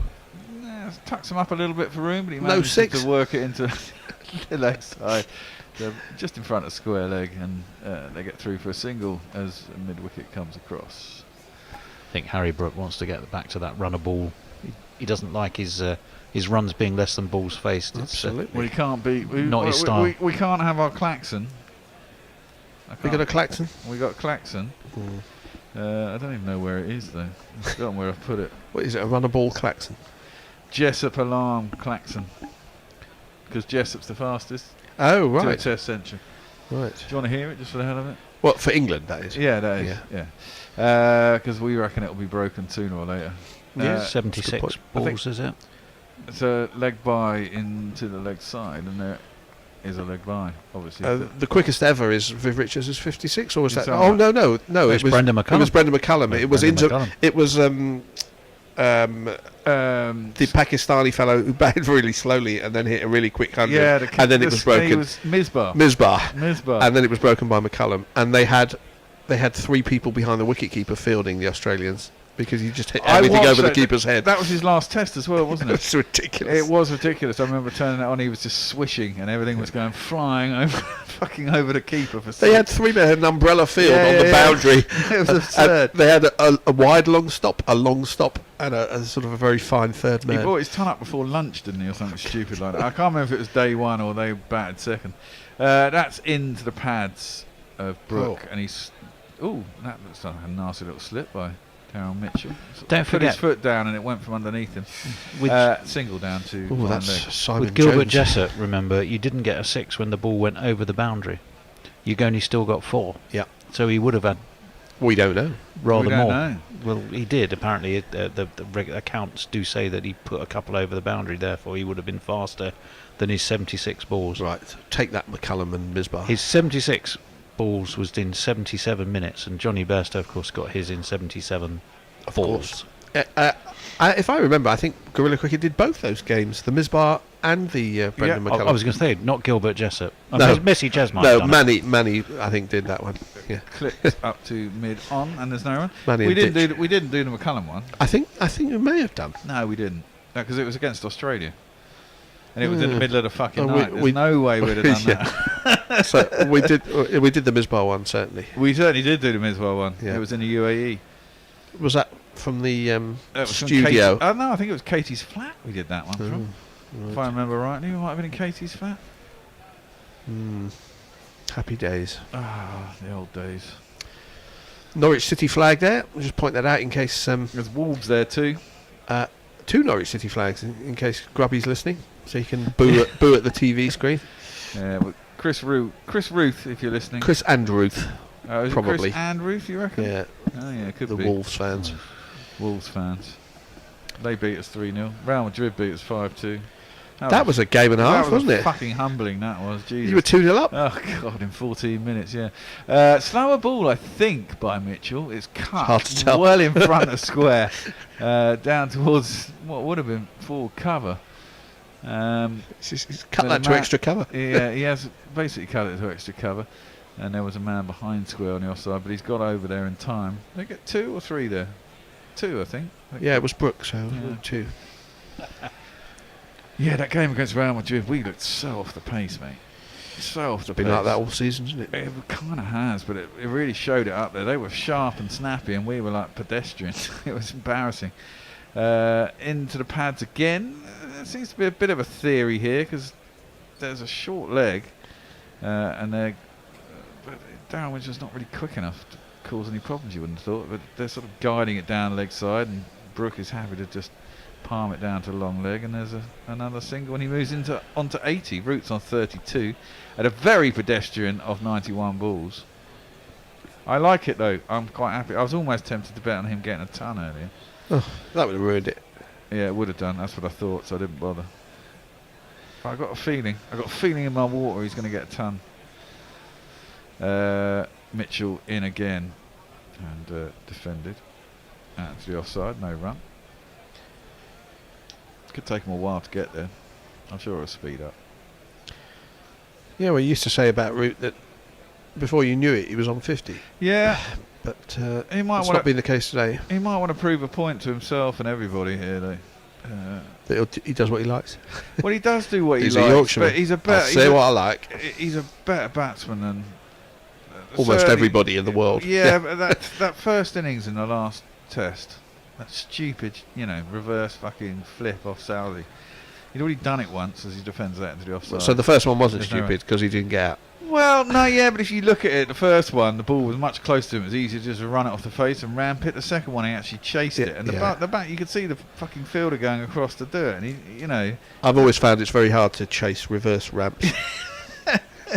Yeah, maybe, but it was just a bit of a daft shot. It was so unnecessary. Is that Tickner looking on? Yeah, the man from 1983. Tickner is looking on, clipped by Root. There is a mid-wicket, and there's quite a wide and straight can't be true, deepish mid-on. See, Tickner's made his debut last week, didn't he? And then he's come here and he's not playing this one, and he sees the colour of this wicket, and he's thinking, oh, blimey. And his dad's house was blown down last week. I mean, it's great to make your debut, but you'd rather be bowling on this than the Manganui, I think. Yeah, to be fair, he's no work. Tickner wasn't that bad. He was a workhorse. He was a bit of a workhorse, but he had decent pace. He was up at 140s. That's short wide. Gets hammered by Brook. No, it doesn't. He doesn't time it so well. He goes out square on the offside. Gets himself a single out to point. And that ends the 37th over. England 143 for 3. 121 this partnership. It's a fantastic effort. Yeah. Dave Wood, Guerrilla Cricket, saying, playing this style of cricket, it's not inconceivable that Jason Roy could get a Test recall. Fuck off. That is absolutely inconceivable. I'm sorry. That's certainly not going to happen. His game, he was just ahead of his time, that's all. Jay Grover says, we thought the Bear were taking selfies with cricket legends. No, the cricket legends were taking selfies with him. Of course. So why are they on the Bears' phone then? Diana Patterson says, I looked up Crawley and do not see his nickname. Surely it must be Creepy, but they don't say so. Yeah, that is. I thought they did have that on Cricket Info, Diana. I may be wrong, but yes, that is what they call him. Tim Wall. Is your background chuntering real or fake? It sounds a bit more Surrey Oval than Wellington. Do tell. Well, that would be telling, wouldn't it? It would be telling. It would be telling. But if you listen carefully, there's a man who goes way about every 12 minutes. Listen out to the man who goes way. Might give it away. And somebody else, come on, get him out. Yeah, someone else goes, come on, get him out. Yeah. Brook just knocks that into the leg side, past a forward short leg, and gets himself a quick single. Is that the first time there's been a forward short leg today? A couple have dropped in there from because Henry's getting a bit of bounce. He surprised Brook a couple of overs ago with a couple that bounced much more than the batsman expected, and he did. He was troubled by that. So it's a good move, but possibly a bit too late from Southey. He's been in there for a little while. Okay. Mitchell's been guiding it down the leg side. I think maybe it is just to Brook, pulled by Rooty, behind square on the leg side out to Devon Conway. They decide to stick on the single. I thought it could have got 2 there. I mean, Brook. How tall is Brook? It's got to be 6'3" or something. 6'2", 6'3", yeah. And one got up sort of just under the shoulder and hit the shoulder of the bat. Yeah, Ollie Robinson could be interesting on this. Yeah. I thought Ollie Robinson, I thought he had a little niggle. He obviously passed that. For the extra pace, I wouldn't have minded seeing Ollie Stone. Well, instead of Leach, I would have thought. Well, I think they like the balance, don't they? I know that sounds insane. It's defended square on the offside. They like Leach's batting. Obviously, Stokes likes Leachy. And he shows, to be fair... Nothing wrong with that. It's illegal in this day and age. And to be fair, he gives him overs when you wouldn't thought he necessarily needs to. But he always he's all right, Leach. He's not fucking a superstar by any stretch. Would you not want another seamer on this? But I think you've got to have. Oh dear, it's up in Brook's half again. Doesn't quite get 6 this time, but knocks it straight back over the bowler. It's a beautiful shot, high elbow, straight, and he gets himself 4 beautiful runs.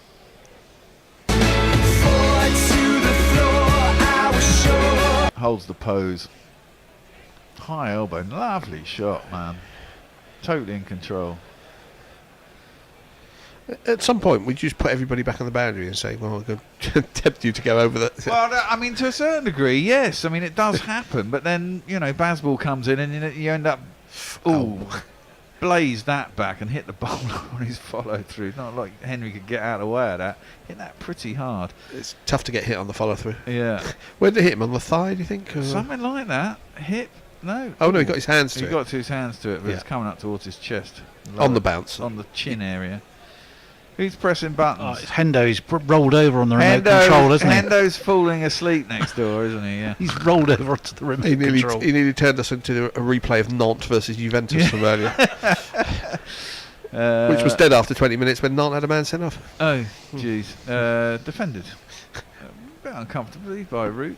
He's come back into him a little bit. Ends the over. Which screwed my bet. For 3. But I did get Angel Di Maria to score, so that was all right. That's all right. The Ghost of Zoob says, Manny and I commentated on Gilbert Jessup. Yes. I believe it's still available as a gramophone recording. Yes, it's in the archive at the British Film Institute.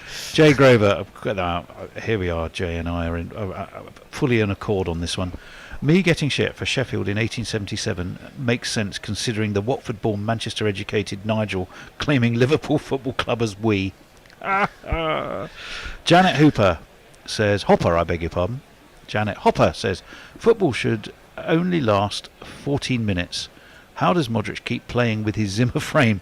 He's a majestic player. Please don't mention Tuesday's football again. I have just stopped crying. You got to take these things on the chin, man. We were fucking battered. That's sport for you. It's depressing, I know, but it's kind of on the cards. This man's going to bowl. Even if my Cooper is well, sturdily keeps wicket. Knowing how the Kiwis pick teams, he'll be just 1 of 5. No, Gary's woken up. Do you think he went to sleep? It's only about 2 o'clock in the morning. It's not even. It's 1:30. You can't have gone to sleep. Some people do.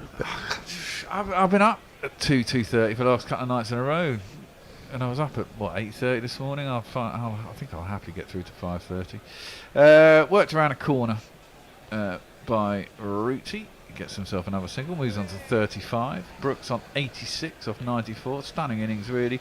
England 150 for 3. What were we for 3? When 21 or something. 21, yeah. When Pope got out. So pretty decent recovery by England. Root punch. That's a lovely shot. Brook. That's Brook. Sorry again. Jeez. He's punched that through the covers. Beats extra cover in between extra cover and cover. Races itself down to the boundary. 4 more runs. So in his first, this is his 8th Test match or 7th? 8th. 8th. He got bugger all in the first, and he's got 300s and This could be his 350s. slowest Test 100. Could be. He goes on a back foot, punches that again out to the offside. They're going to go for the quick single. They do make it. What were anybody out there do our work for us? No, I think it's the balls that he is. How many balls he's had for his 100s so far? Well, 5 tests so far. 78 is his average. That's before today. That was before today. Highest is 153. Root drives that up to mid-on. No run. That was the first innings in Rawalpindi. 108 in Multan, 111 in Karachi. So 3 consecutive tests and 3 tons. 80 and 6 in South African ODIs. 97 in the warm-up game in Hamilton. And at the Bay Oval, 89 and 54. Fucking hell, that's impressive, isn't it? Lovely to see. Root clips that up to mid-on. There's no, mid-wicket actually, and there's no run short mid-wicket. Root's faced more balls than Brook. Root has 35, Brook 91. Which is quite phenomenal. This one's tossed up. Root, with his wrist, just works it square into a gap, gets himself the single, steals the strike. And England move on to 156 for 3 after 39 overs. Over to you, Tone. Yes, indeed, over to me. Where was I when you said that? Sleeping, Brook is... no, I wasn't asleep. I was researching. Not quite the same thing. Is at the Bodleian Library. Brook, the Bodleian notes. Well, it's now I've gone paperless. It's all confusing. Jay Grover says Brook is 6 feet tall. 6 foot. Well, is I that didn't all? know that. Yeah. Messers has sent Crawley's record by year in terms of average and strike rate. Thanks. Highest 2020 average 50, strike rate 56.9. We did it 260 odd against the. His strike rate, his highest strike rate was in 2022, 15 matches and a strike rate of 63. We have a change of bowling. We do have a change of bowling. It is this dude. That's Neil Wagner. He's my boss. And when he takes 5 wickets in an over, it was moida. The Russian mercenary. Yeah. That's nicely. Root comes down the track, drives nicely, but Wagner sticks down a paw and manages to stop it. Quite nicely timed by Root. Well, considering Wagner normally bowls sort of halfway down the wicket and heading for your armpit, to take a couple of steps down the wicket to the first ball is... Yeah, you've got to pick it up pretty bloody early to do that. Yeah, well, he did it before he'd bowled it, so it's quite interesting. Maybe he figured he could adjust and just clip it around the corner. That's hugely wide now. That's a Root shot. Beautiful. Gets right across, drives it sweetly through the covers, all the way out to the boundary. 4 more runs. Plenty of width to work with. Yeah, absolutely. It's me, says she. It's me, says she. Should have reverse ramped it. That's an absolutely gorgeous shot. This is a Root I love to see. Untroubled. You like a good Root at this time of the evening? Yeah, well, that's a bit late actually. I'm usually asleep. That sounds to me where we started with Jay Grover earlier on, wasn't it? Guided by Root square on your side, manages to just about beat a diving cover. Scrambling across to try and cut it off to get through for a single. He moves into the 40s on 41. That said, probably Root's style is a cut above the bins at the back of Tesco's. Well, you know. I'm not sure where we're going here. And Mrs. Root, if you're listening, please don't send any libel writs. 161 for 3. It was Tony. 40th over. So they've got the run rate back up over 4 now, mainly because of Brook, who again carves one down to backward point wide. I don't know what Wagner's hoping to do. He's bowling at about 120, 130 miles an hour. He's bowling very wide of off stump. Yeah. Maybe he's bowling for stumpings. Keeper's not up. Yeah. Bowling for run-outs. Well, considering the weather we were expecting, Wellington has held it off. Are you saying that Messi Jez has let us down with his weather forecasts again? I'll let him answer for himself when he comes on. That's clipped into leg side by Root. Again, can't be mid on. Good get. But it was always an easy single. Here's the thing for you. You've spent many hours on a cricket field, fielding. You really don't know when the ball is coming to you. Normally in cricket, you've got some idea of when the ball's coming to you, but with the way that England bat nowadays, any ball can come at you at any angle at any time. Well, yeah, no. And it probably takes its mental toll. I think it does, and I think that's another reason for it. That's a beautiful shot by Brook. He's pierced that offside once again.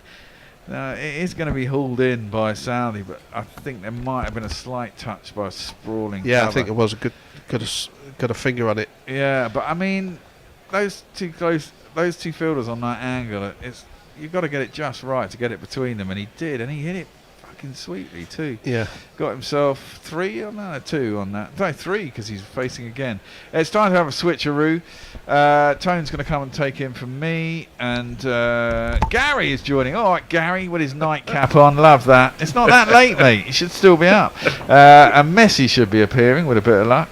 There he is. All right, Messi. We haven't met yet. It's a bit strange. We've usually had a couple of conversations by now. Indeed. Before you go, Bear, have you seen the message from Dave Barrett about accessing the player on the website? No. When he tries to hit the player, he has to go to the ad that's covering it up. So There should be a cross in Maybe the an corner issue. of the ad to be able to turn the ad off. Is Okay. it on the mobile site? I can't see it because I've got an ad blocker. Okay. All right. I'll pass you over the tone. Right. Tony, what's the next tweet, by the way? Oh. We appear to have lost Tony. Well, I'll chip in while there's a change going over there.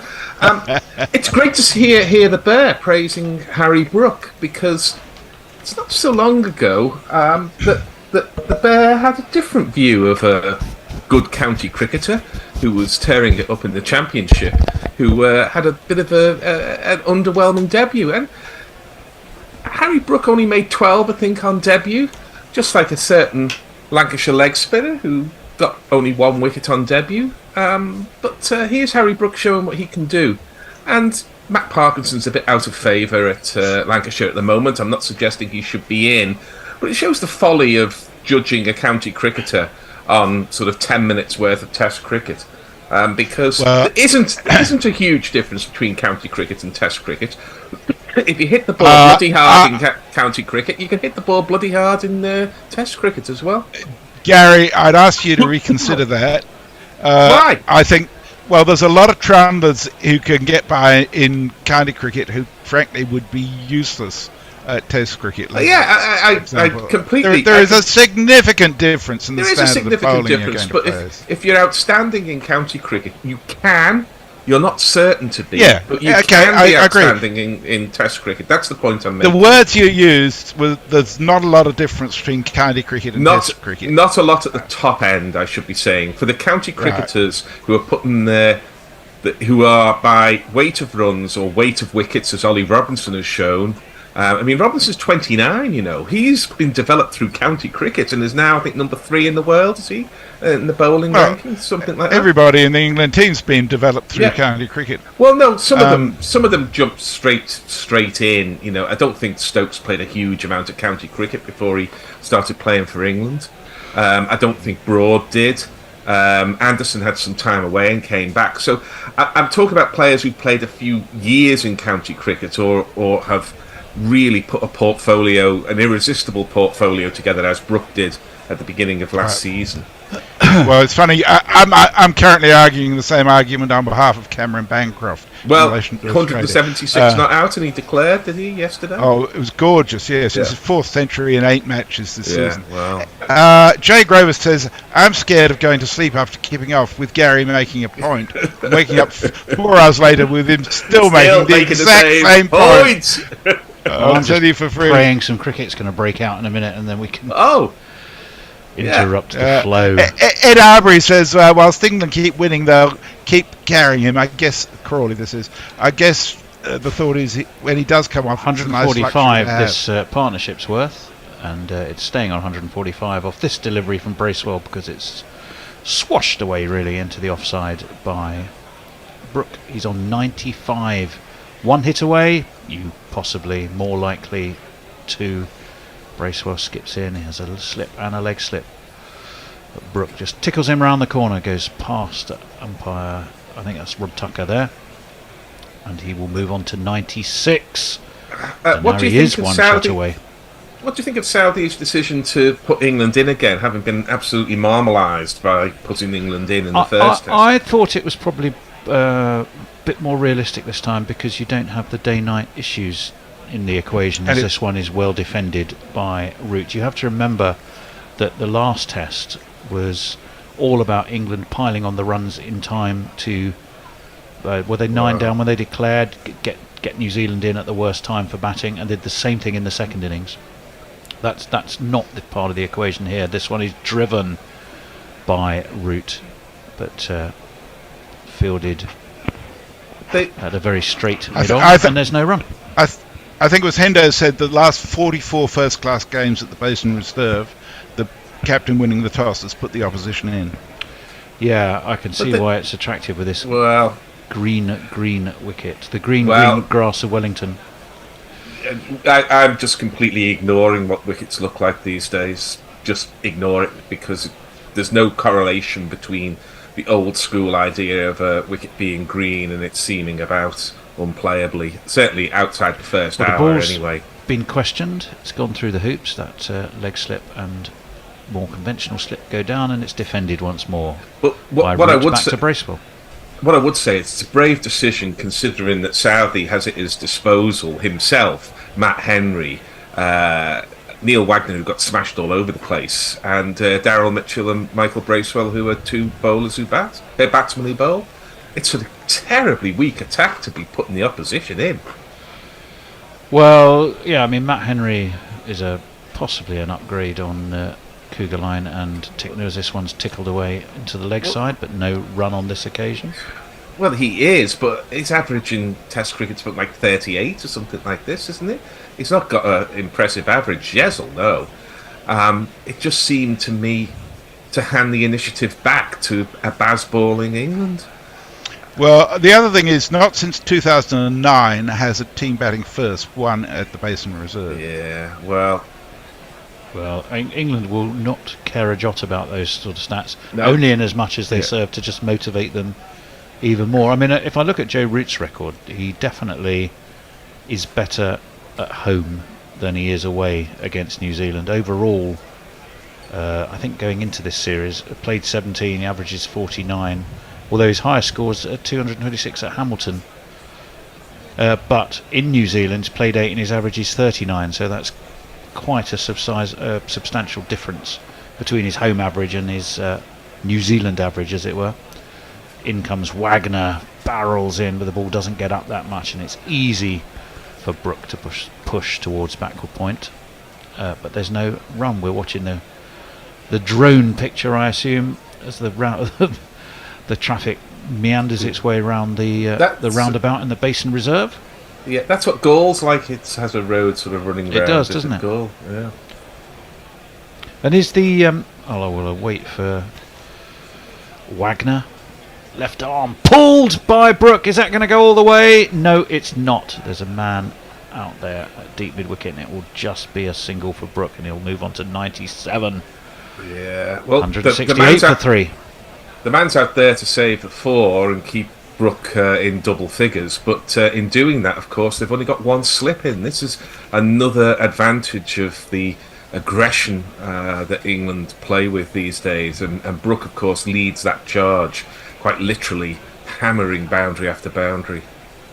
Wagner, pugnacious, wrinkled up look on his face and determination, but that's wide of the off stump and happily left alone by Root through to Blundell.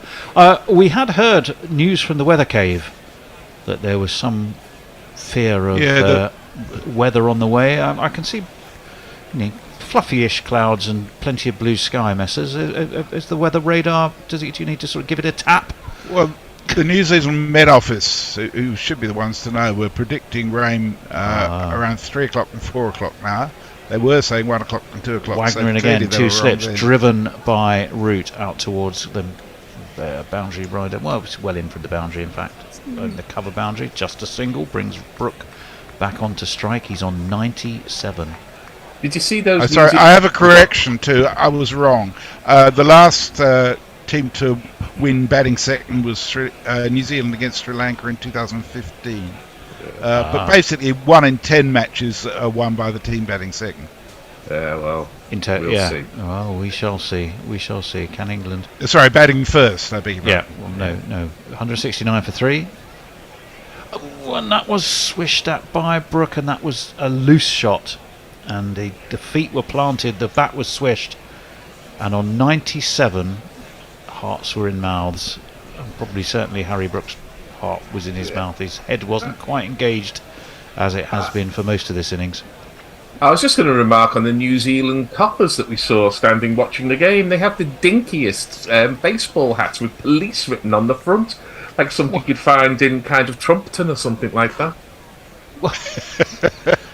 Okay, this one is up onto his toes goes Brook, guides this down to backward point, takes a single, moves on to 98. Well, they look almost like riot police. They've got the stab jackets on, and You think so? I'm not sure you have riot police in Trumpeton. to be honest, Gary. Trumpton Riots was a half man, half biscuit song, I think. I may be wrong. We need Borthy for that. 170 for 3. It's the end of the 7th over. 43 for Root. Brook on 98. Can he get that 4th ton in 5 tests? Who knows? David Stump says if Stokes gets injured, Brooks should skip her. And Jay Grover says, as soon as Fred said that I knew Tony would say something, Root and I are going to sue. Sorry, as soon as Fred said that, I knew Tony would say something. Root and I are going to sue. Tim Wall sent a picture of Little Richard, I think it is, singing Tutti Frutti, or Rudy. Has he got the full makeup on, Little Richard, and the bouffant hair? Looks like it, yeah. All I can see is the picture. I can't. From what it's a GIF. From what Jay was saying earlier, perhaps what it really means is Sue and I were going to root. But there we go. It's 170 for 3. Bracewell is going to continue. Oh, God. Onto the back foot and cut by Brook straight to backward point. Chooses not to run on this occasion. You specifically asked for the morning off, Messrs. I did. You had to remind me. So I've been as you're making a bid for the gorilla of the day when I do the roundup with Al this evening, aren't you? Onto the back foot goes Brook. Punches away towards cover. Gets himself a single. Moves on to 99. Yes, he doesn't want to get flaky when he's on 99. I was about to say, put a flake on the top. You beat me to it, Gary. In your wee willy winky sleeping hat. You'll have to tell us in another life how the Greek tragedy of Canterbury was. Oh yes, 150 partnership is up, and Root is forward. But there's the man actually forward short is slightly backward short. Have I got that right? Yeah, he's a little backward. He is a little backward forward, as it were. But he's not fully backward, if you know what I mean. Onto the back foot goes Root, and that's why he's there, because the Bracewell's getting just enough turn, and Root's moving it round the corner with that turn and straight to that man on consecutive occasions. He's bowling well, I think, Bracewell. He's got a very old-fashioned haircut, Bracewell, don't you think? As this one again turns and foxes Root a little bit through to Blundell it goes. He reminds me a little bit of Richie Cunningham from Happy Days. Yes, I can see why you see that. It's not quite the bounce. I seem to remember him having slightly bouncier hair. Yeah. That was Ron Howard, wasn't it? Yeah, it was. As this one is away into the offside. So, he snicked the strike. Rooty, come on, you got a man on 99 and he's pinched the strike. And he's looking a tad sheepish because I think he realises what he's done. 43 overs, 172 for 3. Messers. Once a Yorkie.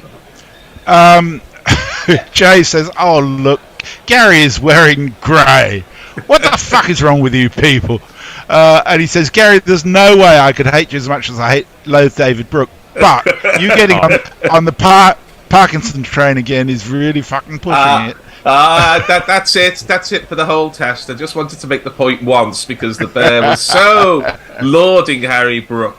And would he have done so after he'd been out for 12 in his first match? He can't play, get him off. Well, Neil Wagner being expensive again, and he's going to take up the attack once more to bowl to Joe Root, who pinched the strike at the end of that Bracewell over. 2 slips, lie and wait. Root has worked this nicely towards leg. They are going to come back for 2, so Harry Brook will stay at the non-striker's end and will stay on 99. Well, and that is a fabulous looking crowd, by the way. It is. I saw 2 plays today. Actually, I was at Canterbury for the matinee, and I was at the Playground Theatre around the corner from Wormwood Scrubs for a very distressing play this evening. But I had to wait 40 minutes for a bus on the way home. But there were a couple of actors from the play about my age, so we had a good old laugh at the bus stop, so that was good fun. And this one is slanted across Root, who leaves, and it goes through to Blundell. Surely it should have been more Chaucerian rather than Greek tragedy if you were heading off to Canterbury, shouldn't Well, yeah, there is a case. There's a case for that. That's the destination, wasn't it, of the the Pilgrims. 74 for 3. It predated that, of course. It was based on a lost play by Aeschylus 2,500 years ago. Wow. Has it been found? This one is defended into the offside by Root. A little bit of yes/no after you, Claude, but they decide against the run in the end. Well, apparently it's one of these things a bit like sort of Fermat's last theorem, where it was sort of referred to.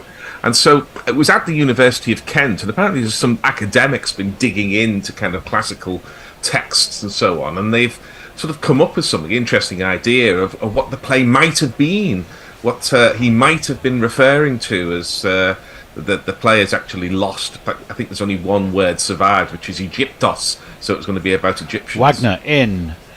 Down to meet him comes Root.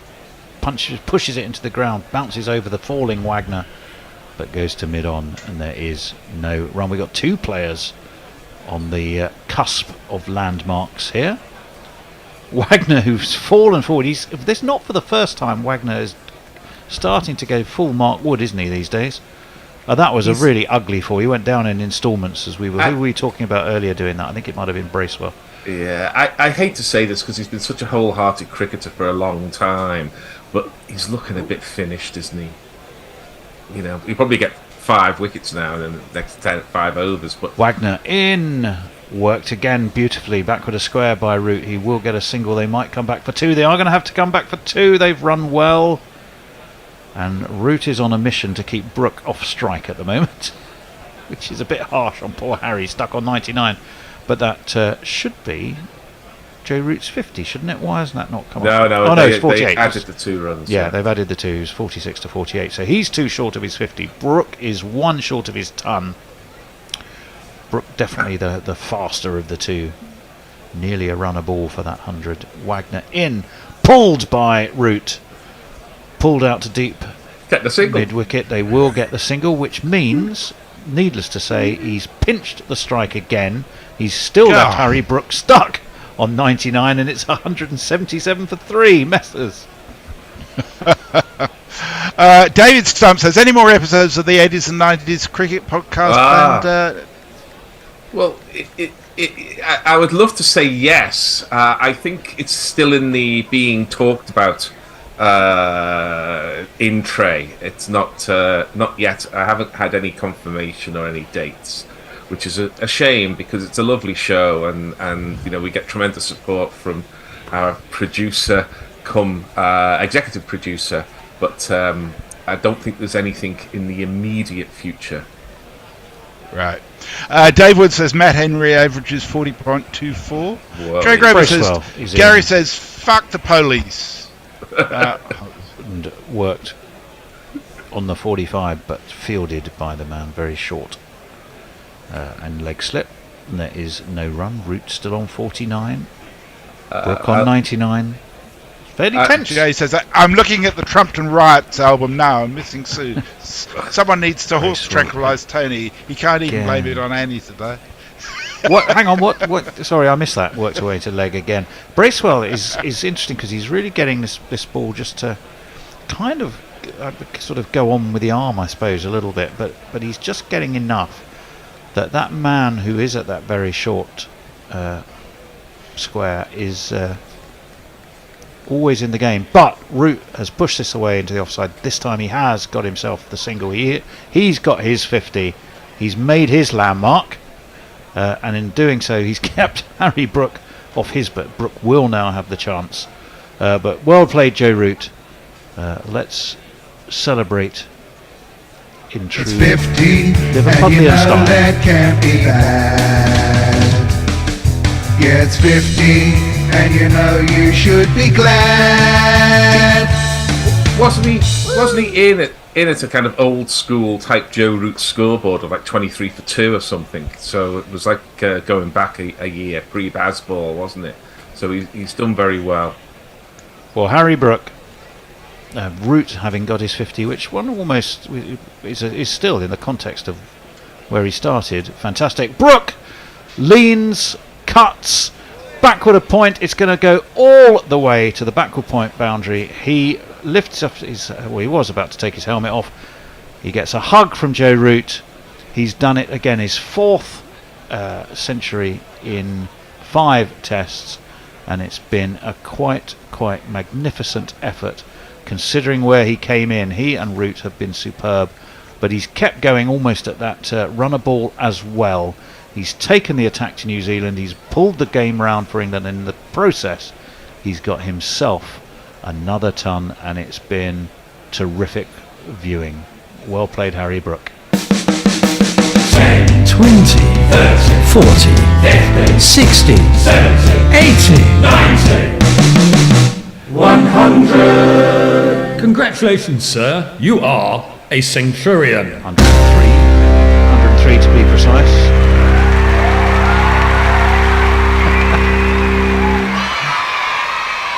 And whilst he was being suitably celebrated, he'd also nudged the ball into the onside for no run, and he's done the same thing again. There's a man at short mid-wicket.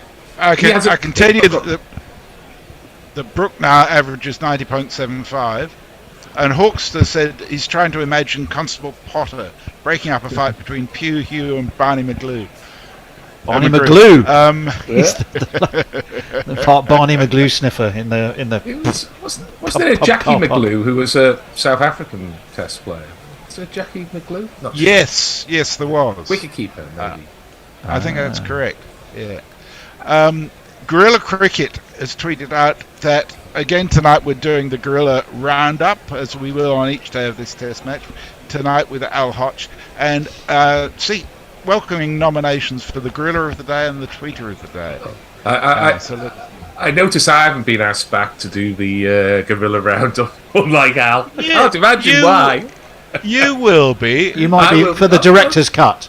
Yeah. When there aren't any time limits, you may get another go, Gary. Well, as each of you discovered, 15 minutes isn't very long. Saudi back into the attack, and is defended away into the offside. I should jingle him up. He's reintroduced himself into the attack. Here he is. It's only a whimsical notion to fly with Tim Saudi tonight. I probably won't fly with Tim Saudi. Then again, I just might. I think Harry Brook. I'll break off. This one again is works away defensively enough, but just a prod really towards mid-wicket. They take an easy single. This partnership is 162 now. That will mean that's 162 out of 183. That just shows how important it's been to England, given the state they were in. He has a very different MO to David Gower, but in terms of coming into Test match cricket and making it look easy, I have to go back to Gower in I think 77 to find an England player who has joined the side and just made it look like it's the easiest thing in the world. He's not quite so. I mean, Gower could play all around the wicket, but the thing I always remember most from Gower is his cover drives and offside strokes, as this one is defended by Brook. Yeah, it's captain. No run.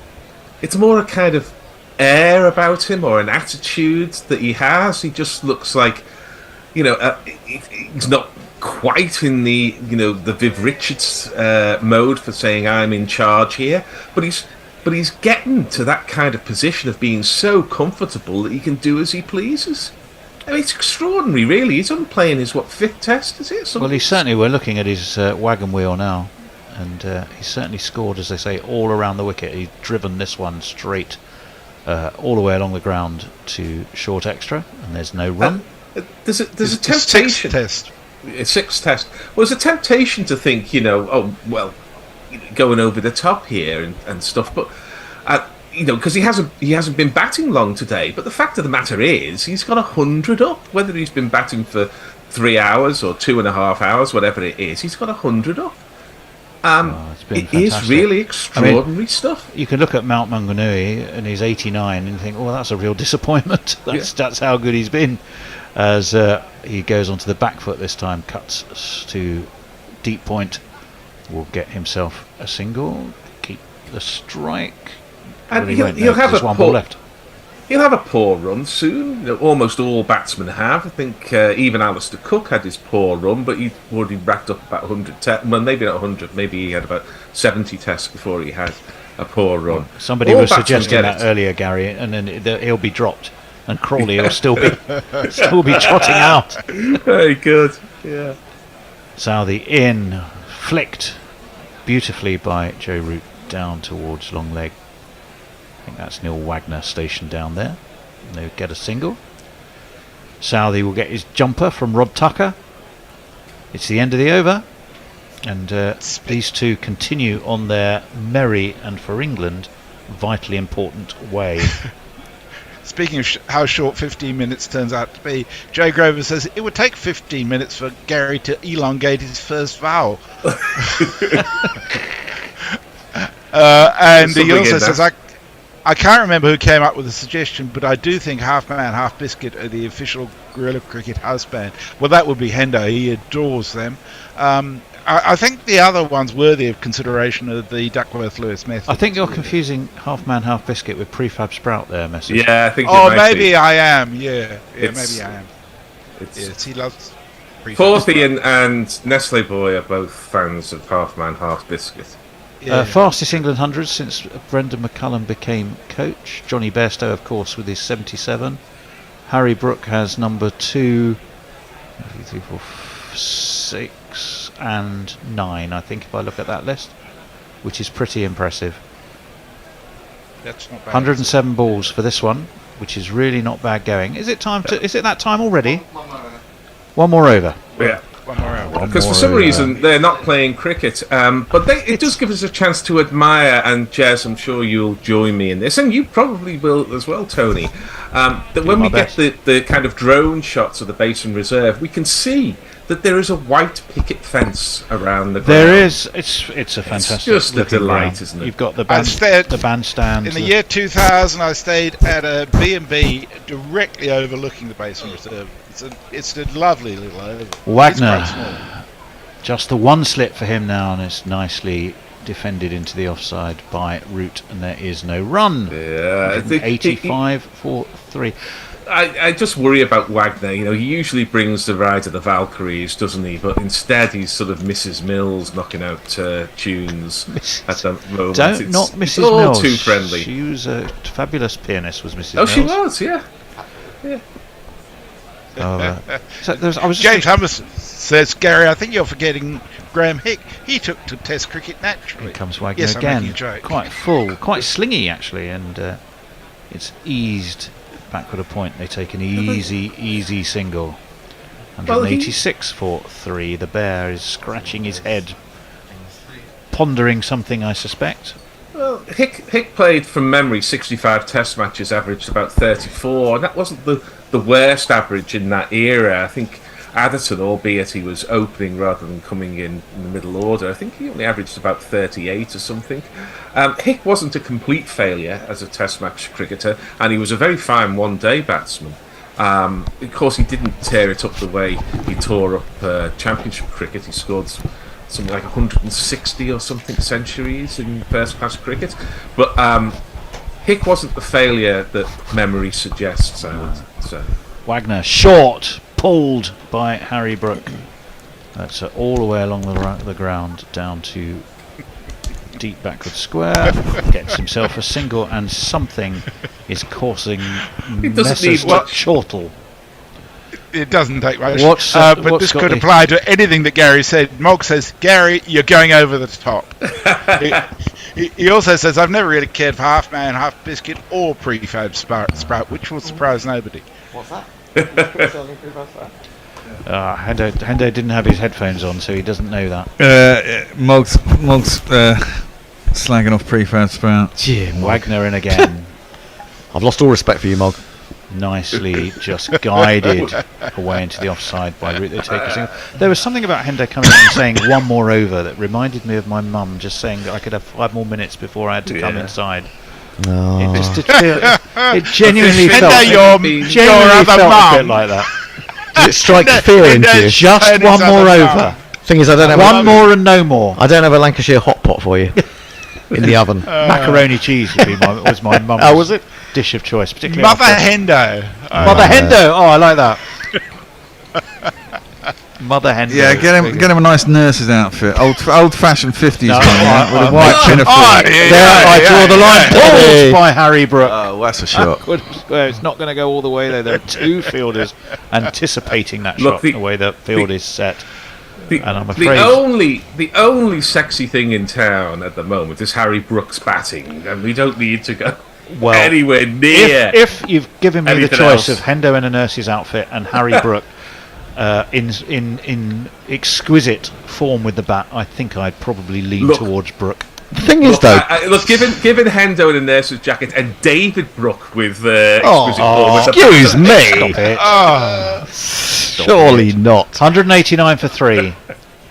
We're a long way off piste, I think. I think we have. Yeah, we've Change can't come soon enough here. As this one is driven, exquisitely by Joe Root. He plays that shot so well. High elbow, guided away through extra cover, 4 runs, and I don't think we have even I don't think there's a jingle that does justice to the sheer majesty of that shot.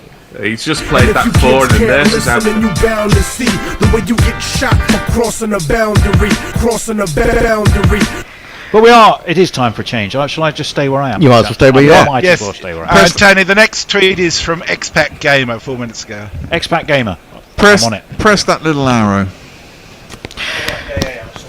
47 overs bowled, England 193 for 3. This partnership now worth 172. They were 21 for 3 early this morning or this evening, depending on where you are. Crawley went for 2, Duckett for 9, Pope for 10. It was a very enterprising 10 from Pope, off only 6 balls. But he did rather play across one, try to work it to mid-wicket, and was caught third slip by Bracewell. Brilliant catch, also by Bracewell at third slip, to get rid of Duckett. Southey, 1 for 33. Is he coming back on, or is he continuing? I think he's continuing, isn't he? He's coming into Brook. Second over, yeah. He's on 106. And he nearly bowled him there because that came back a little bit. He left a bit of a gap, got an inside edge, and everything is running for Harry Brook at the moment. In a few years' time, maybe in the Ashes, those will hit leg stump. For the moment, it's gone for 4. I'd love to see him thrash Pat Cummins around. Yeah, just it's a bit lazy, that one. Wasn't yeah, he does. He just doesn't move his feet sometimes because he's so naturally gifted, I guess. Thinks he can just throw the hands through the ball, but when it moves like that, not so easy. Southey in again. He's onto the back foot, just dropping it square. The man comes from second slip, Latham, to do the fielding. When you were reading out that scorecard, it just made me think that they kind of play one-day cricket, basically. The top 3 foul, you just sort of settle in.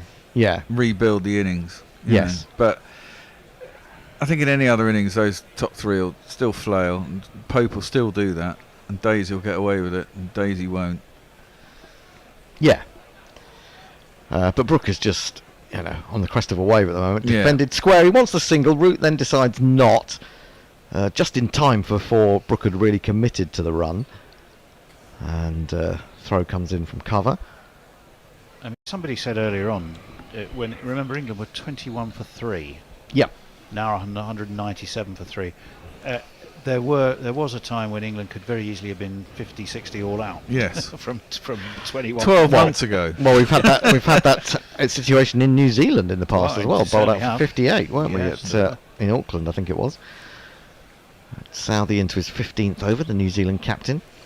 2 slips, driven at really wristily by Brook. He's only going to get a single this time. It's a lot of movement, all the slips coming up to back up the throw. Not sure that everyone was needed there, but another single is taken by Brook, who's on to the Devil's number. He's on to Nelson, 111 off 118. Now, not Fred was postulating that this might have been Brook's slowest 100, but it isn't. I think it took him 133 balls, one of those that he scored in Pakistan. Yeah, he was in that list of fastest centuries under McCullum, and he had a third one underneath this one. Yeah. In comes Southey again. Bowls to Root, goes right across his front pad and then turns it away behind square.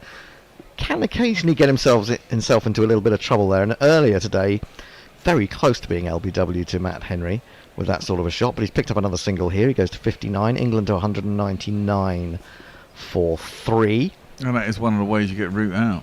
Yes, I think it is. And I mean, Matt Henry is a good bowler, but I think someone who gets that ball in that sort of with that straightness more often, perhaps, will get him. Hazelwood is always a danger. That's pulled by Brook aerially, but safely enough. Devon Conway's out at deep square leg. It'll just be a single. England's 200 comes up, 200 for 3. The run rate is a relatively benign 4.17 per over. We've got any tweets there? No, it's not me. It's me. It's you. And yes, we do. I wonder what that's there. I wonder what. I thought it was you there. doing tweets. Expert Gamer says, give it here. The record for fewest innings to 1,000 Test runs is 12 by Herbert Sutcliffe, who did it between June 1924 and February 1925. Oh, what's happened? I've lost. Mog says, I've never really cared for half man, half biscuit or prefab sprout. Bless you, says Mog. You ridiculous man. Diana Patterson says, who could be half man, half biscuit other than someone named Oliver? Very good, as in Bath Oliver, the biscuit. Jay Grover says, I know I'm not an official gorilla, but half man, half biscuit are one of the few groups I overcome my fear of crowds to go and see. Nigel Blackwell also knows his cricket. I think he'd be honoured to be the house band. Oh, wicked. I don't know. I mean, I must admit, I don't know half man, half biscuit. I don't think I've deliberately listened to anything of theirs. I may have heard the odd thing. Prefab sprout are mint as well, though. Oh, they are. Absolutely. And were and are and will go on being. Unfortunately, they can't really play live. Brook has stepped away. Now, where's he smashed that? There's a man at long off, or halfway back to long off. But I think he's clattered that straight over long on for 4. 4? Yeah. Yeah, I think it's just 4. He's flat battered it. He's stepped back and flat battered it. 2 + 2 is a man. Insouciance. It's a 4-hand drive, only higher than the average 4-hand drive would go. Really is. It's a tennis shot, isn't it? They're really taking to... considering how successful Wagner's been with this approach, he's absolutely well, they realise taken apart. His confidence is a bit low, and they're really trying to sort of emphasise that. Wagner in again. He clears himself again and chops this almost through Root. The man at long on was almost directly behind the stumps there. He's so straight that Brook has got another single anyway. He's got to 117. Is Brook getting a bit bored now? Is he getting a bit bored? I think he is. It's too easy for him. It's coming too easy for him. Well, that's why I don't think he's got a very big score, is he? Yes. He gets over 100 and then he thinks, fuck it, I'm just going to throw the bat. Everything he gets out. The thing about that is he put topspin on that one. Yeah. That beat Djokovic down the line. 205 for 3. Root progressing more serenely. 59 from 130. Here comes Wagner again. Short, and he pulls in a more orthodox manner. Gets it away between square leg and mid-on. Southey's going to get there first, and they should turn for 2. They do. Root has a little look at the bottom of his bat as if he didn't quite get that where he wanted to, but it takes him into the 60s. 61 off 131. England 207 for 3. That run rate is starting to climb. It is climbing, 4.27. You wonder whether by the end of the day it might have got up to about 5.3 or something. You do, don't you? You know. Although Folks is to come, and he plays a relatively calm role. Short again, pulled once more by Root, but there is a man at backward square leg, Michael Bracewell. There are no slips now, so we know what the plan of action is. It's to get a top edge, really. After one of these Stokes is in, and then Stokes and Folks, isn't it? Yep. Yeah. And then you're into the bowlers, really. No slip. There is a gully. Folks isn't very baseball, but he can sort of... No, he's a very good batsman. He's very good at just working the singles to give it to the man who can baseball. Don't forget the Absolutely. hawk. Don't forget the night hawk, or day hawk, or the hawk now, yeah. What have we got? We've got 5 men on the leg side in various positions hoping to get that top edge. Wagner is in again, short, and it's pulled again by Root. It picks out the man again at backward square leg. When I say he's backward square leg, he's almost round on the 45, not quite. And then there is a long leg almost on the same angle, maybe perhaps a little bit to his right, and also an orthodox square leg. So we pretty much put in the picture by Wagner regarding how he's going to bowl. He's about to finish his 10th over. running in with plenty of energy, and short and pulled by Root. Gets past a man at square leg and gets past a man at deep square leg. It's 4 runs. Unbelievable. The number of the day. Who could ask for more? The number of the day is 4. And Wagner's going at 6.4. Yeah. Yeah, they definitely got a plan for Wagner, which is just get after him. Yeah, and it's working. I mean, you may lose the odd wicket, but at the moment, I mean, that was a hell of a shot, wasn't it, in front of the square? I mean, the bloke on the boundary only had to move about 10 yards, but he couldn't get there. Timed that superbly, Root. Isn't that Latham on the boundary? Yeah, it was. He's got a definitely sort of elfish look about him, don't you think? Oh, yes, very much so. Yeah, give him pointy ears. Yep. Brook is on 117, Root on 65, England 211 for 3. 50-50-50, well done Root, says Don Diego on YouTube. 100-100-100, well done Brook. He then adds, this is delightful. Well, it is. And it's cleared. I mean, I thought just after lunch it was looking a little bit darker, but it seems to be quite a bit brighter. There is a bit of blue sky now. And hopefully we're going to get through without any rain interruptions. Well, it's a very English day, isn't it? Crikey. It is really, yeah. Late teens, a bit of milky sunshine. And a bit of wind. Southey into Brook. Brook waits and then just brushes this down to deep backward point for the easiest of singles. Goes to 118. England 212 for 3. View from inside the monument. Oh, it is, isn't it? It's very nice, isn't it? I'm just looking to see. Not particularly great though. You got lots of things blocking your view of the cricket. Well, yeah. If you'd want to be at the front of that so that they don't get in your way. Yes. I'm just trying to look at the GPL and see what numbers we've got. The first one starts at 2:15. I think that's over. Pushed into the offside by Root. And there is no run. Let's have a little. I'm pretty sure Hombre Nuevo has gone big. He's gone big. He's gone big. If you go right to the bottom. There's a 331, there's a 347, and a 324. So, yeah. All 3 different people as well. Well, they look short. Got Don Diego's in there. No, I suppose we've only got one session. We're on last yeah, session. It's true. Yeah. Probably get 2.5 hours though. Yeah. Another 100. Yeah. How many overs? 49. We're into the 50th. Down the wicket comes Root and then just jabs it into the offside on the front foot. They take the easiest of singles. 213 for Root 3. 66. Root is on 66. He's on his number. And,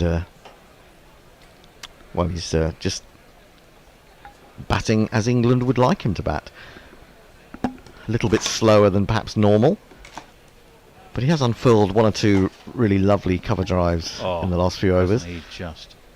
They're gorgeous, aren't they? Given the width. Southey turns again. Runs up and falls over and doesn't let go of the ball. So he's just gone completely arse over tit. And found it quite funny. Hasn't injured himself. I think he's chucked the ball backwards somehow. Did he? Did it come out of his hand?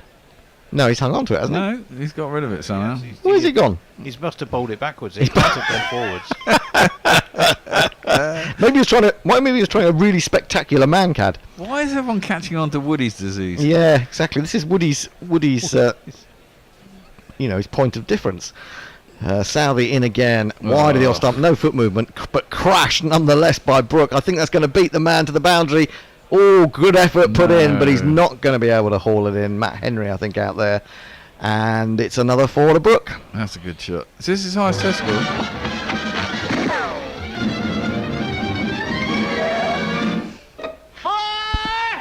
Played that. It was a cut off the front foot, which is a rare shot. But when you're in really good form, as Harry Brook is,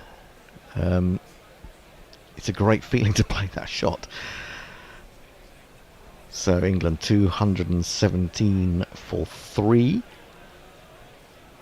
Southey again into Brook, bowls, and he has to fetch this a little bit from outside off stump. Plays it almost with an upright bat, down behind square, well controlled. Takes the single to long leg. And there's 1 ball remaining in the over. England's run rate now is pushed up to 4.37. And Just New Zealand letting this go a little bit. Had a bit of bad luck, perhaps a couple of inside edges that on another day might have. 21 for 3.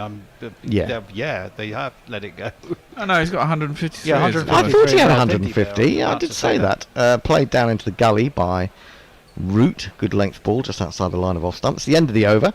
Southey's bowled 16 overs, got figures of 1 for 47. England are 218 for 3. Dave Wood is suggesting England to declare 4 down at 300. Jersey Oak will England declare to get an hour bowling at New Zealand. No. I think it's unlikely in these conditions. Getting an awful lot of messages popping up on the jingle computer, by the way, Bear. Oh, it's about things that are needed to be paid in the next 6 days. Things and all sorts of things going on. I've just said yes to each of them. And spending the Bears' money. Hopefully. You never know. You never know. It's the same one that comes out if the licence is due. It just keeps fucking badgering you've got 6 days to play it. Oh, that's fine. No, that's all right. As long as you remember within those 6 days.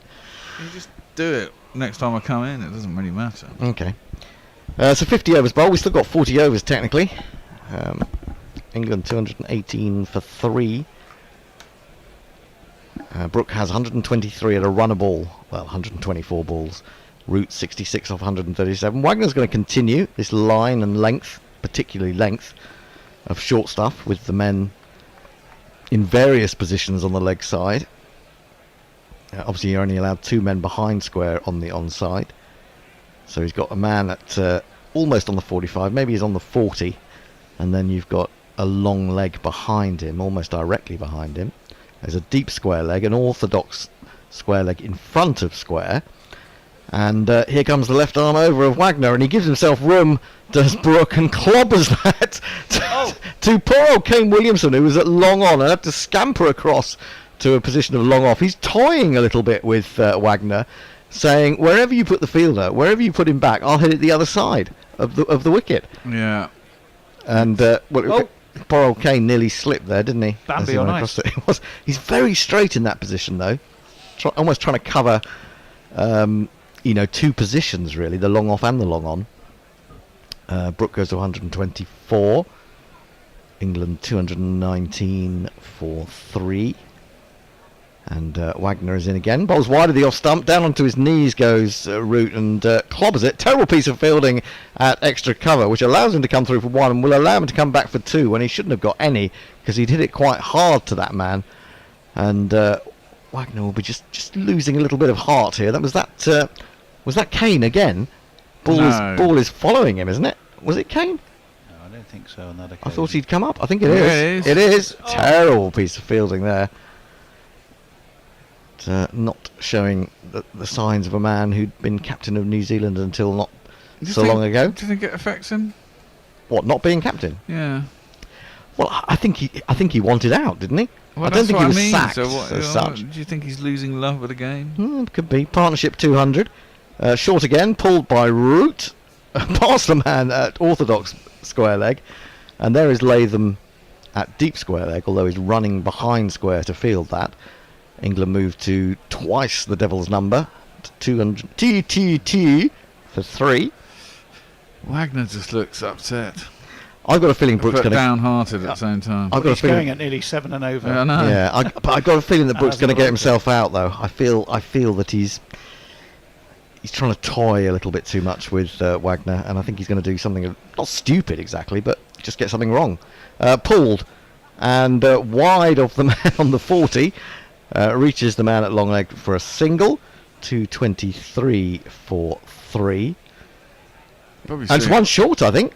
I think he's signalling 1 short. No, it can't be 1 short. He only went for 1. Oh, well, what's that signal? That's the same signal as for 1 short. I think that's for over the shoulder, isn't it? Yeah, that's confusing.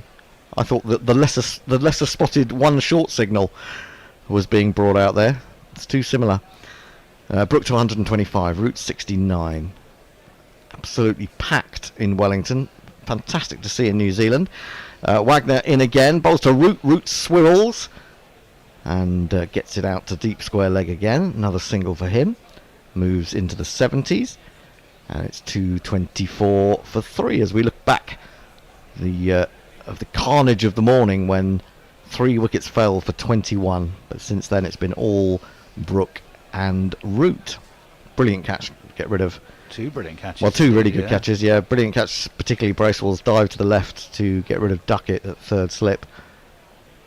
Anyway, Brook comes down to face the final ball of this over, and he steps back and exposes his stumps. Wagner bowls him a full ball, much slower ball than usual, and he just says, I won't even bother with that.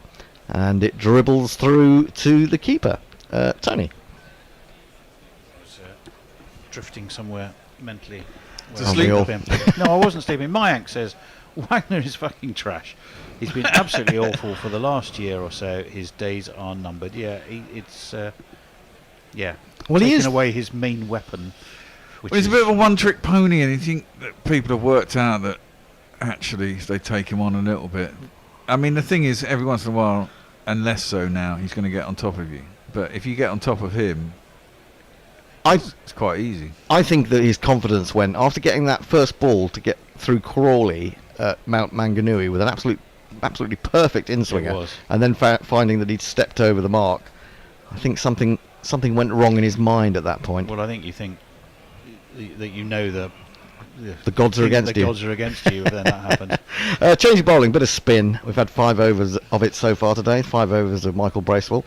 It's gone for 20 runs. He's going to be bowling to Root. Let's see what he's got in terms of the field. He's got a man at deep square, but actually almost as far around as long leg. And then, of course, the camera focuses close up on the bowler, so I can't give you anything more for the time being. But expect to see the Root sweep put to good use over in the next few balls.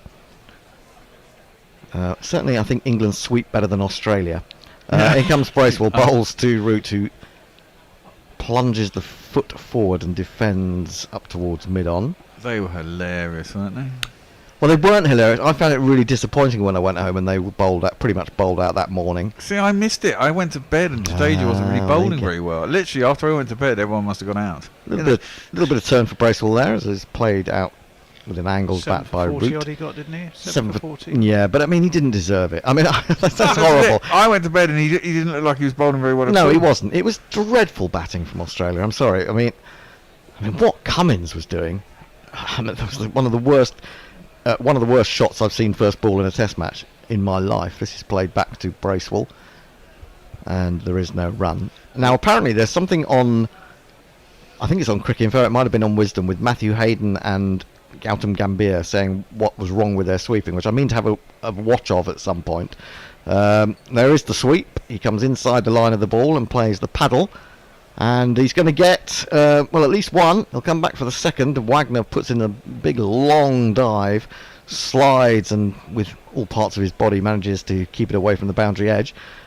Root is back for the second. 72 to him. May not be going quite so well with the ball for Wagner, but he's still a wholehearted competitor. And he did very well there. 226 for 3. Bracewell to Root again. Root is forward. He defends this one, keeping the bat and pad close together. Ball runs out to extra cover. And England's fourth wicket partnership now worth 205. Now, we were harking back to those days of 10 years ago when England last played here, and Jonathan Trott and Nick Compton added 210 for the second wicket, which could have been match winning. Root forces off the back foot and is kept at that end 62 overs, didn't you? Well, it took them 63 overs for their 210, but England ended up with something in the mid 450, 460, and they ended up making New Zealand bat again following on. Although in their second innings, New Zealand ended up about 160 odd for 2. Broad, I think it was, took 6 wickets in that first New Zealand innings as well. And we were saying that, well, if anyone scores 210 today, they're going to do it a hell of a lot quicker than those two. Well, this must have been in what? I mean, when did Brook come in? About it's been done in about 46 overs, hasn't it? Probably 6th, 7th over, something like that. You reckon it was that? Maybe it was a little bit later than that. Maybe about the 10th over. So about 42 overs. Yeah. So a good 20 overs quicker. Good at 20 overs quicker. Not as quick as it might have been, to be honest. But Brook is still going at a run a ball. Root is going at about 50 runs per 100 balls. Southey's showing a lot of faith in Wagner, isn't he? He is. He's really saying, yes. Come on, Neil. it's going to come good. He's brought a man across from the leg side into extra cover, so he's got an extra cover, a gully, a mid-off, a deep backward point, and a third man. It's wide outside the off stump, but it's crunched away to the left of that man at extra cover by Brook. Hits the boundary boards around about now, and it's 4 more.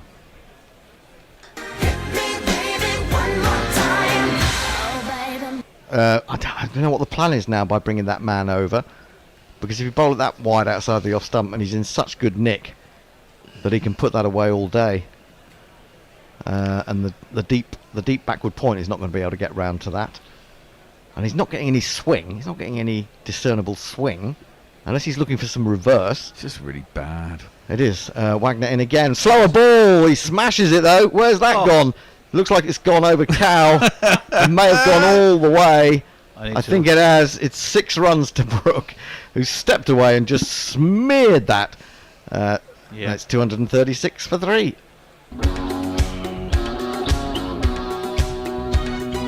I believe in miracles. Since you came to bat, you 60 thing, you. I believe in miracles. Since you came out to bat, you 60 thing. Wagner again in bowls. He waits for this one and just tickles it to the man on the 40. And there is no run on this occasion.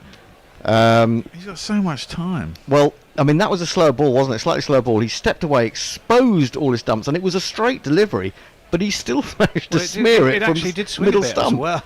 It did move into him quite a bit. I actually thought it was a better ball until I saw it sailing over the fence. Yeah, but it's the way he just steps back and clears his legs for that shot, really.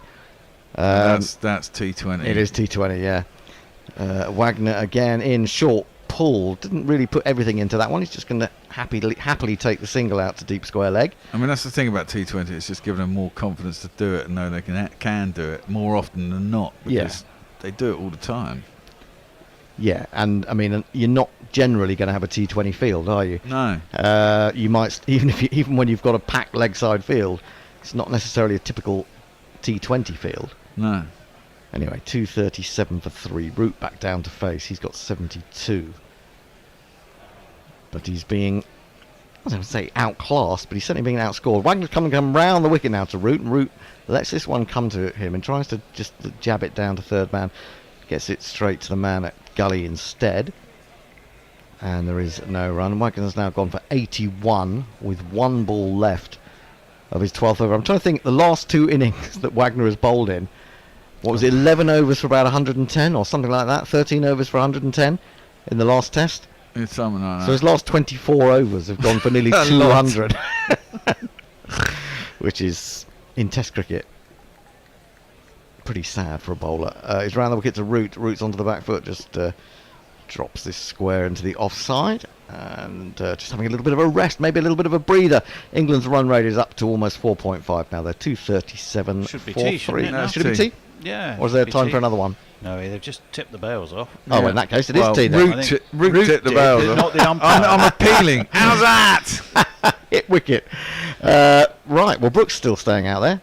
Root's coming to join him, so maybe they are just about to wander off. Yeah, I think so. How many runs did we get in that session? I'm trying to remember what the score was at lunch. 110, 108, something like that. Here we go, we're going to find out. 136 runs. So they were 101 for 3 at lunch. In 27 overs, they've added 136. The run rate in this session has been a little over 4. The over rate's been a bit over 5. The over rate's been a little bit better than it was at Mount Manganui of just over 13. But Brook, 136 not out, off pretty much at a runner ball. Another extraordinary knock from him. Root is standing back to allow him to take the applause from the crowd, and sportingly, most of the New Zealanders are joining in too. And you've got to think, actually, that first couple of overs after lunch, first 3, 4, 5 overs. Slow, wasn't it? It was. They watchful. 4 maidens in there. Yep. They were very watchful. There's a couple of decent deliveries by Matt Henry. Beat the outside edge of Brook's bat. Well, this partnership is now 216 from 278 balls. They've repaired England's innings from a rather parlous 21 for 3. Perilous is the word I was looking for, really. Losing Crawley. Parlous, maybe. Crawley 2, Duckett 9, Pope 10, but Root is 72 not out. Brook is 136 not out. He's going to more than a runner ball. 131 balls faced so far. Tim Southey 1 for 47 from 16. Matt Henry 2 for 46 from 13. Daryl Mitchell none for 34 from 6. Wagner none for 81 from 12. And Bracewell none for 22 from 6. Now, when one of your frontline bowlers like Wagner is not firing, and your fifth bowler is Mitchell, and Bracewell is no great test off spinner, it's a struggle, isn't it? Is Bracewell your fifth bowler, and actually Mitchell? I mean, Mitchell was second chain, first chain. I think Bracewell's actually bowled pretty well, considering. Well, yeah, but there's no real turn out there for him. I mean, he's just trying to get through a few overs and stem the run scoring as much as anything. He's gone at under 4, as Yeah, has Matt that's not Henry, bad. as has Tim Southey. But I mean, poor old Neil Wagner has gone for nearly 7, and Daryl Mitchell nearly 6. Yeah, you don't feel that there's anyone not great. who can really put the brakes on now if the ball's not doing very much. Apart from Southey, probably. Well, himself. Southey You possibly. can't bowl all day. But even then, he's going to go for 3 or 4 and over the way things are.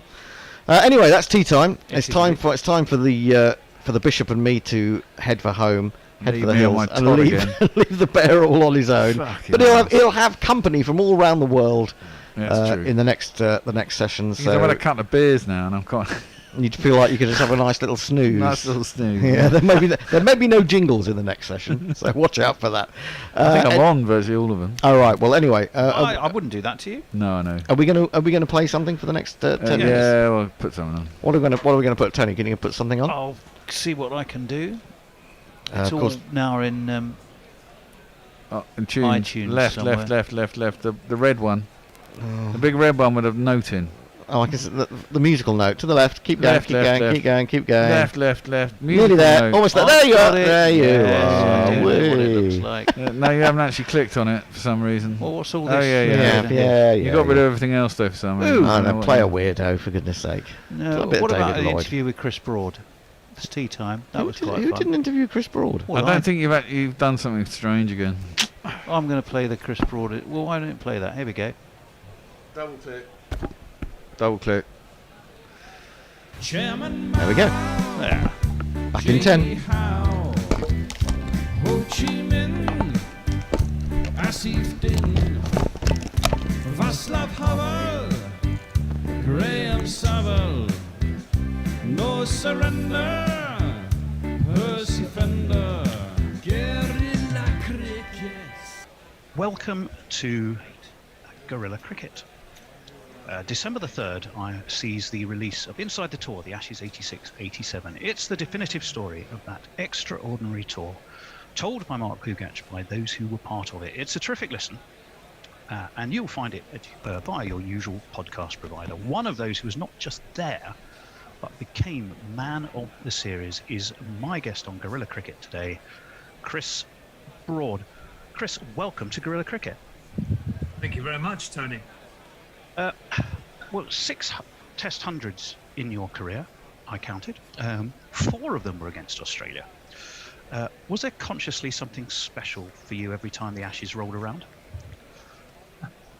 I would like to say yes, but unfortunately I played against Australia in England and didn't do quite as well as I had in Australia.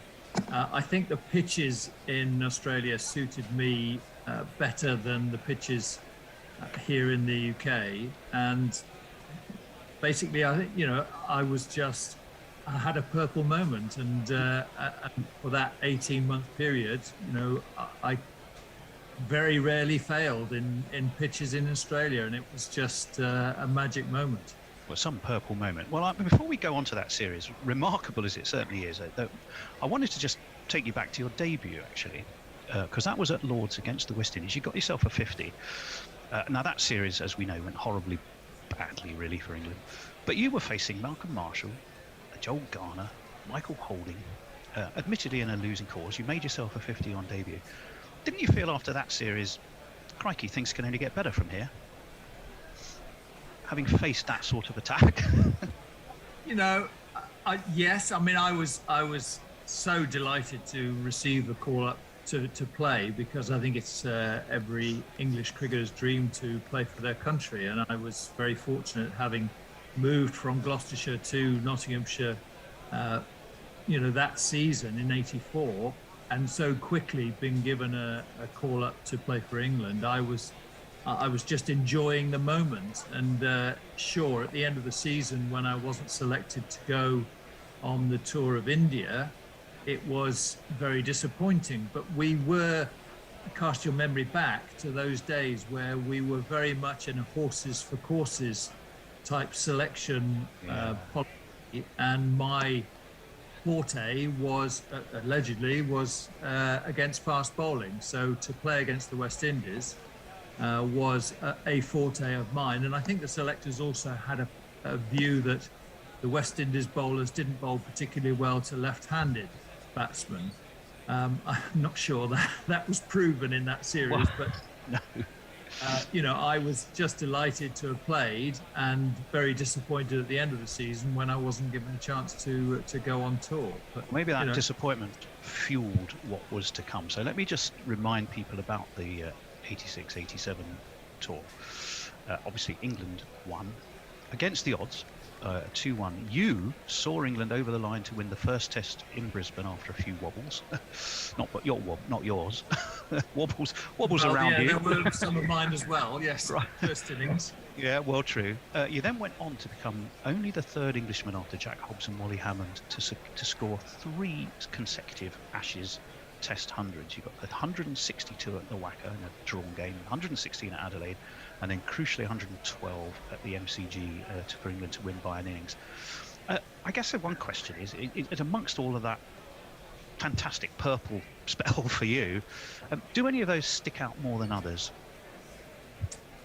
Yes, the 100 at Perth. Your first 100 is always a very memorable moment.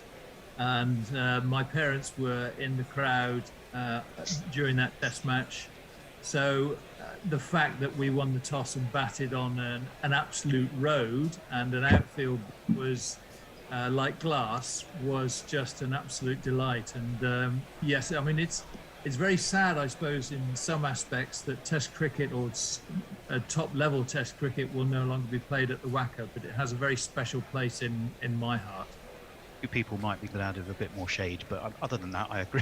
Those playing, I agree with you. And you mentioned your parents, which I recall you'd said before, and I can only imagine how that must have felt for you, and indeed for them.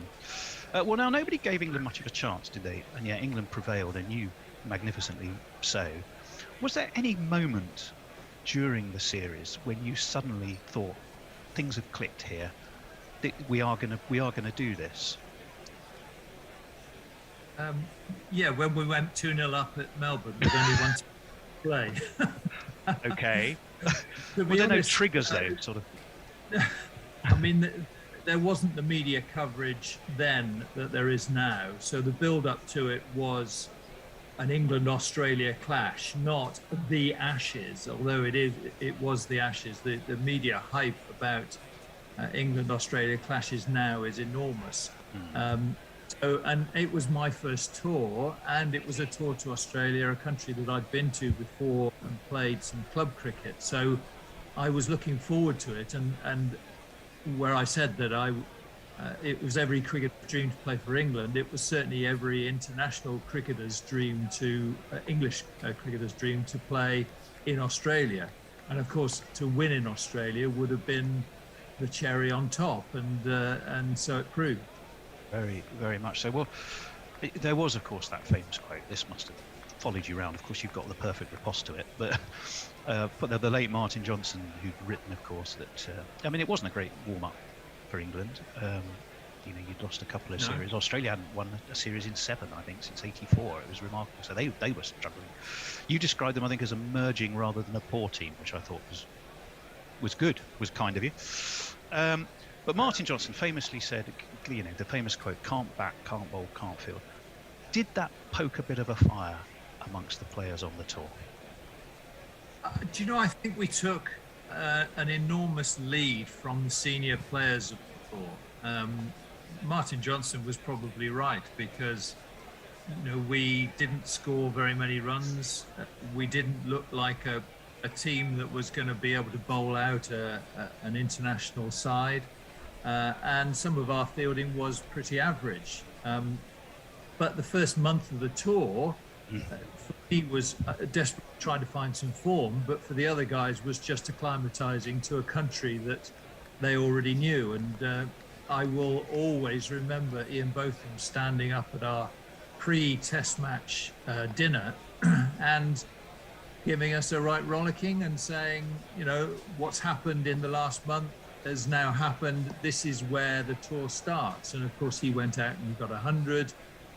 Gower got some runs, Lamb got some runs. The senior players came to the party. I'm very glad you asked that. You mentioned that because I had a very specific question about that. I've read Fire away. Well, I've read the quote from Ian Botham several times. It's something along the lines of what gets printed was, that's it, the party's over, the game begins tomorrow. And I've listened to the podcast on which you appear, which is, as we've said, fantastic listening. Everybody remembers what he said differently, including they all get the gist of it. They all say the effect it had on them. What was actually said, you from Gladstone, Mike Gatting, they all remember something slightly different. What's your actual memory of what he said? I can picture the meal. I can picture sitting in the room, and the cold hard facts of the actual speech have passed me by now. But I do remember, in all seriousness, that here was this legend of the game and our lead player, if you like, standing up and using an awful lot of expletives to the rest of his team to say, this is where the tour starts. The exact words I can't recall. Possibly with the expletive, that's why people remember it differently. Possibly. I'm guessing. But for me, this was a man who had been to Australia a number of times, wanted to succeed in the country, and he was obviously from 1981 had a great record against Australia, but not necessarily in Australia. And I think he really wanted this team to gel together, as we had begun to do in the month leading up to it, but mostly off the field rather than on the field. And he wanted us to take the off-field gelling to the on-field part, and he was going to lead the front. And certainly by his actions on the field, he definitely led from the front in that first test match. And the first test match in any series is massively crucial because in Australia had just drawn a test series in India, so they were the favourites going into this test series, and we needed to come out fighting. Well, you certainly did that in Brisbane. There was a quote I'd read from you a while back about, a lot of the acclimatising was about wine and social more than the cricket at one point, which makes me want to kind of ask you, because there was so much going on around this tour. I mean, this is why the podcast is such fun, because you get a little bit of the sense of that. I mean, but you had, even from the build-up and the poor form of both teams, you had the Gower Gatting I'm in charge handover, you had the return of Ian Botham after a brief sojourn away from the game. You had partying wine, rum, fancy dress, Francis Edmonds following the tour, and Elton John was your team DJ, I think, after Melbourne, and your cheerleader in chief. I mean, there's so much going on. How, as a comparative new boy, but with so much responsibility of opening innings, how did you keep your own focus with everything there going on around you? Partly because I wasn't totally involved in the party side of it. I was, and throughout my, I've got a great friend, Phil Bainbridge, who, he enjoyed the social side of cricket, and I enjoyed drink, but my focus was mainly on the playing side of it. Phil had massive more talent than I did, but I was boring, if you like, and I enjoyed playing cricket, and I couldn't play with any sort of ailment. So I needed to focus on the job in hand, and obviously the disappointment of '84 of missing out on a tour. I was desperate to do as well as I possibly could, and so my focus wasn't necessarily on a lot of late nights and drinking and socializing. It was doing what I needed to do and going out on the field of play and scoring runs, and so I think that was my focus, and it just, yes, of course, there were times when we would have a drink together and socialize and enjoy the tour, enjoy Australia as it was as a whole. But for me, it was about doing enough socializing until that was it, and you move on to the next day's play and being able to do that. Well, something else I've read in the past, that you described Mike Gatting as your sort of captain, get up and go, who loved a challenge. Tell me a little bit, perhaps, about how he helped you as captain, because ultimately the team did focus. They knuckled down. They listened to Surya, who wasn't Syrian, I don't think, at the time. And you got that magnificent result, and you piled on runs, and you did it. Tell me a little bit about how personally Mike Gatting helped steer you along. I mean, cricket is a very funny sport in that the captain has a massive influence over how the team gels together and plays. And, in my career at county level and at international level, there are various captains who you look at and who I look up to and respect. And obviously, Mike had a great deal of respect from a number of people within the team. Yes, there have been captaincy changes at international level on a fairly frequent basis. But for me, he was a Joe Soap type character, and a Mr. Average type character. He wasn't a highly educated individual who mixed with the hoi polloi. He was everyday sort of individual who I could relate to, and for me, as an ordinary player in the team, he would just give me some words of advice, and send me out on the field of play, and I got the impression understood who I was. So for me, that was a terrific thing. Well, I can imagine as a comparative. I mean, you've gone through Sri Lanka and obviously the West Indies series. As a comparative newish member of the team, that was worth its weight in gold for you. So, man of the series, those 3 fantastic back-to-back tons. You got that award. How much did that really mean? How much does it still mean when you think back on that? Well, when having played for Notts and the previous season, Richard Hadley. Well, I'm back with Messi. All right, Messi. Hey, how you going? I'm very well. It's a bit weird meeting up with you only after tea, mate. It's, I was thinking about this. If I was a New Zealand supporter, I'd be really fucking angry at the moment, particularly about Neil Wagner. I just think that New Zealand have suffered really badly because of the way in which he's been bowled in these 2 Test matches. Yeah, but I mean, that's been his role, and it's just not been effective. Yeah, well, I think the captaincy's been poor. I really do. I think you could say a little bit about that. The problem is you're limited to what you've got on the field. You either bowl Bracewell loads more, you knacker out the 3 of the other 3, or Bracewell bowls a lot. The thing is, you've picked him, he's got to bowl, especially when you've only got 4 seamers. And the fact is, and I'm not making excuses for Southey because I think he has been disappointing, as has Wagner, but they're under such pressure from this England batting that it's very hard to think straight when you're in the centre of a hurricane. I kind of agree. I agree a little bit with that as well. I think that's the thing about Bazball that people forget. Well, it's Matt Henry who's in next for punishment, and he's down the leg side, and Brook just eases that round the corner to get his odometer going again. He goes to 137. Let's get have 238 for 3. Let's get some jingles out of the way. You can never trust a man with 2 first names. Matt Henry.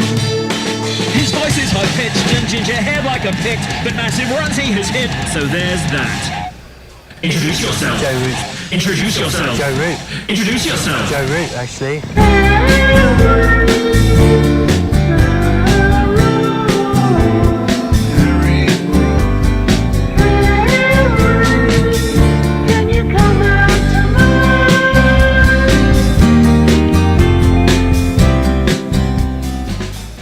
And Roots does what he does so well, which is just pinch a single into the leg side. I don't think first over after an interval you should have everybody out deep in the leg side, but that's what Saudi has done, and England have helped themselves to 2 singles as a result. Both men are now going. Root has 73, Brook has 137. That's the thing, isn't it? Scrambles the brain. Bowlers don't know what to do.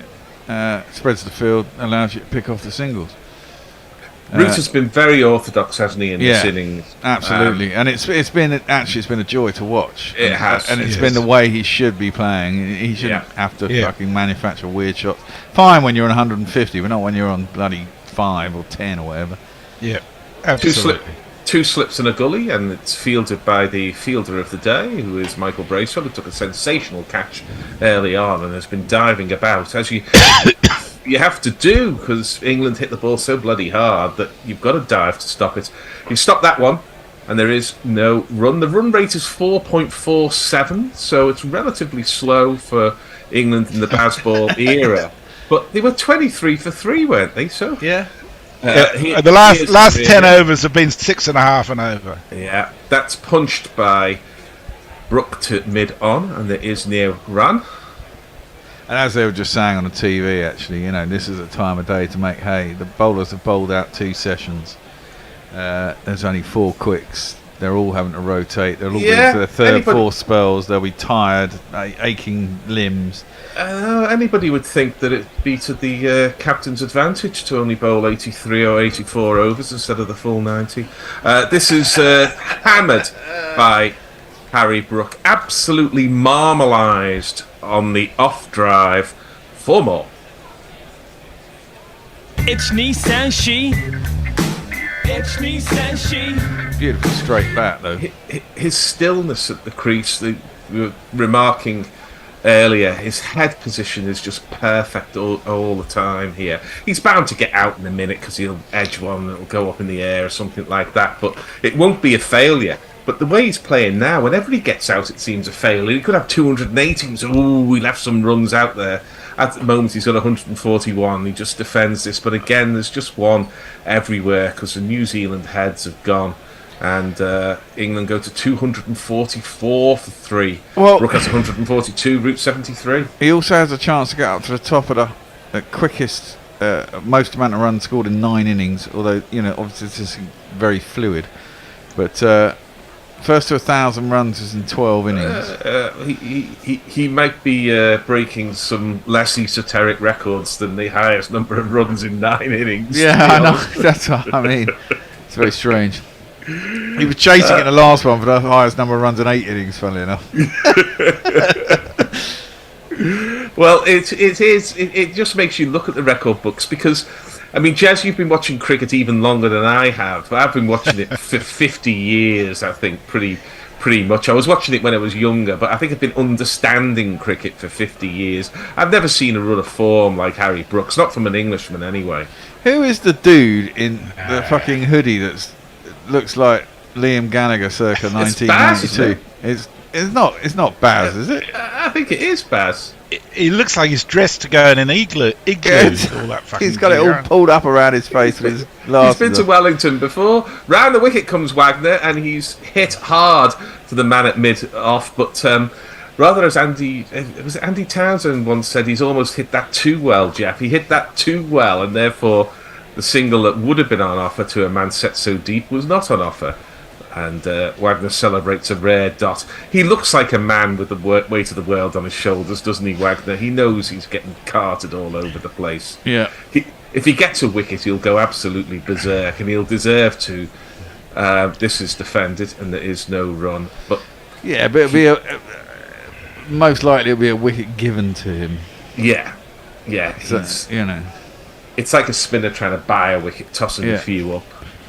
And it usually even could do a lot worse than that old school tactic. Bring in on a change bowler, bring on Doug Walters or whatever, toss a few up and see if England hit one up in the air. Who can do that in this side though? Who's a very bit part bowler? Right over the wicket is Wagner, and he gets another dot ball, 3 dot balls in a row. He'd take that. Isn't Kane Williamson? Kane Williamson, yeah. Is he still banned from his idea. he had a bent arm problem, didn't he?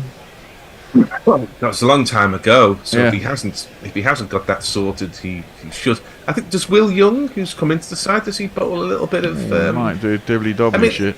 Everybody bowls a little bit of amusement, don't they? Yeah, probably. So here's Wagner who's in, and Harry Brook just pushes that to the John F. Rhodes position where Michael Bracewell is a live wire. Is beastie in the field, and there is no run. 4 dots in a row. The end of baseball. I think it's nearly cool. It's nearly cool. Well, I just like that Joe Root is Joe Root. Again. Yeah, it's nice, isn't it? It's nice to see. And extremely valuable for England. As Brooks back on his toes, and Wagner's short outside off stump. It's really a help yourself. He can hit that whenever he wants. And he hits it to the man sweeping on the cover boundary, who was a very disconsolate looking Devon Conway. You've got to get your mindset right to bat. It's no good chasing the ball around the basin reserve, feeling sorry for yourself. This is how you can be under pressure and lose 3 or 4 quick wickets when you go out into the middle. Well, that's right. They do look very downhearted, don't they? They do. They've been taking a chasing for a match and now 2 sessions. As Wagner's in again, and this is just defended by Brook, who seems to play the ball under his nose no matter what position his feet are in. It's a tremendous talent. It's the end of the over. England 246 for 3 from a Benson and Hedges Cup 55 overs. It's funny, I've been having a discussion with Jeff about Cameron Bancroft, and then he comes in about Crawley. He says Crawley's a great batsman, must be the first pick for the Ashes. And I realised that we want Crawley to be picked, you want Warner to be picked. Yeah, we absolutely do. Yeah. I think it's time for Bancroft to graduate back into the Australian 11. That's a bit of a the weight of runs would say so. I mean, what more can he do? He's easily the highest Sheffield Shield scorer. He's topped the averages in the Big Bash at a strike rate of 140, and he's doing well in the One Day Cup too. Can't be better than that. Henry just bowls that one on Joe Root's pads, and Joe Root has the entire leg side field to himself, so he just hits it into it, and they walk an easy single. England have 247 for 3. New Zealand don't seem to be able to stop the boundaries or the singles, which is never a good sign. Flat track bully, that's why. Well, there's a bit of that, yeah. But I mean, he's also got experience with Durham, so that helps. Pushes this, does Brook, into the offside, and there is a single taken. Brook goes to 145. England go to 248 for 3. What happened to this green track, this green monster? Well, we were being sold. This is it. My cursory reading of stories before this was that it doesn't matter how green it looks, it's fucking flat as a pancake after the first hour. So this is pretty much what I think. You know, there's the red soil pitches that dust up in India. You can read those a little bit as Root again gets one on the leg side, again helps himself to a single which is on offer anywhere on that hemisphere of the Basin Reserve. But pitches around the world now, if they look green, they tend to play well. Yeah. At least that's what I mean, they do offer something. I mean, but you got to get through it. And New Zealand got 3 quick wickets. The ball was zipping about. But new ball should. But this Kookaburra these days, after an hour, help yourself. And Harry Brook does by strong arm pulling that. He looked a bit like Robin Smith there, didn't he? Yeah, but the forearms came through. and he hit it well in front of square to cow corner for yet another one of these. 1, 2, 3, 4. And he's got 149 not out now, which was Botham's score in Headingley in 1981. Was indeed. I don't know how many balls Botham took to get it, but Brooks got there off 144. I'd suggest Botham took a few more than that, but it'd be a nice little comparison to see how much faster Brook is going than Botham in that legendary innings. And he just sits on this, does Harry Brook. That's the 150 up, because as the ball was coming past him, he knocked it on the head, and it went to the right hand of second slip, and he's just doing what he likes. He goes to a Lara-esque 153. We have a jingle for 150. You shall not shift me. You shall not shift me. I have made it to 150, and you shall not shift me. But he almost was shifted there, because Matt Henry got the first ball to move off the seam since the last ball he moved off the seam just after lunch, and he got cramped up there, did Brook, slightly complacent, his feet weren't moving, and it went through bat pad and missed the stump. So he's had a bit of luck in this 153, but good players get luck. Yeah, they do. Going back to Bancroft, yeah, is what that's what you said last time he was here. He was dropped by the 5th test. That's true, but I mean his form has been considerably better. He's more experienced. He's also a very good slip fielder and short leg. He caught 5 catches at second slip in the second innings against Tasmania this week too.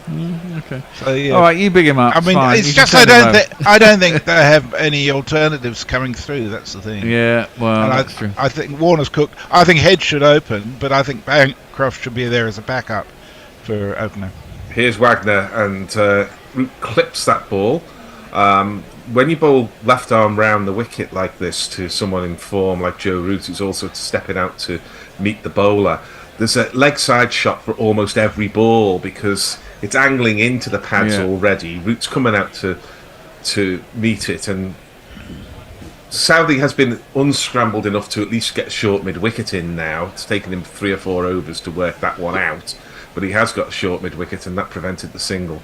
He's on 75, and Wagner's in again, and Root just rides this one, but it's fielded at backward point, and there is no run. I don't think... Go on. I was just going to say the partnership is 236, and it's been absolutely fantastic. 25 fours and 3 sixes, so 118 of that. Half of it dead on is in boundaries. Yeah. And a lot in pinched singles. Yeah. As Wagner's in again, and that's driven beautifully, but almost too well, because Wagner, who fields very well off his own bowling, some might say he needs to, but that would be uncharitable. It's a half volley, and Root's eyes lit up, didn't try anything too hard, and it was stopped by Wagner. Well played, lad. Going back to your thing, I'm not sure Head should open in England. It'll be interesting. It'll be interesting. It's an attitudinal thing as well. I think they need somebody with that flair. Oh, he's hit it straight back to Wagner, who puts it down. Oh, fuck! After all that, me. I've just said how good he is fielding up his own bowling. It stopped a little in the pitch, perhaps. Root's balance was all wrong. He just looped it pretty much straight back. No, it was no. I've been unfair. It certainly looked like it carried to Wagner, but it actually died on him. And Wagner has a rueful look at Root. I mean, in a partnership like this, that almost counts as a chance, but it actually wasn't. So Root lives to fight another day. Wagner's in again. Root comes down to meet him, clips it to the man at short mid-wicket, who does his job. Why he wasn't there in the first couple of overs, I do not know. But it's the one ball to come in this over. England have 257.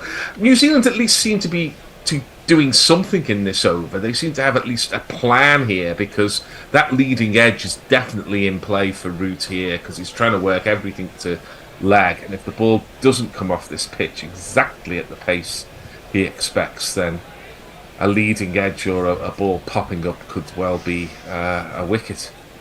By the way, Dave, sorry, I'll come back. Wagner's in, and Root just sits on that one, goes to backward point. That's pretty good over that from Wagner. Praise where it's due. England 257 for 3. Jay pointed out that Botham's 149 not out was off 148 balls, as does Brook. As does Hawkster, who said Brook's 153 from 146 balls, so slightly faster. Jay says, I'm going to finally address the elephant in the room. Joe Root does not have ginger hair like a Pict. What? Yeah, that was really the elephant in the room. Yeah. Warren says, off to bed. Haven't missed much, right? No. And Jay says, recall Bancroft for humorous jingle purposes. Yeah, well, it is a ripper of a jingle. If the Aussies, West Aussie Lee says, if the Aussies could bring Warner and we continue the no-drop Crawley policy, then cricket becomes the Test cricket in the Ashes becomes a 10-a-side game. Could be the future. Well, a 9-wicket game, yeah. Jay says, not only am I not having sex or talking about Elizabethan literature, I can't even listen to tweets.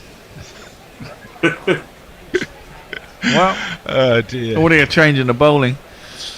New Zealand are going back to... I need to find him. Son of an old black funny on peep show wrote that book. Oh, Darryl, not David Mitchell. Yeah, one of the things that's been so pleasant about this series is that the Barmy Army have been not much in evidence. I think they're there, but they're not dominating matters with their "hey, look at meism," and it's the game is better for it.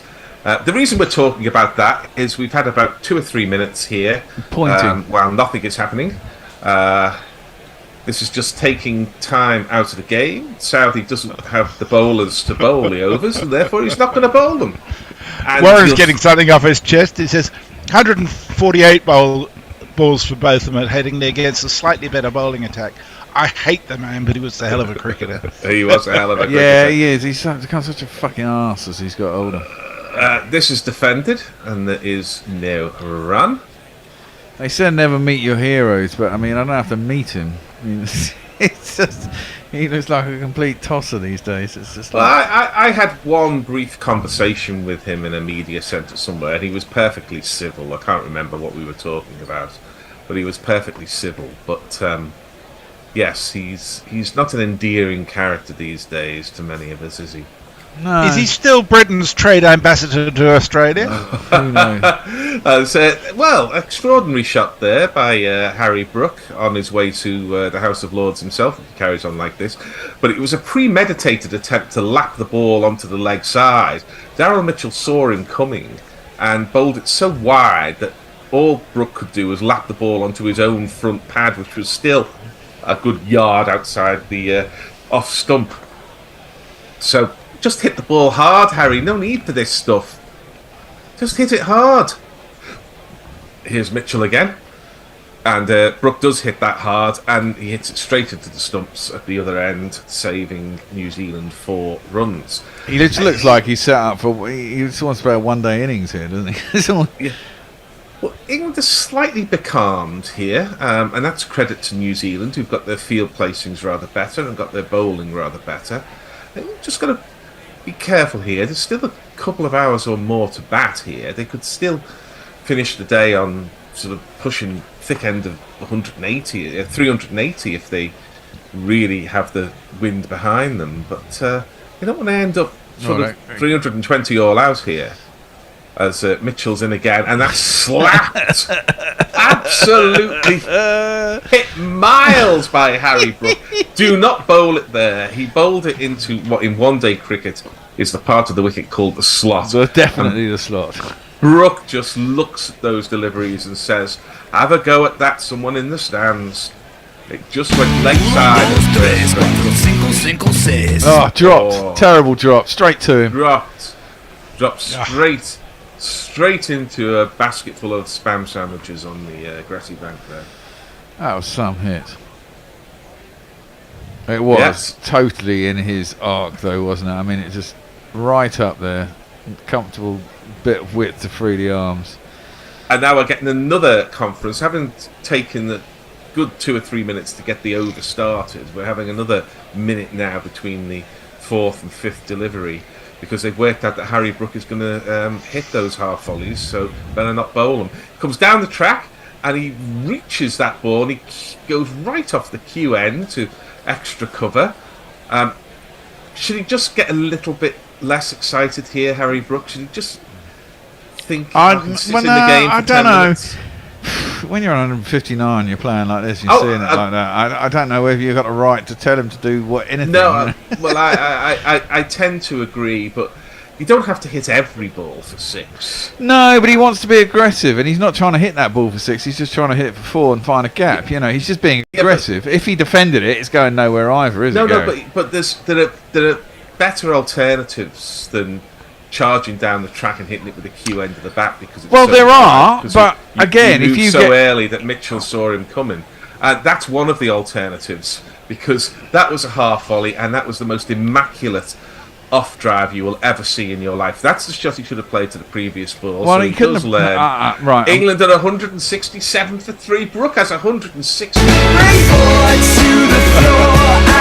going to argue with it. This is the point. The point that he's doing is the bowler doesn't really know where to bowl, so he's bowling a bit of a licorice all sorts.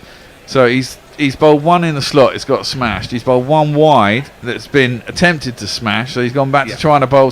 So the bowler equally doesn't know what to do, so he's trying lots of things, getting it wrong. He puts it in the plot, and as you say, he's eyes in, and he scored 10 off the over. Yeah, look, you're right, and that is Brendan McCullum behind the shades with the beard and the hoodie and the everything else. Definitely is.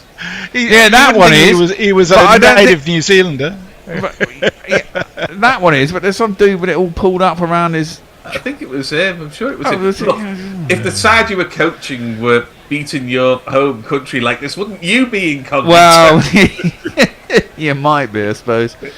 Here's Wagner again round the wicket to Root, who steps out to it but can't get any timing. It's fielded at mid-on. Oh dear, these are the world champions, remember.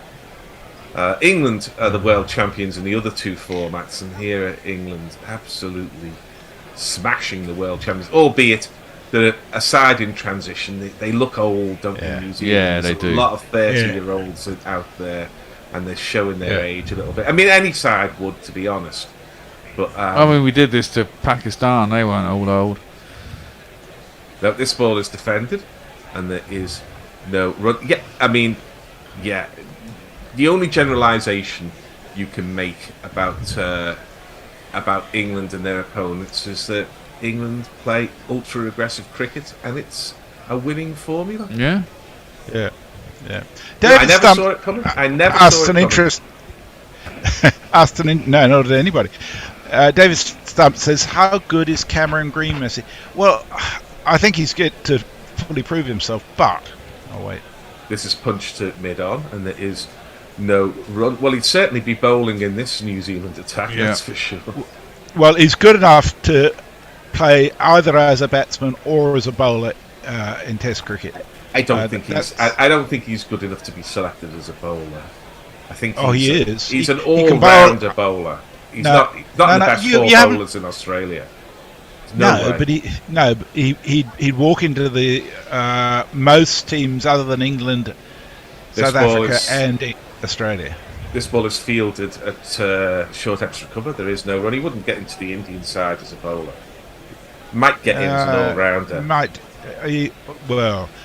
But what I'm saying is he has the capacity to be great at both disciplines, because he's a really good player. I still think he was grossly overpriced for the IPL, because he's played half a dozen T20 games and hasn't proved himself at all there. Wagner's in again, and Root just waits for that, and he steers it but off the middle of the bat to deep third man, and they're through for 2. Root goes to 77, Sunset Strip as it used to be on the See, when England get to 300, they're really going to let loose. What I'd say about Greens, he looks like the player who has the potential to me to average 40 with the bat and 30 with the ball, which is pretty good, really. And you know, if you're looking at a youngish all-rounder, he's not that young, but if you're looking at I'd say 45 and 25. Gary, I think he's very few all-rounders in the world at plus 20. I know he has the capacity to be absolutely great. He really does. As this ball is punched by Rees, who is great, and there is no run, and Harry Brook, who is showing every sign of being great. England are 269 for 3, and we have your tweets. The pawn box loading up. It says Bancroft coming back. Anyone want their balls rubbed with abrasive material? Click here. Jay Grover. Brilliant sports people, often right-wing arseholes. Shock. Morning is at 11. And Steve Keller says excellent technique by Gary there. Use of circular breathing, not letting Bear get a word in edgeways. Well, I'm partly talking to stay awake because I've been given this one session of ball by ball in the 2 sessions that I'm on, which I accept. But my next and final session on summarising is, I think, at 5 a.m. or something, or 4:30 a.m. So instead of going to sleep now, I've got to stay up for at least another hour. But it's hardly an imposition with Harry Brook batting like this. There might not be any jingles for the next hour, or at least half of it. I might go and have a little lie down. Well, it's the man with the shaven head but the unshaven chin. It's Daryl Mitchell, and that's slammed by Harry Brook. As soon as the ball is up, he just lets loose, and he hit that very hard. I think it was in the air through extra cover, but it went over extra cover. Did it go over or through? Yeah, no, it went over. Not one so more hard. for me. I must have 2 or 3. I need 4. Yeah, it went over short extra. He's not going to know what's hitting when he loses form, because it's inevitable that he will at some point. Yeah, everybody does, but there's always room over extra cover. We know that in the one-day game as well. So you're usually pretty safe out there. Mitchell has none for 48, and he's in his 8th over, and Brook sort of sits on that as it's coming past him and hits it to deep point, where the sweeper does his job, and they go through for a single. I'm getting a message here that just says adjectives. I'm not quite sure what that means. Should we be giving? Are we running out of adjectives for Harry Brook? Are we saying great too often? Who said that? It was Al. Adjective. Al's getting ready for his. I said Harry Brook was a tester of adjectives. Oh well, that's a very good point, because you do tend to run out. You need a thesaurus for great or aggressive. As Root cuts this ball, he does play that shot so well. Slightly bent knees, when it goes to deep backward point, and they're through for a single. This is the last session, or the last over of our session. Yet another good half hour for England. They're 275 for 3 as we're approaching a Gillette Cup 60 overs. 3 balls till we get there. Mitchell's got his 50 up. He has none for 50. 7.5 overs his contribution so far. Brook on strike, waiting for the delivery. For some reason, again, we're not playing cricket. I'll have you know the Gillette Cup started with 65. It did. Jeff Boycott made 146 in the first final, which I think was a 65 over game. No, he didn't. Wasn't it? Worcester played Sussex in the first final. The winning score was 165. Yeah, it was a later final he made that, but not much later. As that ball is cut well in front of square, where Kane Williamson, who must wonder what's happened to this game that he started playing about 13 years ago, he must be wondering what the hell is going on. 276 for 3. Brook has 169 now. I love the way you said that, actually, Gary. Yeah, you said Boycott made a century in the first final, as if it was without doubt. I'm lucky I happen to be here to contradict you. As I've never let the actual truth get in the way of a fact. As this ball is clipped to, or rather cut to deep backward point, and they're through for another single. Root has 79. The great thing about the interactivity of guerrilla cricket is you can more or less assert anything, and if it's wrong, somebody's going to come back and correct you on Twitter. Yeah, anyway. that's true. That's So quite true. true. It's like the Sky News License to lie, do you think? Well, Sky News used to have the slogan "Never wrong for long," and so are we. This is Oh my word. beautifully by Harry Brook, but they only get a single for it because Saudi is able to go round to his left and field the ball. It's the end of the 60th over. England have 278 for 3, and we have a new troop, flange, whatever it is. I've got to let people in. All right. But can you let people in? Otherwise, I'm doing it on my own. Yeah, no, I'm letting them in. Thanks, mate. Who's on tweets? Who's on tweets? Jacob. I think it's Jacob or Hattie. No, Jacob's on tweets. Hattie's summarising. So I'll read a tweet while we're waiting anyhow. Jay Grover says, Gary would lean over the Philosophiae Naturalis Principia Mathematica with no knowledge of algebra and still shake his head sadly at Newton and say, well, I'll tell you that for free. I'll tell you Quarry. Hello, everyone in all time zones. I'll tell you something for nothing. Hello. Wait, hang on. Hello. Hello. Steve Kellett is next. Jacob, bye-bye. Hi, Hattie. Good morning. See you guys later. Well. 278 for 3. England. Root 79 of 165 balls. Harry Brook 170 off 156. This is bonkers. I am reminded of a quote that Ben Hogan said about Jack Nicklaus, and Jack Nicklaus said about Tiger Woods, which is he is playing a game of which I am not familiar.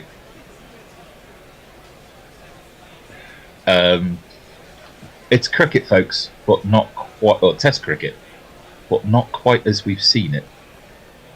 And I've been trying to place Brook in some sort of historical context. While Turn your video off, Messi.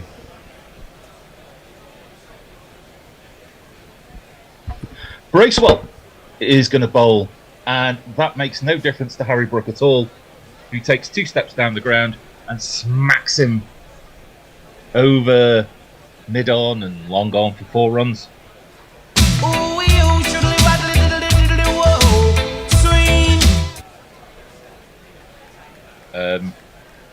During the tea break, it was all described as simplistic.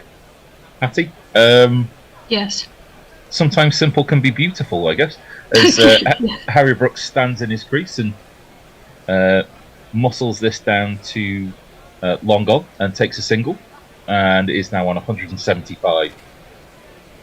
It very much is. It's just keeping it simple. It just looks like Root is just giving Brook the strike, and then he just hits it for 4 or 6, doesn't he? Although he's been hitting although they've made it it looks like since tea, they've cut off the boundary shots for him. Like they've moved the third man squarer, they've moved mid off wider as well, so they've cut off those boundary shots. He just hits it for 4 anyway, doesn't he? Really? So Root just taps and goes with the next delivery just into the offside field, goes no more than 10 yards. And Brook is responsive to the call.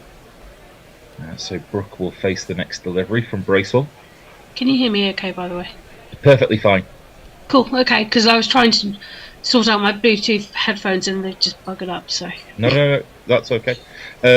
Brook plays this to, again, long on. Makes long on move to his right, and he will take a single. There is some small error with the graphics, which means they disappear. Root pushes this ball, nothing more than a push, but a well-timed push into the offside field, and they're going to come back for 3. It eventually fielded in a deep point position. Lovely timing by Root. I think he's on 82, whilst Brook might be on 176. But that is the end of the over. Jacob, are you there, Jacob? I am, but I don't believe that's the end of the over. I think. Is it not the end of the over? So what happens when they remove the graphics? I forget to count 6. Brook plays the ball down the ground again. Mid-on will be in business. He's gonna nick the strike on 177 not out, and England are 289 for 3. Jacob. And here Hi, I am, Jacob. hello Hattie. I leap into action at the actual end of the over, the true end of the over. Yes. As Steve Kellett says, "Love the sleep cap. I can sympathise. I landed back in Malaysia at 8:40 p.m. Sunday, and the jet lag had me utterly useless until today. I was staying awake until 11 p.m. local, then sleeping for 2 hours max, and waking up for the rest of the night. Horror show droogs." Oh no. Mayank says they should bring back the 65 over a side one-day games. Jay Grover says, and Gary's ignorant assertions prove the point again. There's the Naked Fun porn bot saying, "Jacob, is it hanging?" Well, Almost. it's just the way you sit it. And then Kanagawaban? I'm sorry if I pronounced that terribly. Hello, Gorilla Cricket. Oh god, it's in Japanese. Hisashiburi, long time no see, as we say in Japan. With you for an hour while I eat my bigu maku in my maku donarudo on my lunch break. Brook Well- on the verge of being the highest ever run scorer after 9 test innings, I read. Go on, son. Cool, that was a struggle. Did you just read that from Japanese, or did you press translation? Then it was partially in transliterated Japanese, so most of it was in English, First- but some of it was written out in English characters but Japanese words. First ball of Mitchell's new over is defended to mid-wicket by Brook. 177 not out, 161 balls. In between balls, I was doing some watching of the wagon wheels as Mitchell is in, and a ramp shot by Brook, and that might have just bounced inside. Oh no, it hasn't bounced inside the boundary sponge. It's bounced on the other side, and that's a ramp shot for 6 runs. And there's gone for Lido. 1, 2, 3, 4, 5. 5, 6. There you go. We're halfway That's to be in the number song by Sesame Street there. 1, 2, 3, 4, 5, 6. Yes, exactly. There you are. That's my sleepy midnight sleep singing. If you get the chance, if you look for that on YouTube, it's a full 12-minute video that does all 12 numbers, and it's the spaciest thing ever. As Brook defends, I grew up doing it. if you look at Joe Root's wagon wheel, there are 2 big scoring areas which are both square of the wicket, and it's like, I think part of this, 83 off 167 is fine by normal Test match conventions, but it seems like it's a relative weakness to play straight down the ground, which seems a bit weird for someone who scored almost 11,000 runs in Test cricket. Brook, slightly mistimes this, maybe off the inside part of the bat there, as it goes down to long on, and there'll be a single. Whereas, especially now with that ramp shot that goes for 6, Brook's wagon wheel is almost, it's more than 270 degrees, if that makes sense. Yes, it does. And it just seems a bit weird, as I think we're celebrating the 250 partnership. At least, yeah. I don't know how much of the. Did you watch any of the at the beginning of the day? No. As Mitchell is in, and Brook takes a big step down and tries to injure Mitchell by driving the ball straight at him. Mitchell is up to the task of partially stopping the ball, and there's no run. Kind of a hockey goalkeeper save, that, wasn't it, with his foot? Yeah. Woohoo! He stuck a big foot down there and managed to just pass it to mid-wicket. Root, is in, and that is played through mid-wicket. Now partially stopped. There might be 2 there as the throw comes in eventually, but no, just a single. And that's the end of the over. 297 for 3. as the run rate slowly climbs towards 5. Jacob. Well, speaking of run rates and figures and such, Mike Taylor informs us that Brook's career test average is now just above 100, with a strike rate of just above 100. Yeah, they just put up the graphic, haven't they, Jacob? He is now officially the man to score the most test runs after 9 innings, 807 at an average of 100.88, with a best of 184 not out in this match. It's a bit mad, considering the company he's in, Vinod Kambli, Herbert Sutcliffe, Sunil Gavaskar, Everton Weeks. He's beaten all these guys. It's crazy. The next big number is 12, which I know sounds a bit weird, considering we're talking about 807 runs at an average of 100.88. The fastest to 1,000 runs is 12 innings. Wow. Is that Kohli? No, it's Sutcliffe and Weeks. Well, he's got 3 innings to score 200. Yep. Wagner in, driven down the ground by Root. Oh, and strangely enough, no run. Fielded. Mid-off had to move slightly to his right in order to be able to field the ball. Thought there might have been a single there. Honestly, no run. Let's just call the whole thing off. Yeah. a dot ball. I've heard of those. What are we even here for, Al? It was all runs in the other sessions. As Root again takes a step down the ground, beautifully timed. That's what he meant to do. Epic driving. I'm not even going down the ground. Not even going to attempt to sing the "My Name Is Lekan" jingle. No, for fear of being cancelled. No, we're not. we're not going to sing jingles because it's either too early or too late, depending on your cup of coffee. In honour of Kanagawaben, Ichni Sanshi. Yeah, give me a jingle I can say. What do you reckon the conference is, Hattie? Do you reckon Saudi's giving him advice or just saying to him, I don't know where you're supposed to bowl it either? He's probably saying if it carries on much more, we're going to have to get Conway bowling. Yeah. Just defended to... or Blundell. 300 up for England. Just remember, folks, that it was 21 for 3. What a difference a couple of hours makes. The green is slightly less green on the other side. Well, it was such a green pitch first thing this morning. A good ball to get rid of. A good ball, a good catch, and then just a shot as Root reverses, and the whole country has its heart in its mouth. He's actually done it. It's a reverse. It's a ramp. It's gone over the slips, thank God. A couple of bounces in the dribble, and it's 4. Can't believe he actually did it. Yeah, it's like it was wide enough to play in such an audacious shot, really, wasn't it? It was just like, what shot was he going to play? But if he tried to kind of square cut it, he might have top edged it. So he had to do something ridiculous. I like cricket. Do you?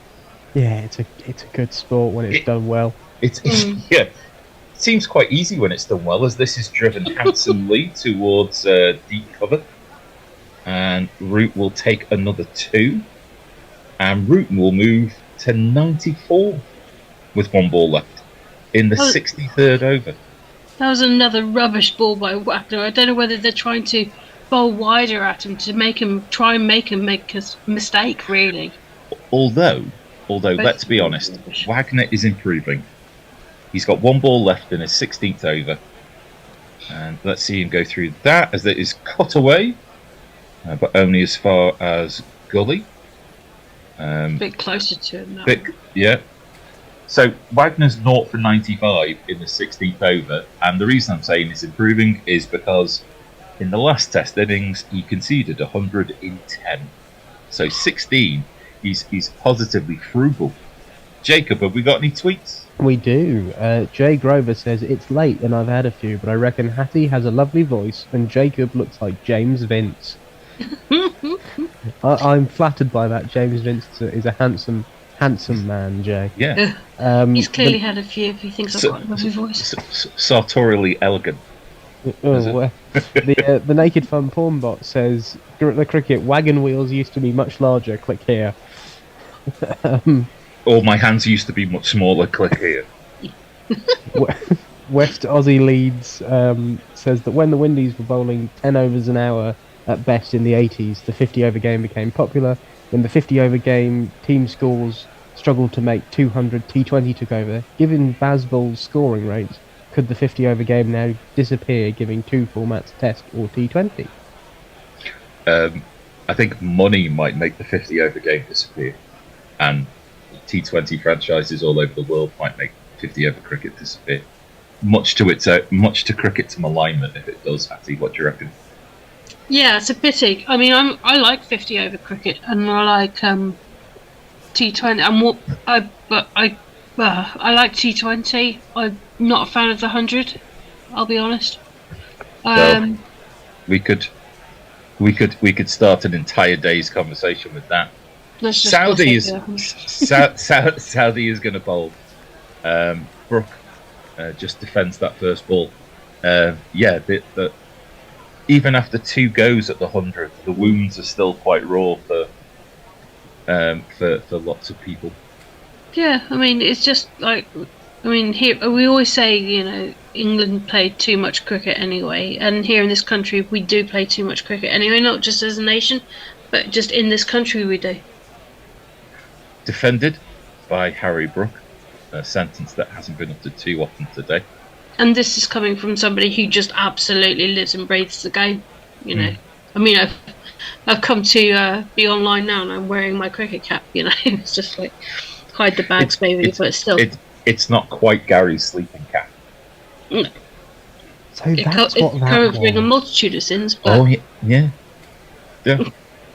Yeah, I thought I had no idea what it was. Well, there you go. Saudi just outside the off stump, defended again by Brook. Saudi throws his hands to the sky in exasperation. Not sure what about. Yeah, I saw the sleeping cap and the moustache, and I just thought ours is not the reason why. Yeah, yours is the moustache, mine's the cap. Ours is not to reason Gary. Yes. We'll put that on a t-shirt and we can sell it. The glories of Redbubble. They'll whack anything on a t-shirt for a £5. It's not really the slogan we wanted, but there you go. That one down the leg side, and Brook has played that out towards square leg and will take a single. 185. Oh no, leg buys. God, he timed that well off his leg. Forego your 185th run, sir. He got it out the middle of his leg, Hattie, that's the point. Yeah. Right out of the rump of his backside. Oh. So root a couple of lusty blows or a couple of guided singles away from three figures. Comes down the track and whips that through mid-wicket. Deep square leg comes in. Single taken, 95 to Root. One ball left of the 64th over. What do you make of Southey's captaincy? I don't mind him as a captain, I just feel kind of... Well, I'll use Gary's point first, which is wish he'd hurry up a bit. But he's not got the full deck that Williamson had, as Saudi is wide of the crease. And that surprises Brook with a bit of extra bounce, bit of an effort ball there by Saudi. Wicket keeper collects, and that's the end of the over. Jacob. Messi Jez informs us with a chart of the fastest double hundreds in Test matches, and he says it's quite extraordinary that only one player occurs more than once on the list of the 17 fastest double hundreds, and he occurs 5 times in the top 12. All hail Verinder Sehwag. Stephen Kellett asks, how much longer is the last session in Nuzuland, spelt Nuhzuhland? And then Gary Naylor says 40 overs is the best format for the one-dayers, not least because you can start at 2 p.m. And Naked Fun Porn Bot says hot water bottle on gonads, good or bad? Discuss. We will in just a second. Joe Root plays a beautiful on drive from Neil Wagner, and it's just it's all lovely and gorgeous. And Root's on 99. What a gorgeous shot that. Patty, can you put that into words? Just beauty personified, isn't it? It was just in the slot for him, wasn't it? Just perfect placement, perfect timing, and couldn't have gone much clearer down the ground than that. Threw mid on for 4. No, it's just I'll be honest, Hattie, that jingle was so realistic I thought a ghost had set it off in the studio. It's so nonchalant, wasn't it? 99 not out, and he tries to guide the ball past the gully, but he can't. Just cover my mouth and just got on with it, like I do with a lot of things. Don't set the porn bot off. There's a yeah. That's your mind, Jacob. You are the secret porn bot. Jacob, your mind is the sink of bohemian depravity. Oh, he's back. He's back. He's back for a century jingle. Glory Hunter. The Bear's a glory hunter. He's been singing the jingles while you've been away there. Or the Bear's probably just been eating coffee as Wagner is in around the wicket, and Brook just tries to play the ball through mid wicket. No run. Of course, one tomorrow morning I'll be back. Of course, the irony here is that we could bring up 200s for 1 here. If this happens, Root is 99 not out. Wagner has figures of 0 for 99. So Bear might be having to play the 100 jingle twice. Just once, he says. Once for Wagner. That's it. Once is enough. Wagner in. Root comes down the track, tries again to play the ball through mid wicket. And Take cannot your time, do so. Take your time. You've got all the time in the world. So you got me singing now. Yeah, that was a lovely bit of Louis Armstrong. Thank you. Not bad at all. 313 for 3 is the score. This is the 65th over of day 1. It's worthwhile reminding ourselves of that as well.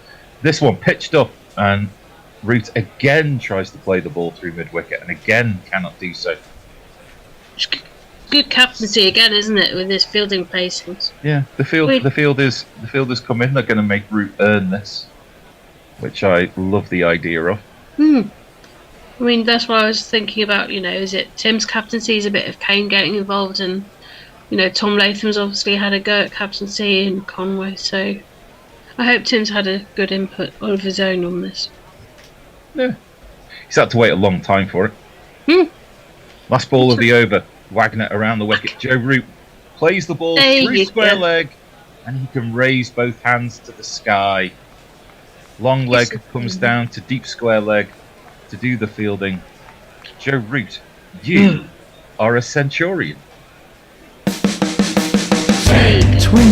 30, 40, 50, 60, 70, 80, 90, 100. Congratulations, sir. You are a centurion.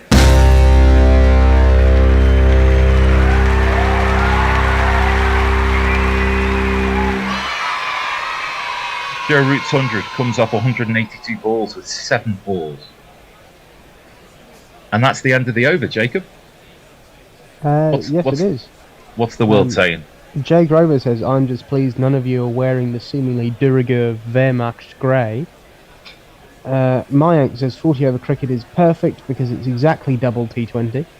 And Hattie, I did warn you, you triggered the naked porn bot, and he simply said, mouthful, Hattie? Question mark, exclamation mark, question mark. He couldn't even come up with anything, he's just trembling.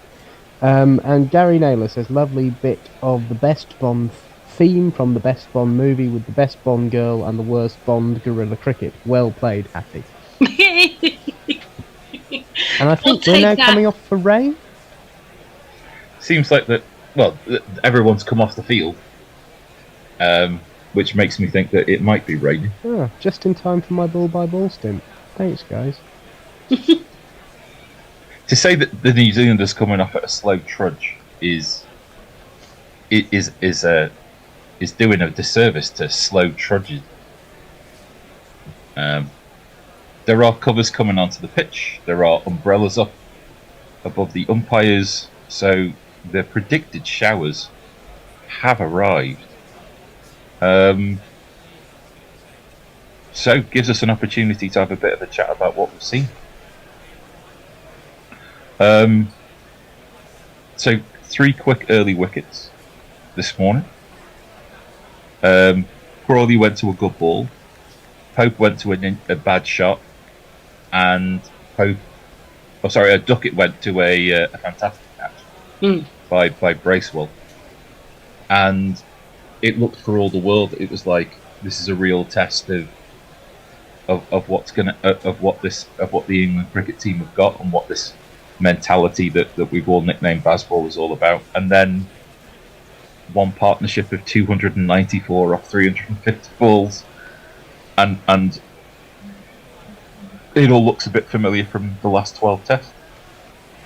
I mean, it did make me chuckle actually when I was making my coffee before coming on air, and I was thinking, what must it be like for Cullen? Because obviously, being a New Zealander, he would absolutely love this New England, how they're doing, coaching them and getting into his mentality of how he wants them to play. But then doing so well against his nation, and who he's obviously so passionate about as well.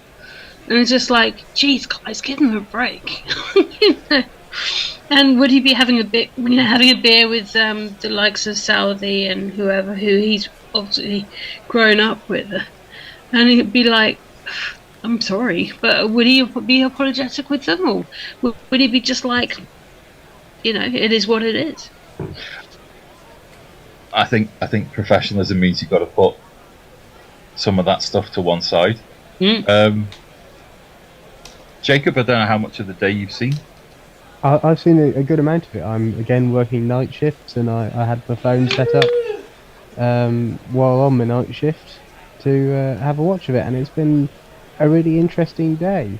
It looked like all hell had broken loose this morning, and then Root came in, calmed everything down. Harry Brook got as close to calming everything down as he possibly can, while smiting it through the covers for 4 every other delivery. But yeah, it's just been a fantastic partnership, and I think personally that was Harry Brook's best 100, given the conditions it was in, the quality of the bowling attack he's facing, the position of the game when he comes into the bat. position of the game. Yeah, just to be able to play that way, score at a run a ball, and make that sort of score in the style that he has. It just can't. He's almost sort of condition proof. He just comes in, regardless of the pitch, regardless of the bowlers, plays his way and dominates the game. And England have for so long been looking for a player who can come in pretty much all climes so far and change the game and drag the momentum back.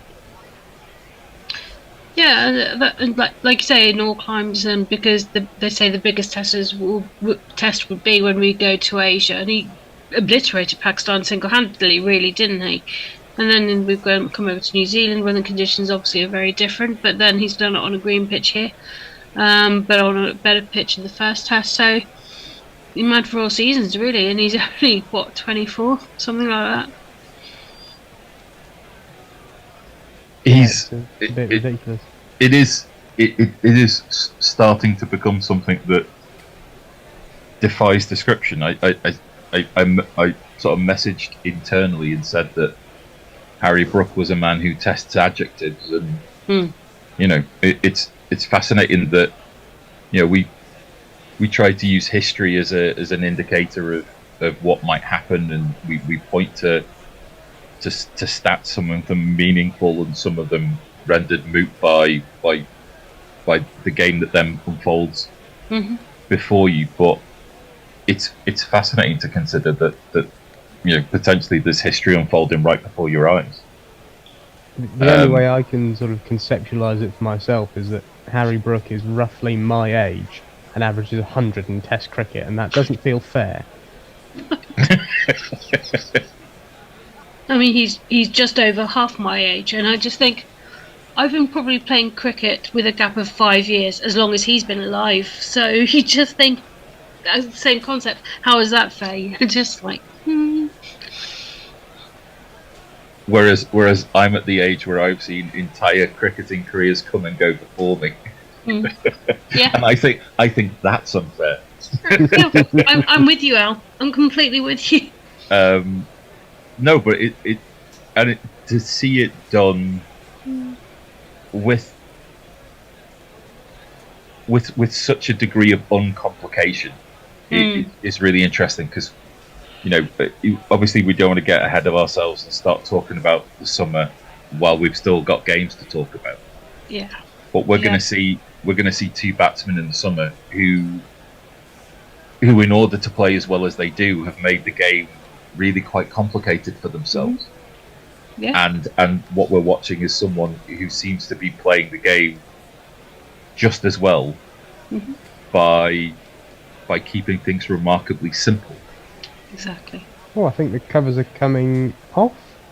Is that covers off, or is that more covers coming on? That's what I was trying to see. It's difficult to tell. There's no depth perception. It's just gone past the hour. So, Bear, do you want to change, or do you want to keep going? Or? More covers coming on, I fear. Sorry to ask you to make decisions at 4 o'clock in the afternoon. Yeah, well, I can tell you it's likely to rain for a little while. I've just had a look at the radar. And you've gone quiet. And there's more rain coming in from the southeast. So yeah, it looked like they'd taken the covers off and then they put them back on again. So I think we just put on some highlights. Everyone have a little break. Rest your brains at 4 in the morning. And if anything happens, we'll be back. If I fall asleep, someone ring my phone. And whatever happens, there will be a summary of the day's play from me and from Al at some stage shortly after stumps are drawn. Probably about an hour after that, we'll have it up for you to see. So, shall I run through some tweets quickly before we? See you later, Hattie. Take care, guys. Cheers. Jay Grover says, talking of gorillas with a good set of pipes, not Fred can proper carry a tune, thus proving there is beauty inside even the ugliest carapace.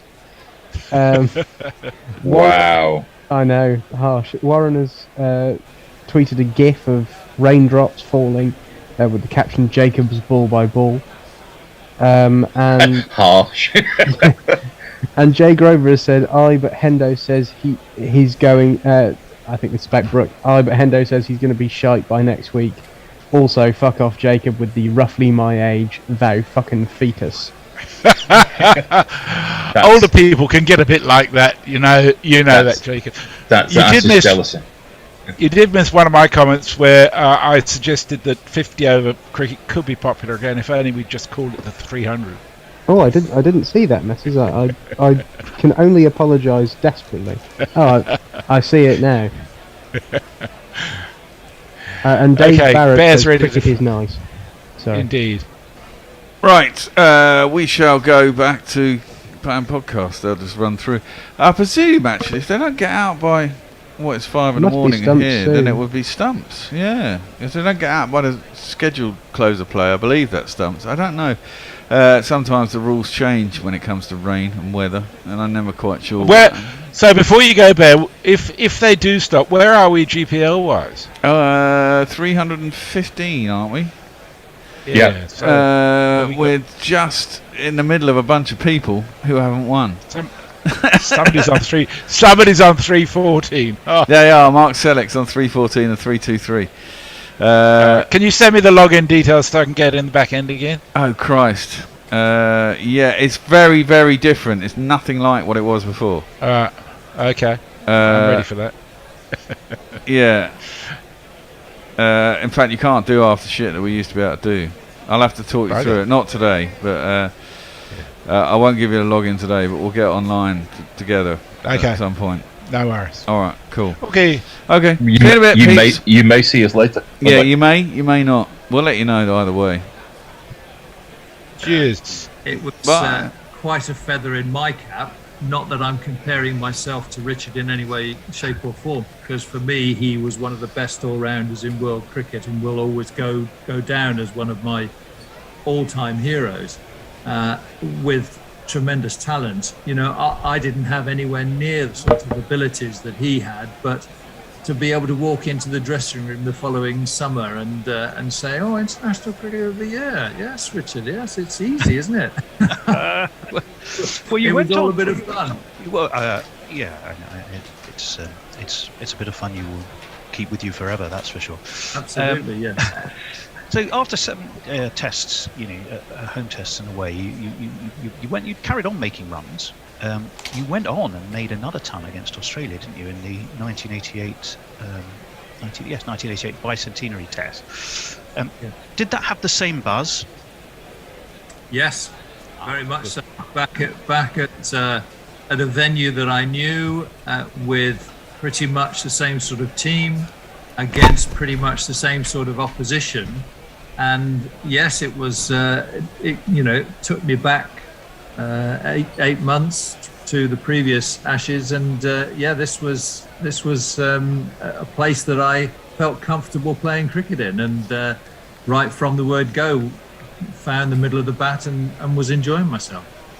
When kind of the England phase of your career kind of came to an end, did you feel that there were international runs left unscored and that England were missing out when that happened?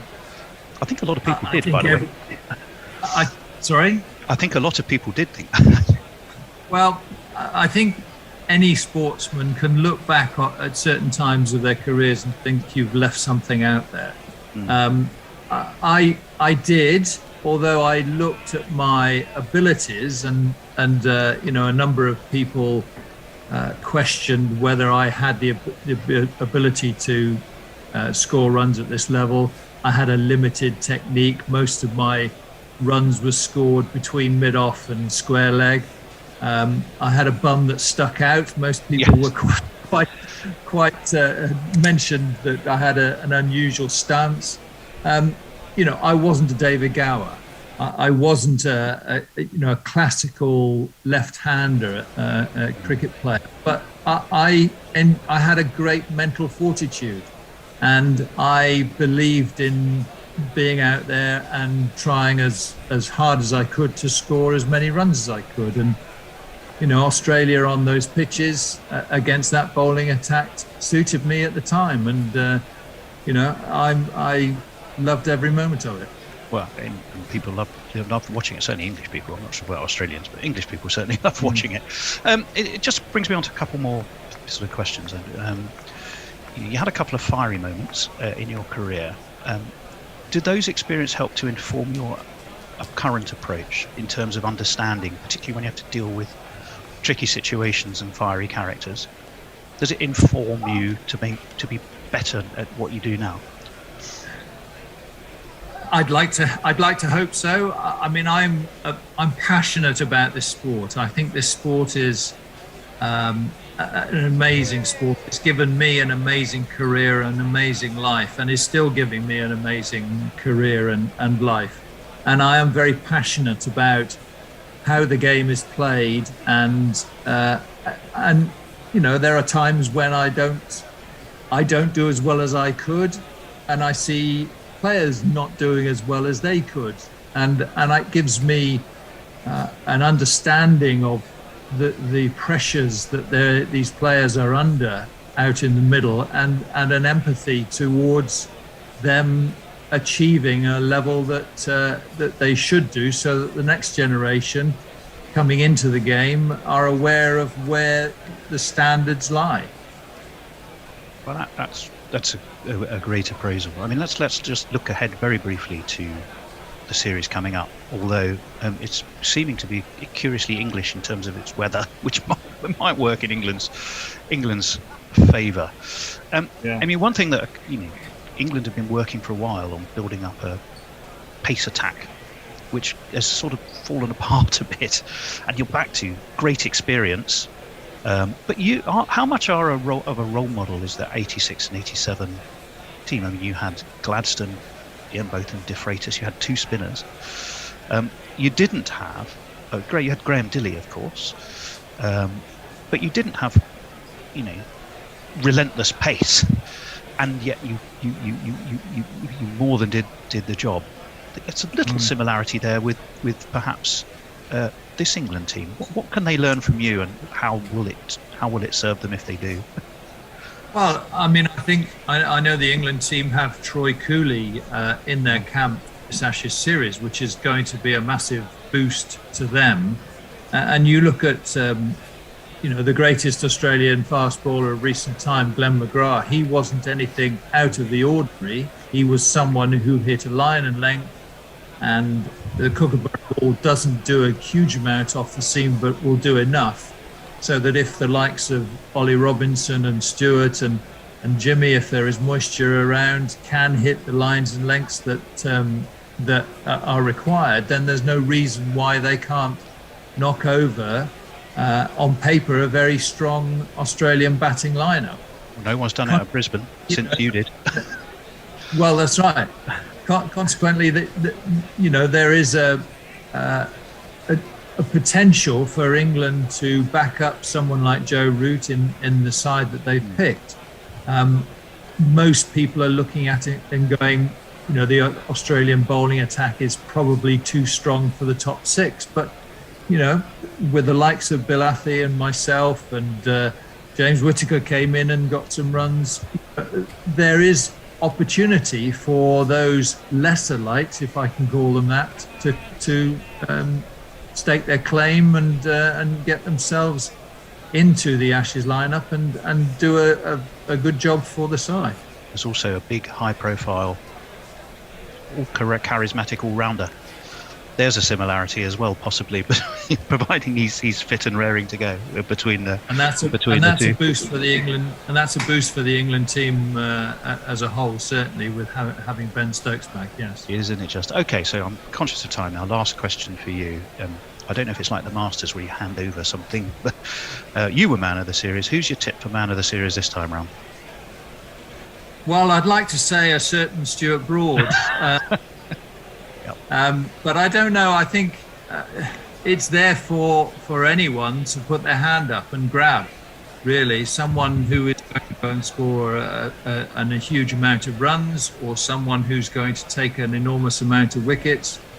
It's very difficult on both sides to be able to pick out one individual who is going to be the star. But, maybe the fact that Ben Stokes has had a layoff and will be raring to go and is a proven quality batsman and bowler and fielder, of course, he would possibly be my tip, but I don't want to put in any additional pressure on him for that recognition. I think we all feel that way a wee bit.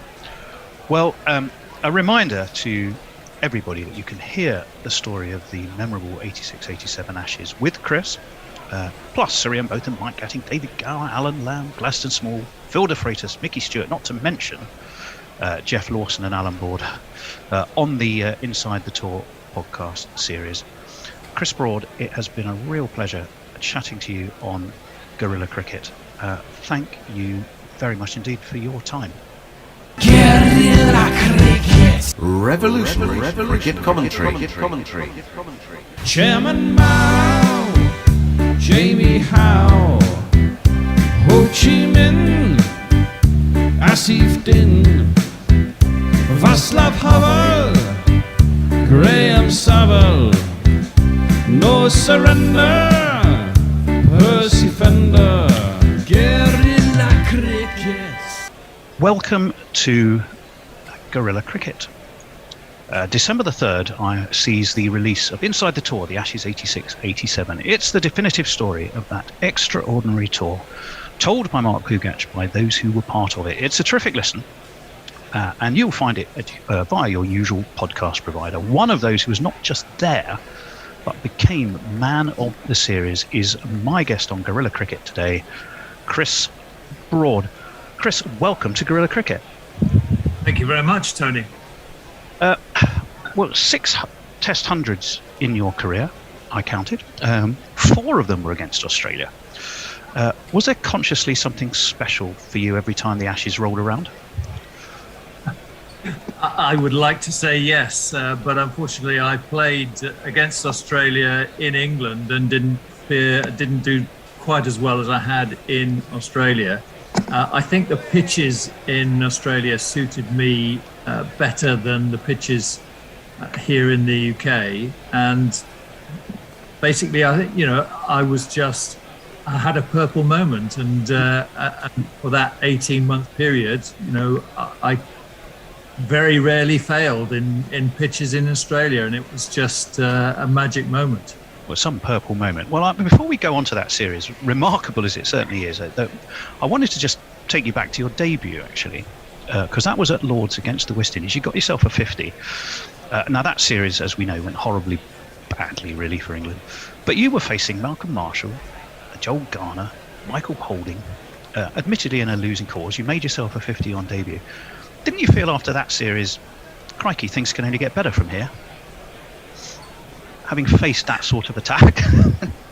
Yes. I mean, I was so delighted to receive a call up to play, because I think it's every English cricketer's dream to play for their country, and I was very fortunate, having moved from Gloucestershire to Nottinghamshire, that season in '84, and so quickly been given a call up to play for England. I was just enjoying the moment, and sure, at the end of the season, when I wasn't selected to go on the tour of India, it was very disappointing. But we were, cast your memory back to those days where we were very much in a horses for courses type selection policy, and my forte was allegedly against fast bowling. So to play against the West Indies was a forte of mine, and I think the selectors also had a view that the West Indies bowlers didn't bowl particularly well to left-handed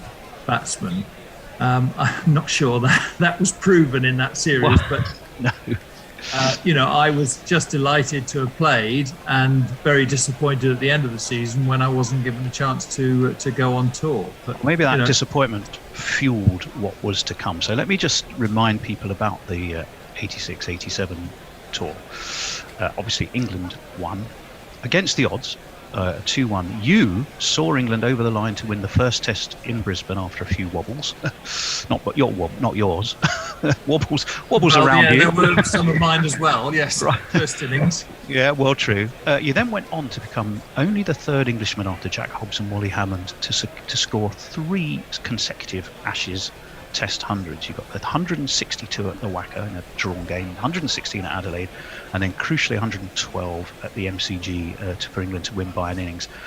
I guess the one question is, amongst all of that fantastic purple spell for you, do any of those stick out more than others? Yes, the 100 at Perth.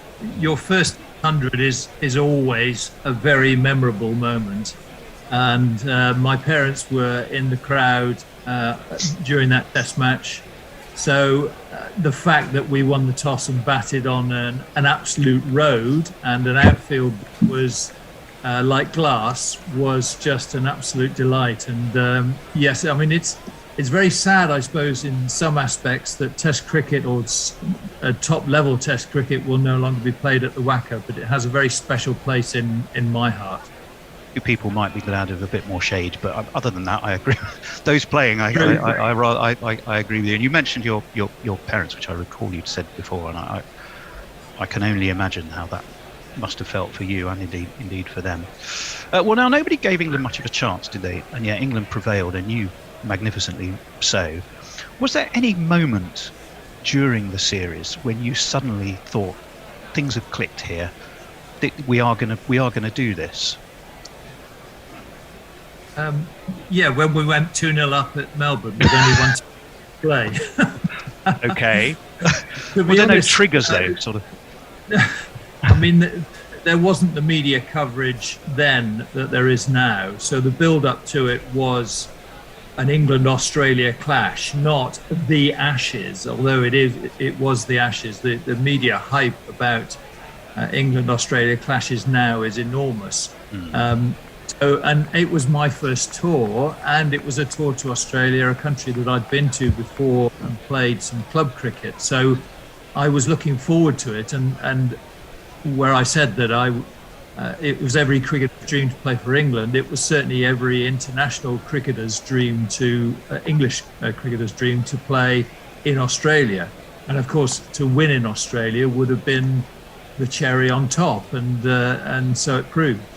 Very, very much so. Well, there was, of course, that famous quote. This must have followed you around. Of course, you've got the perfect riposte to it. But the late Martin Johnson, who'd written, of course, that it wasn't a great warm-up for England. You'd lost a couple of series. Australia hadn't won a series in 7, I think, since '84. It was remarkable. So they were struggling. You described them, I think, as emerging rather than a poor team, which I thought was good, was kind of you. But Martin Johnson famously said, the famous quote, "Can't bat, can't bowl, can't field."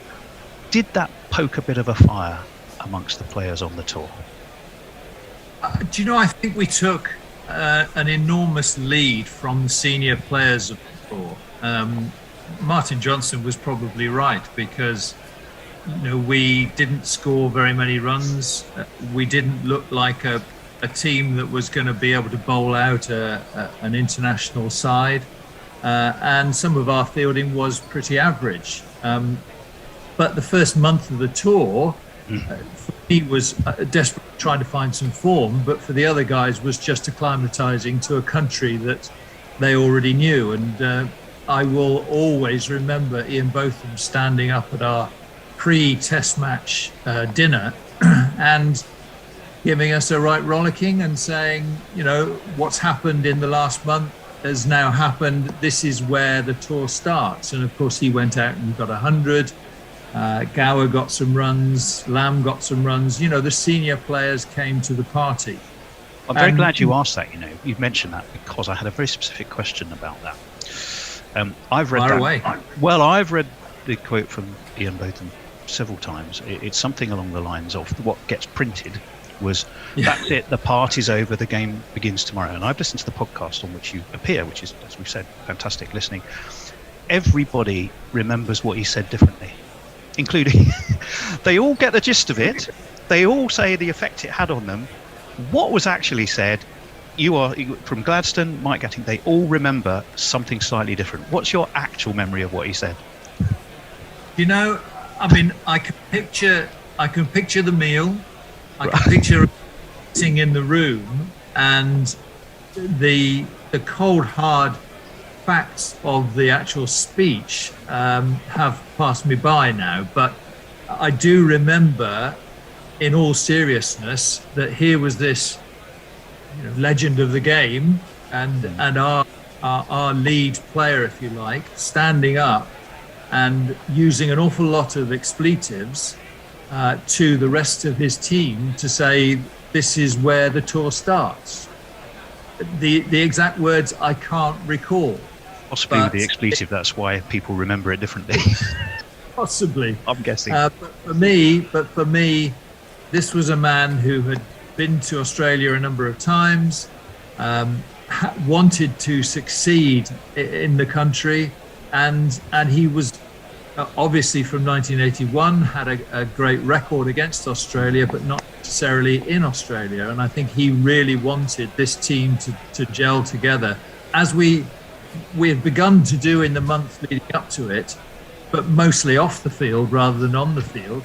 And he wanted us to take the off-field gelling to the on-field part, and he was going to lead the front. And certainly by his actions on the field, he definitely led from the front in that first test match. And the first test match in any series is massively crucial, because in Australia had just drawn a test series in India, so they were the favourites going into this test series, and we needed to come out fighting.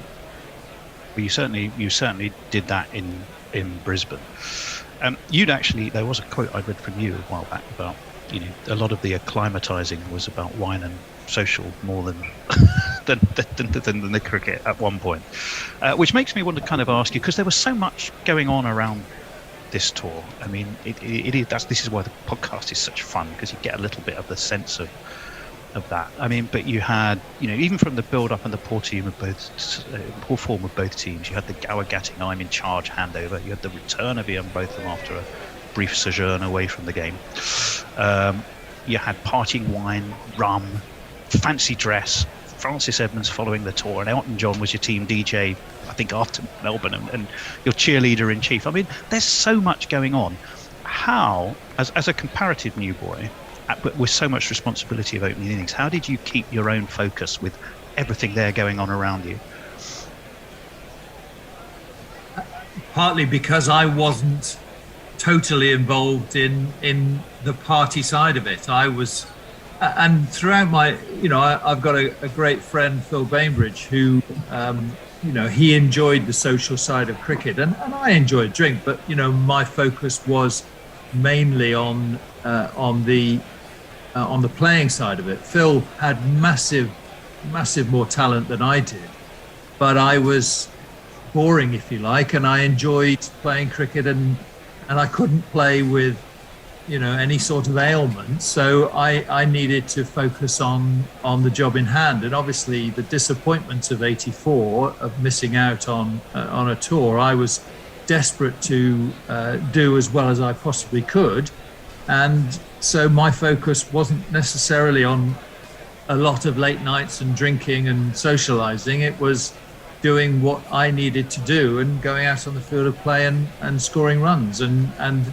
so I think that was my focus, and it just, yes, of course, there were times when we would have a drink together and socialize and enjoy the tour, enjoy Australia as it was as a whole, but for me it was about doing enough socializing until that was it, and you move on to the next day's play and being able to do that.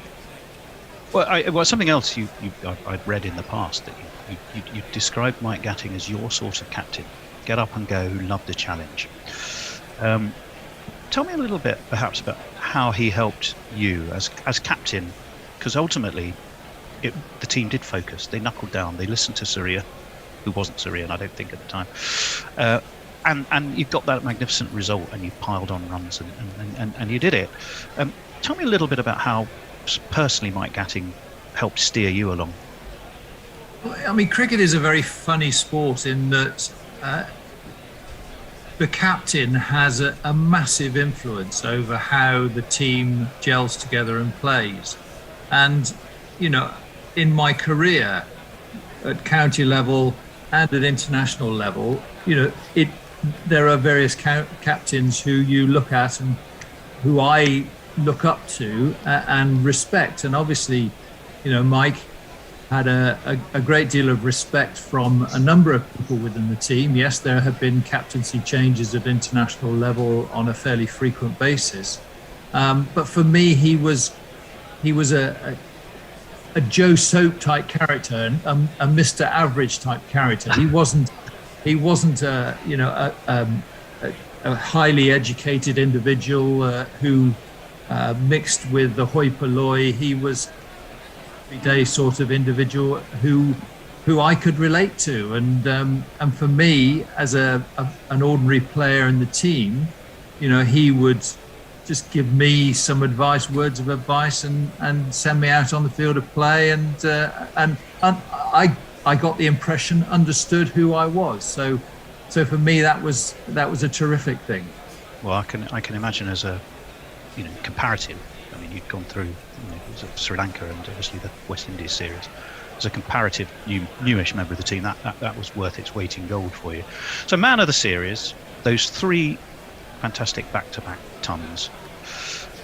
You got that award. How much did that really mean? How much does it still mean when you think back on that? Well, when having played for Notts and the previous season, Richard Hadley had won the International Cricketer of the Year. It was quite a feather in my cap. Not that I'm comparing myself to Richard in any way, shape or form, because for me, he was one of the best all-rounders in world cricket and will always go down as one of my all-time heroes. with tremendous talent. You know, I didn't have anywhere near the sort of abilities that he had, but to be able to walk into the dressing room the following summer and say, "Oh, International Cricketer of the Year, yes, Richard, yes, it's easy, isn't it?" Well, you it went was all on a bit of fun. Well, it's a bit of fun you will keep with you forever. That's for sure. Absolutely, yeah. So after 7 tests, home tests and away, you carried on making runs. You went on and made another ton against Australia, didn't you, in the 1988 bicentenary test? Did that have the same buzz? Yes, very much so.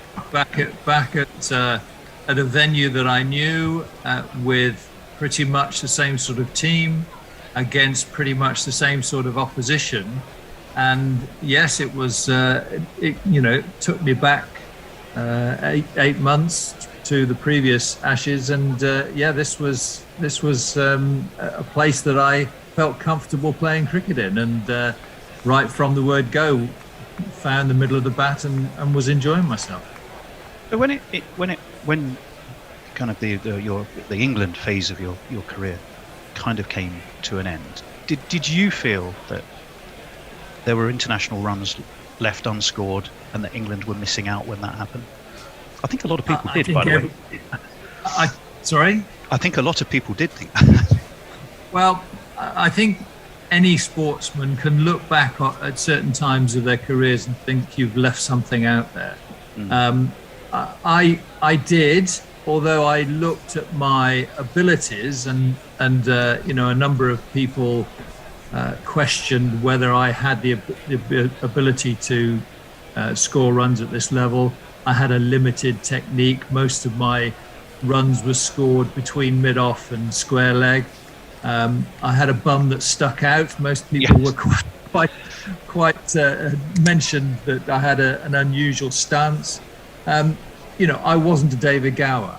I wasn't a classical left-hander cricket player, but I had a great mental fortitude, and I believed in being out there and trying as hard as I could to score as many runs as I could. And Australia on those pitches against that bowling attack suited me at the time, and I loved every moment of it.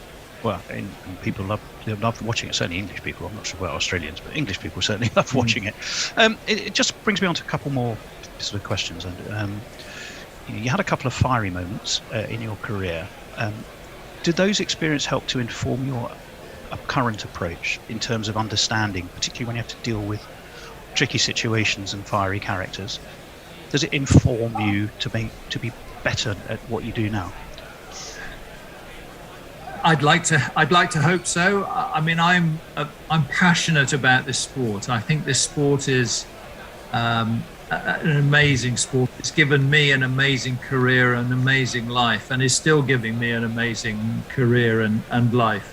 And I am very passionate about how the game is played, and there are times when I don't do as well as I could, and I see players not doing as well as they could, and it gives me an understanding of the pressures that these players are under out in the middle, and an empathy towards them achieving a level that they should do, so that the next generation coming into the game are aware of where the standards lie. Well, that's a great appraisal. I mean, let's just look ahead very briefly to the series coming up, although it's seeming to be curiously English in terms of its weather, which might work in England's favour. I mean, one thing that England have been working for a while on building up a pace attack, which has sort of fallen apart a bit, and you're back to great experience. But how much of a role model is that 86 and 87 team? I mean, you had Gladstone, both in De Freitas. You had two spinners. You didn't have you had Graham Dilley, of course, but you didn't have relentless pace. and yet you more than did the job.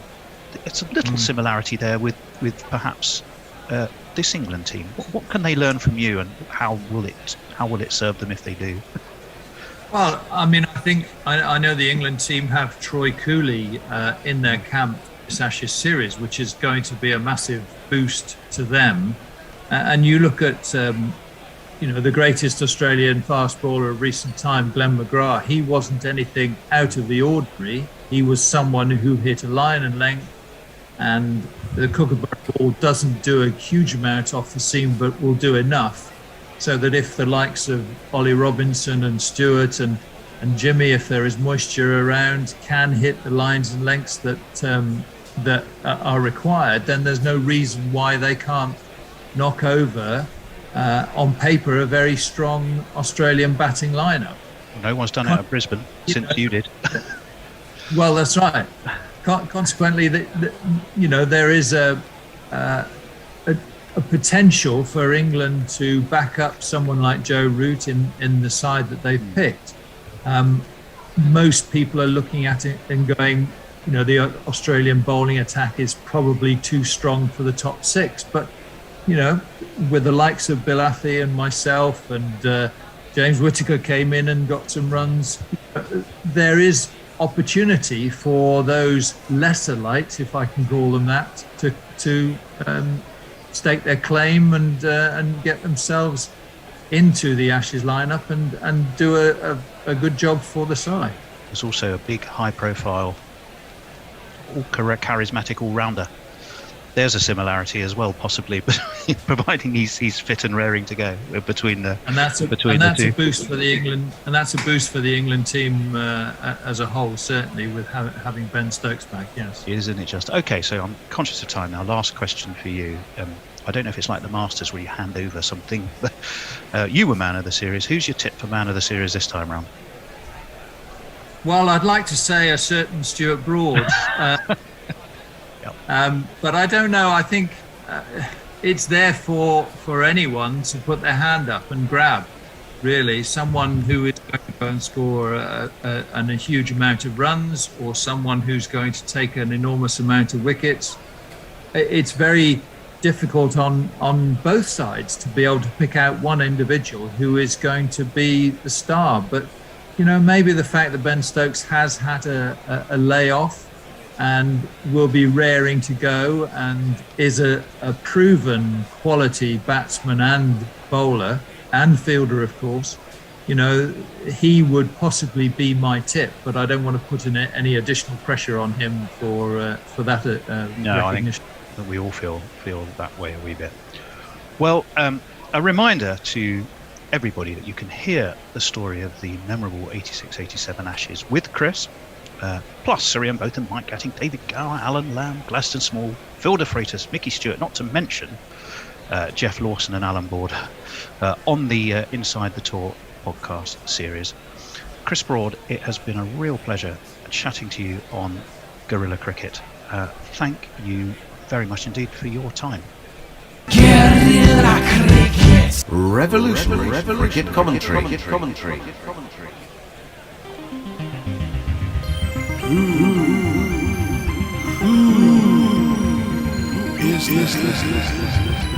Who is that weirdo?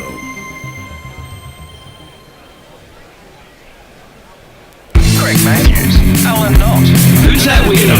Daniel Titto, Neil Mackenzie. Who's that weirdo? Wayne Leverock, Shane Freed. Who's that weirdo? Chris Harris, Kevin O'Brien. Who's that weirdo? Good morning, good afternoon, good dawn, good dusk, wherever you are in the world. Welcome to Guerrilla Cricket and the 4th episode of our big fat pod quiz. Who's that weirdo? It's a test of skill, knowledge and overactive imaginations, separating the live cricketers from the dead cricketers and those who aren't cricketers at all but sound like they might be. I'm Gorilla Hendo, Nigel Henderson, and today's edition could be our most competitive yet. We welcome back, after her dismantling of Grubby 78 in their meeting 2 weeks ago, everyone's favourite county cricket matterer and natterer, it's Annie Chave! Yay! Hello! Tell us a little bit, you've got a new edition out, haven't you? I've got a new edition out, edition number 13, which is unlucky for some. and it's a new look magazine. I've got some youth to design it for me. A youth. Have you seen it, Bumble? Oh, I've given it away. I was going to say, she's got it picked out today because she's up against cricket royalty. The man who's probably the most famous voice in the business, the man who's been player, coach, manager, umpire, eventually commentator. Ladies and gentlemen, it's only Bumble himself. Hello, Bumble. Welcome to Cricket. Yeah, I should never have done this in the first place. As soon as I knew it was Annie Chafe that I'm up against, I know that I'm going to get the silver medal here. It's... Now listen, Bumble. Surely, when you were manager and coach of the England team, you didn't go into the dressing room and say, "Look, we're going to come second here." I need more positivity from you. No, I'm a realist. I know exactly where I stand here. I will be doing my best, as they always say. Right. You're setting me up for a fall, Bumble. I'll tell you. Yeah, it's reverse psychology, isn't it? Reverse psychology. Is it? How can I compete? When I'll play the game. She is remarkable. She is in so many ways. Anyway, what do you think, Bumble? What's your thoughts on the Test match and what's been going on in Pakistan? I did see that you've been a little bit under the weather, but did you manage to get to see much of the Test? No, I don't have Sky now. Why would that be? Yeah, well, I've been obviously I follow it and I listen to Aggers a little bit and Simon Mann, and it's quite remarkable. And the latest stuff that's come out from our captain, he said he might even declare before they've had a bat. He might. I'm a bit worried that the fog is going to be so bad that he'll declare and no one will know. We were up there. I've been to Multan, and I know that it can get foggy, and so they will lose some time. Yeah, in the mornings and the evenings, it looks like the first hour is going to be a bit tricky, doesn't it? Oh well, that's good. Maybe I can stay in bed. Yeah, stay in bed a little bit longer. That would that'd be fine, wouldn't it? Yeah. What do you make, Bumble, of Joe Root batting left-handed? That's stealing your thunder a little bit, isn't it? Well, he's quite good at that. This morning, I've seen Jimmy Anderson bowling left-handed. Really? Yeah, Jimmy Anderson has bowled very acceptable left-arm spin this morning. Wow. Do you think he's been taught by Jofra Archer? Because I remember seeing Jofra Archer was doing a bit of left-arm spin a couple of years ago as well. He might be less injury-prone if he bowled that as well. The way I think that Jimmy has sort of kicked it on to Jofra. Right. Oh, really? Okay. So Jimmy was he was the man who came up with the left-arm spin, and he's coaching Jofra in the subtle arts. You were a left-arm spinner, weren't you? So I mean, you might have some input there. Yeah, and I perfected that. You know how they call them the shooter and the zooter and the this and the that. I had the gazoner. Gazoner? The gazoner, it's the one that goes on and doesn't spin. Oh, yes, the gazoner with the arm, that one. That's the one. That's the only ball. I didn't bowl anything else, just the gazoner. Not the gazunder, which is something else. Goes underneath. Burrows under the pitch. I don't think you can go under the stumps. Anyway, moving on, I should sort of introduce the other member of the team that's here today, and that is, of course, Tony Bishop. Hello. He's alongside me. He's going to be giving us all sorts of info. He's the Osmond to my Armstrong. He's the yin to my yang, and he's my driver to the studio. Not as and here he is. Or as interesting. Anyway, and he's not as interesting as any of them. Anyway, I will give everyone out there a quick read through of the rules because I forget them halfway through anyway. So don't worry about it. If you get things wrong, we'll just laugh about it, and no one will be any the better. We'll claim that it was meant. Basically, contestants toss to start with and can elect a battlefield. Then the host, that's me, gives contestant A a name and a nationality, and contestant A has to decide whether they are a live cricketer, a dead cricketer, or not a cricketer at all. In which case, they have to say, "Who's that weirdo?" They get it right, and it is a live or dead cricketer. Contestant A then has to guess their current age or age at death for a bonus point, which they get if they are within 3 years. If they get it on the nose, they get 4 bonus points. If contestant A is wrong, the question is passed over to their opponent, who goes through the same process. If it is a weirdo, i.e. not a cricketer, age is not required, but you can take a wild guess at the source of their notoriety. It could be a musician, a poet, a businessman, businesswoman, weird record breaker, comedian, politician, etc., etc. So I'm going to toss, and I'm going to let our special guest of the day, Bumble, shout. I'm going to throw it up into the studio air. I'm going to drop it completely, and you can say heads or tails. Heads. It's tails, would you believe? Honestly, honest love. So Annie, Always go tails, Bumble. Come on. Yeah, I should have done, shouldn't he? I always picked heads. I always called heads when I was captain. Yeah. Well, there you go. It's tails. So, Annie, you can just choose whether to bat or bowl. I'm going to go bowl. You're going to bowl. So the first named person is going to go to you, Bumble. Are you ready? Are you steeled for it? I'm ready. Yeah. It's like Jeff Thompson just coming up and going wang. Terry Burrows, England. Live cricketer, dead cricketer, or who's that weirdo? Terry Burrows. Terry Burrows, who's that weirdo? You know him, don't you? You're absolutely right. You've got points already. Oh, damn it. Oh, no. Clever for us. Is Bumble. And you can have another guess for a bonus point. What does he do, Terry Burrows? Was he No, I'm going to say a crown green bowler. Oh, it's a good guess. But I'm not going to give you an extra point because it's not. He's actually the fastest window cleaner at the National Championships in Blackpool in 2009. Tell us a little bit more, Tony, about Terry Burrows. Well, yes, I've been at great pains to make a few notes about him. He is, as you rightly say, the fastest window cleaner that he won in Blackpool 2009. Held in Blackpool, of course, to commemorate the 80th anniversary of George Formby's When I'm Cleaning Windows. It takes Terry, known as Terry Turbo Burrows, less than 10 seconds to clean more than 6,000 square inches of glass. Wow. He's a martial arts specialist. He's in the Guinness Book of Records. He's also been a karate and a boxer, specialist and a boxer, which he attributes his speed to. He's been on a show with Usain Bolt, where he once said a couple of years ago on a television show, I met the fastest man and I'm the fastest hands. We could rob a bank together. Hey. Interesting thought. He's still going strong. He's 66 years old. He's from Romford. You can check out his website, which is www.fastestwindowcleaner.com. And he issues you a challenge. Can you beat me? Come and have a go if you're squeegee enough. Does he do it well, though? I mean, I could clean a window that quickly. Could you? Well, surely anyone could. I think we're couldn't going they? But you know, just wipe across it. Coordination, due to his martial arts skills, is what he attributes his speed to. Well, there you go. Bumble is in the lead. He's 2-0 up. We move to Annie for the second name. Now, this is an interesting one. Oh, sorry. Go on, Bumble. If he's from Blackpool, I know Blackpool, you need to be a boxer and a karate expert. Yeah, well, I mean, they don't tell you that when they go there on Strictly, do they? They make out it's a really lovely place. But well, it is marvellous for everybody that lives in Blackpool. Absolutely. He says, yes, disappearing off He's the good, but he won it in Blackpool. But there you go. So he's an Essex lad. He's obviously going to be a bit violent. Okay, Annie, moving on. Your first name today is Hendrik Witbooi of Namibia.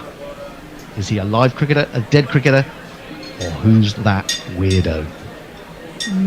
Hendrik Witbooi of Namibia. It's a good name, isn't it? It's a great name. It's a fabulous name. I'm going to go for who's that weirdo. Oh, you've done it again! I can't believe it. It's an amazing start to this week's competition. He is a weirdo. He's not really a weirdo. He's a very admirable character. Do you want to guess what he might do? He works in social services. Well, in a sense, I suppose that's right, isn't it, Tony? Going back a bit. I'll let you make the decision on that one. It's on the very edges of acceptability. Okay. Well, you tell us what DRS even would be twitching and not too sure about that. Tell us all about Hendrik. You'd have to review that one, Joel. Right. He is, as you rightly say, Namibian. He was the first African political activist to take up arms against German imperialists. His face is on banknotes in Namibia. He was born in Pella, Northern Cape, and died near Volgras in 1905, killed in battle indeed with the Germans. He was the chief of the Khoisan people, a sub-tribe of the Khohoi, and he led the people, the Nama people, during the revolts against German colonial rule.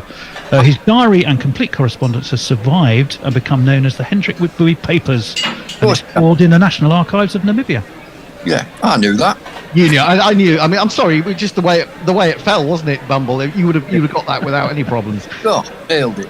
Nailed it completely. Well, we're going to come back to you for number 3. It's all going incredibly smoothly this week, which is unusual. Anyway, how about this one? Gogumal Kissenchand, India. Live cricketer, dead cricketer, or who's that weirdo? Say it again. Gogumal Kissenchand. I mean, I hope I've got the pronunciation right, but I could be mistaken. Gogumal Kissenchand, India. Dead cricketer, live cricketer. Who's that weirdo? He's a dead cricketer. You're absolutely right. You're storming away with this, Bumble. What on earth is going on? I can only imagine that you've actually played against him. Do you want to tell how old he was when he died? Have another guess for a bonus point. He was 58.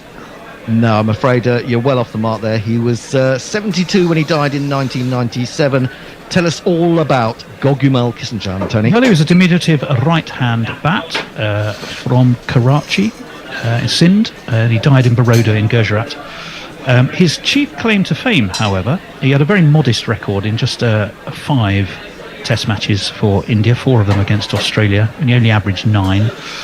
However, despite that modest record, his chief claim to fame in international cricket is that he is the bowler off whom Don Bradman got the all-important single to reach his 100th first-class 100 in 1947.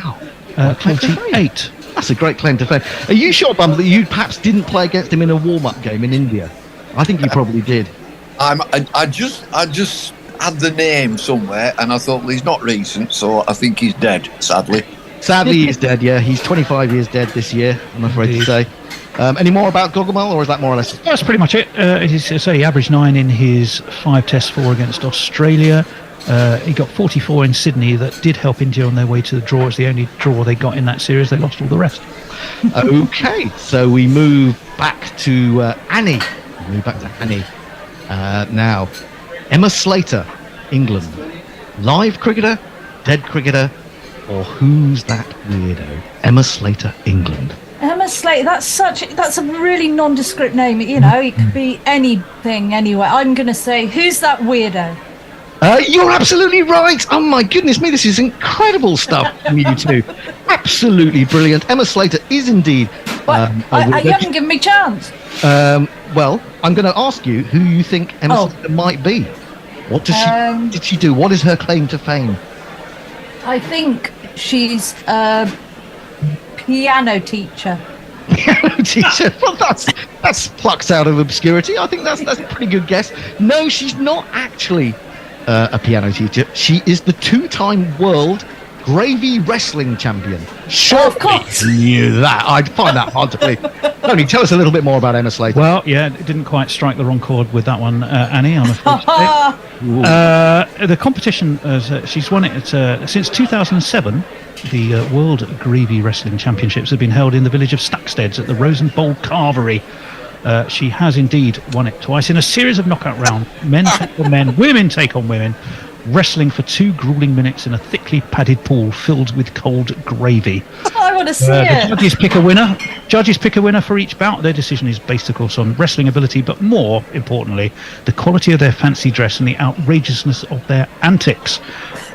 Winners are anointed, of course, by having a bucket of gravy poured over their heads. And now our Emma is from Oldham.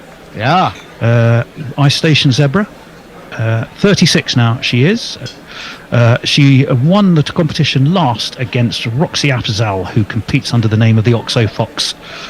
I'm surprised, Bumble, you haven't been asked to do the judging for that, seeing as it's in that neck of the woods. Have you never been asked to do the World Gravy Wrestling Championships? I've been in the pub. I know the. Oh, you know the pub? There you go. It must be. I'll tell you what. It must be serious stuff, because in the most recent event, Sky Penty, aka Rhonda Gravy, she won it despite having dislocated her arm in a fierce bout against the Oxo Fox. And the referee, who I think is also the landlord of the pub, a chap called Stephen Claxton, had to put her arm back in place, and she carried on and went on to win. Oh my good! I prefer to eat gravy personally, although probably not after someone's been wrestling in it. I'll give you a quiz question. Go on then. Yeah, go on. Quiz within a quiz. This is Stacksteads. Okay. Yeah.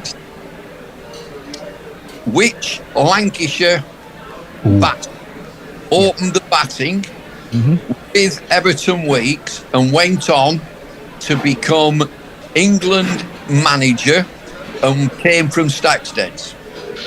Ooh, a Lancastrian. I'll I put that see. over to you because you're a lot older than me, Tony. Well, thank you for that. 3 or 4 years older than me. Lancashire.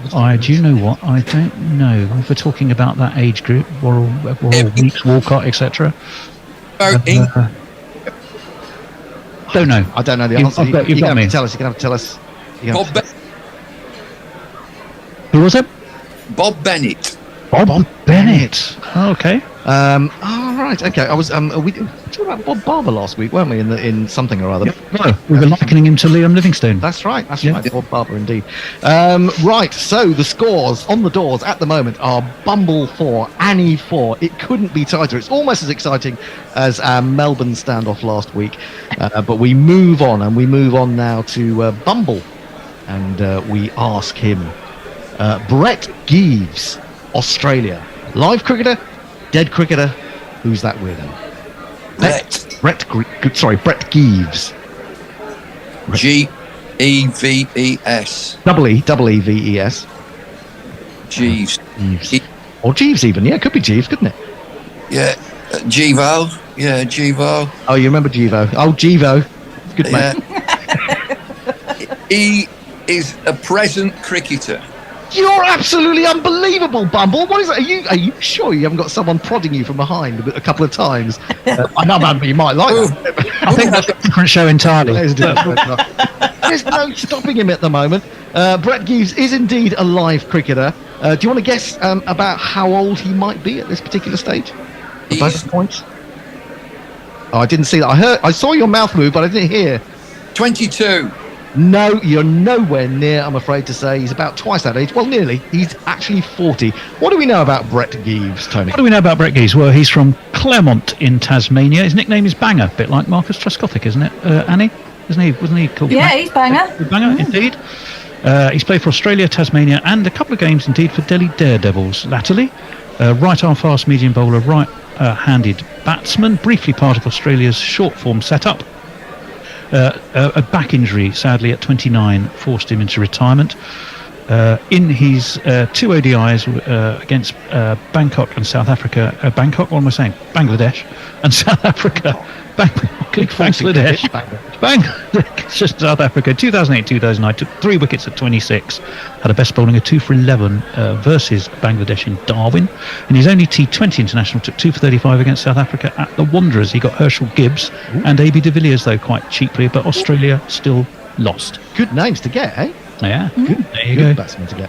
Okay, so Bumble moves into a 6-4 lead with just one more name before we take a break. And we're at the break. What we have, Bumble, you may not know about this, is we have social justice warrior stroke right-arm seam bowler Chris Woke, who writes a regular column for us. He's going to be talking about things that have been upsetting him this week. So we'll have a little break. It doesn't mean you actually get a break. It's just like we do it and then we fill it in, if you get my meaning. Anyway, moving on to Annie, and she's going to look to draw level. How about this one, Annie? Arthur Fielder, England. Live cricketer, dead cricketer. Who's that weirdo? Arthur Fielder. Well, he's been made to sound like a cricketer because of Fielder. It's made to sound old because of Arthur. Exactly. So he's either an old cricketer, or I think he's who's that weirdo? No, you're wrong. You fall behind. Into the interval we go with Bumble in the lead. He is not a weirdo. You can throw it to Bumble now. Yes, I've got to pass it across. No, don't give it to him. Dead cricketer or live cricketer? That's all that's left for a bonus point. Arthur Fielder. Dear Arthur is a dead cricketer. Yep, you're right. You're absolutely right.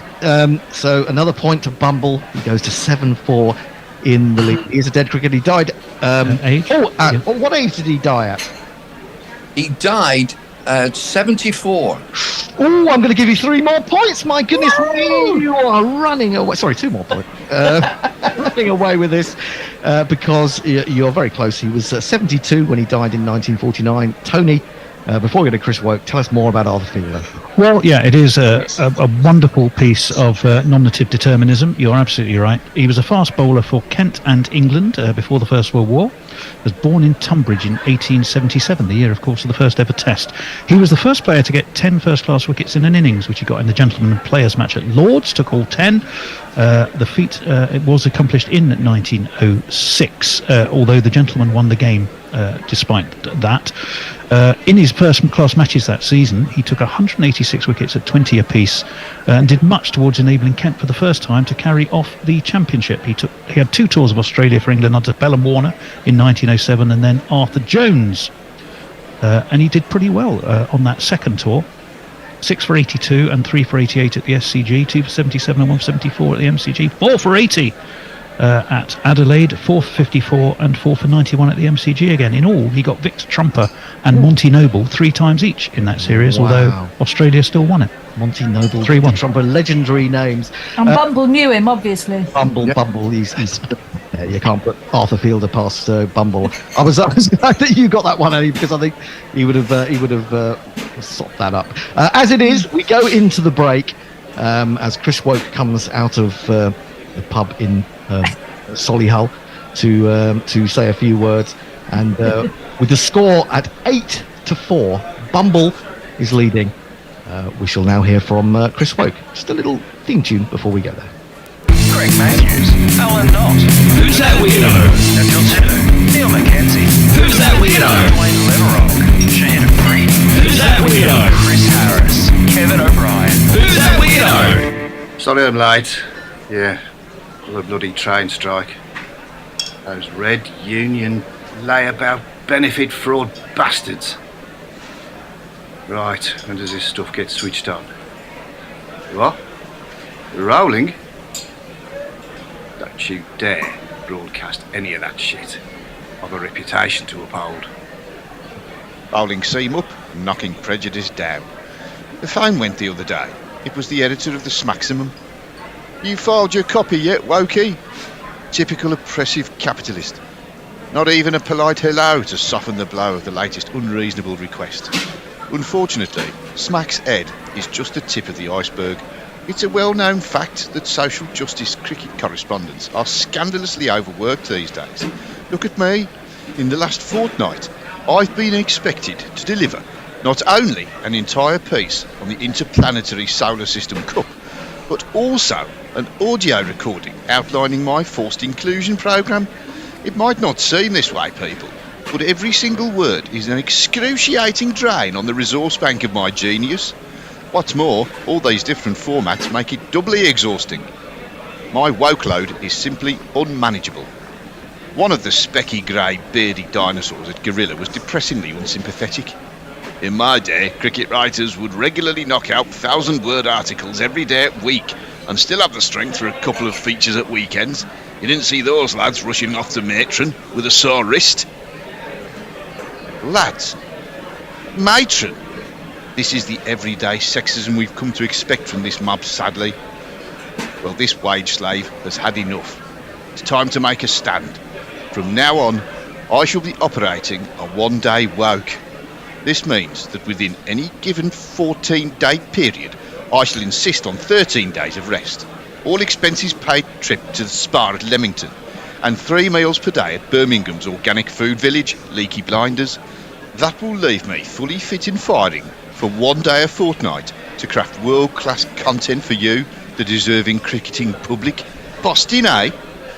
This sort of action is the only way to get employers to sit up and take notice. If they do not heed our message, they risk burning people out. And that will only add to the climate change emergency we're all facing. Remember, as England's men found out under Mike Atherton, one out, all out. Until next woke, comrades, ta-ra, me ducks! Greg Matthews, Alan Knott. Who's that weirdo? Nigel Tiller, Neil Mackenzie. Who's that weirdo? Wayne Leverock, Shaheen Afridi.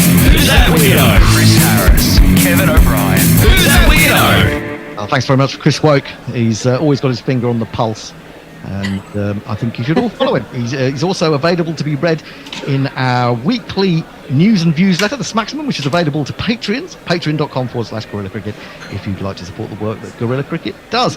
We are back, and Bumble is 8-4 in the lead. It's going better than you can imagine, isn't it, Bumble? Delirious, are you? You've moved rooms, by the way. You look like you've moved rooms, have you? Yeah, no, I've just moved hands this time we're going to sleep, so I'm now holding it very primitive. It's an iPhone which I'm holding in my left hand. Oh, is it? Oh, it's a very good picture on an iPhone, I have to say. It's absolutely brilliant. Although probably shouldn't. Other sort of phones are available, I should say that, shouldn't I? Really? Right, moving on. It's Bumble's turn, and the first after the interval is the great name of Ronald Saggers, Australia. Dead cricketer, live cricketer, or who's that weirdo? Ronald Saggers. Who's the weirdo? No, you're wrong. Yes, chance for Annie to come back into the game. Dead cricketer or live cricketer, Annie? Live cricketer. No bonus point for you, I'm afraid to say. You're all totally wrong. He's a dead cricketer. Everyone knows Ronald Saggers is dead. What's the matter with you two? I can't even pass it over for anyone to have a guess how old. Yeah, he can only just have died, surely. Well, it depends it depends whether you think 1987 is fairly recent. Yes. I'd like to think that, but unfortunately it isn't. Ronald Saggers is a dead Australian cricketer. He died aged 69 in 1987, and Tony's got more information about him. I may be, what's his name? Richard Osman, but I don't think Alexander Armstrong ever punches the air with quite such glee and delight at guests getting things wrong. But then we go. He is indeed, sadly, alas, a dead cricketer. He died at the age of 69 in 1987. Did Ronald Saggers. He was born in Sydenham. What, at Sydenham? Sydenham, New South Wales. Not Sydenham, New South Wales. We are, of course. Though he died in Sydney, he is no relation to Martin Saggers. Played for Australia and New South Wales as a wicketkeeper and batsman. Quite tall for a wicketkeeper he was. Very useful right-handed bat. He scored 1,888 runs with an average of 23.89. His one century being his 104 not out against Essex in 1948, when the Australians put on 721 in one day. So is that 1948? In 19. That was the Invincibles, wasn't it? Yes, it was. That was the Invincibles. 6 tests in all. He averaged 10 and a high score of 14, which he got versus South Africa in Johannesburg, and Australia, which was in 1949, and Australia won that by an innings. He was understudy a lot to Don Talon, somewhat restricted his opportunities, as Bumble will no doubt know. You know a bit about Don Talon?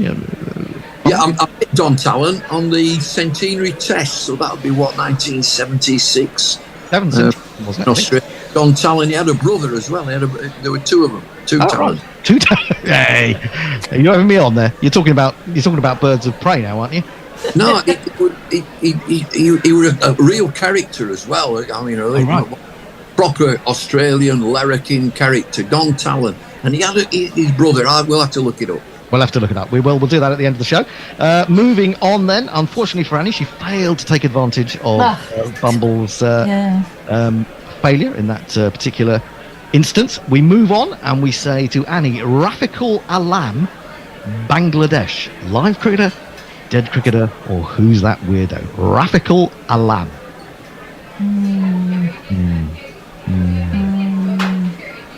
Have you got all your county cricket matters above your head? I have. Alphabetical order. Yeah. No, they're in issue order. They all start with C, don't they? They all start with C. There's a lot of C's. Yes, there are indeed. Rafiqul Alam. Right. Well, we haven't had one of these for a while, so I'm going to go. Who's that weirdo? Absolutely wrong. I just haven't got it this time. No, well, to be honest, Grubby was just terrible. It wasn't that you were that great. Rafiqul Alam, live cricketer or dead cricketer, Bumble? He's very much alive. He is. You're absolutely right. And how old do you think he is? He is 27. No, he's nowhere near 27. He is alive, but he's actually 65. Rafiqul Alam of Bangladesh. The way you said with such confidence, I thought you actually knew him and you'd played against him for a moment. Oh, that's Alam. Oh, that's Alam. Nice try. Right, it's so easy to get your alams mixed up, isn't it? It really is. Tell us more about the live cricketer, Rafiqul Alam, Tony. Rafiqul Alam, yes. He's 65, as you rightly say. He was born in 1957 in Dhaka as a right-hand bat. He's also been a match referee and a national selector for Bangladesh, renowned for his aggressive batting and all-round qualities. He first played for them in 1980. He represented them in 2 ODIs versus Pakistan and Sri Lanka in 1986. In the first versus Pakistan, he made 14 or 43 balls, was caught Ramiz Raja, bowled Wasim Akram. Versus in There's another actor. There you go. In the second versus Sri Lanka in Kandy, he only made 10 off 20 balls. Bangladesh lost both games. But a man of Lancashire, of course, got him out. There you go. Rafiqul Alam, a Bangladeshi live cricketer, aged 65.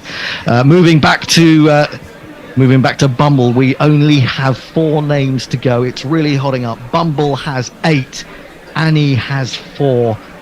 He had 8 before. I know, but he didn't get the last one right. Oh, no, that's true. Yeah, that's why I didn't give him any extra points. Oh, okay. I was going to, but now this is an interesting one. Anakali Akasha of Sri Lanka. Anakali Akasha, Sri Lanka, Bumble. Who's that weirdo? Oh, you're just instinctive. You're just purely instinctive. It's that speed with which you played Lillian Thompson. You're absolutely right. She is a weirdo. She's a she as well. And what do you think? What do you think she does? What do you think she does, or did? Ideas? Sri Lanka. Anakali Akasha. Anakali Akasha. I think she's a musician. Ooh, you're quite close, but not close enough for a bonus point, because that would just be cruel. Half a point, how generous are you feeling? Half a point, well, I want to keep... No, he's winning too much. He's winning by too many. Yeah. I think I'm going to go do away with the extra point there. Anakali Akasha is an actress and former Miss Sri Lanka, is that right? That is absolutely right. She's born in 1987. She is that. Film actress, model, singer. Did you say singer, Dave? You did say singer. Oh, I'm going to give you in that case, have you a full point. You have a point, yeah. TV host and politician. She was crowned Miss Sri Lanka in 2000. Give her a point. Him a point. She does so many things. He could have named anything. Well, it doesn't say sort of plumber, electrician, general handy person here. But no, she might even be a cricketer on the sly. She could have been, yeah. But she was crowned Miss Sri Lanka in 2004. Represented Sri Lanka at Miss World in 2004 beauty pageant. She's also worked as a brand ambassador and fundraiser. She's got her own YouTube channel if you want to go and check her out. Okay. It's Anakali Live. You can find her on YouTube.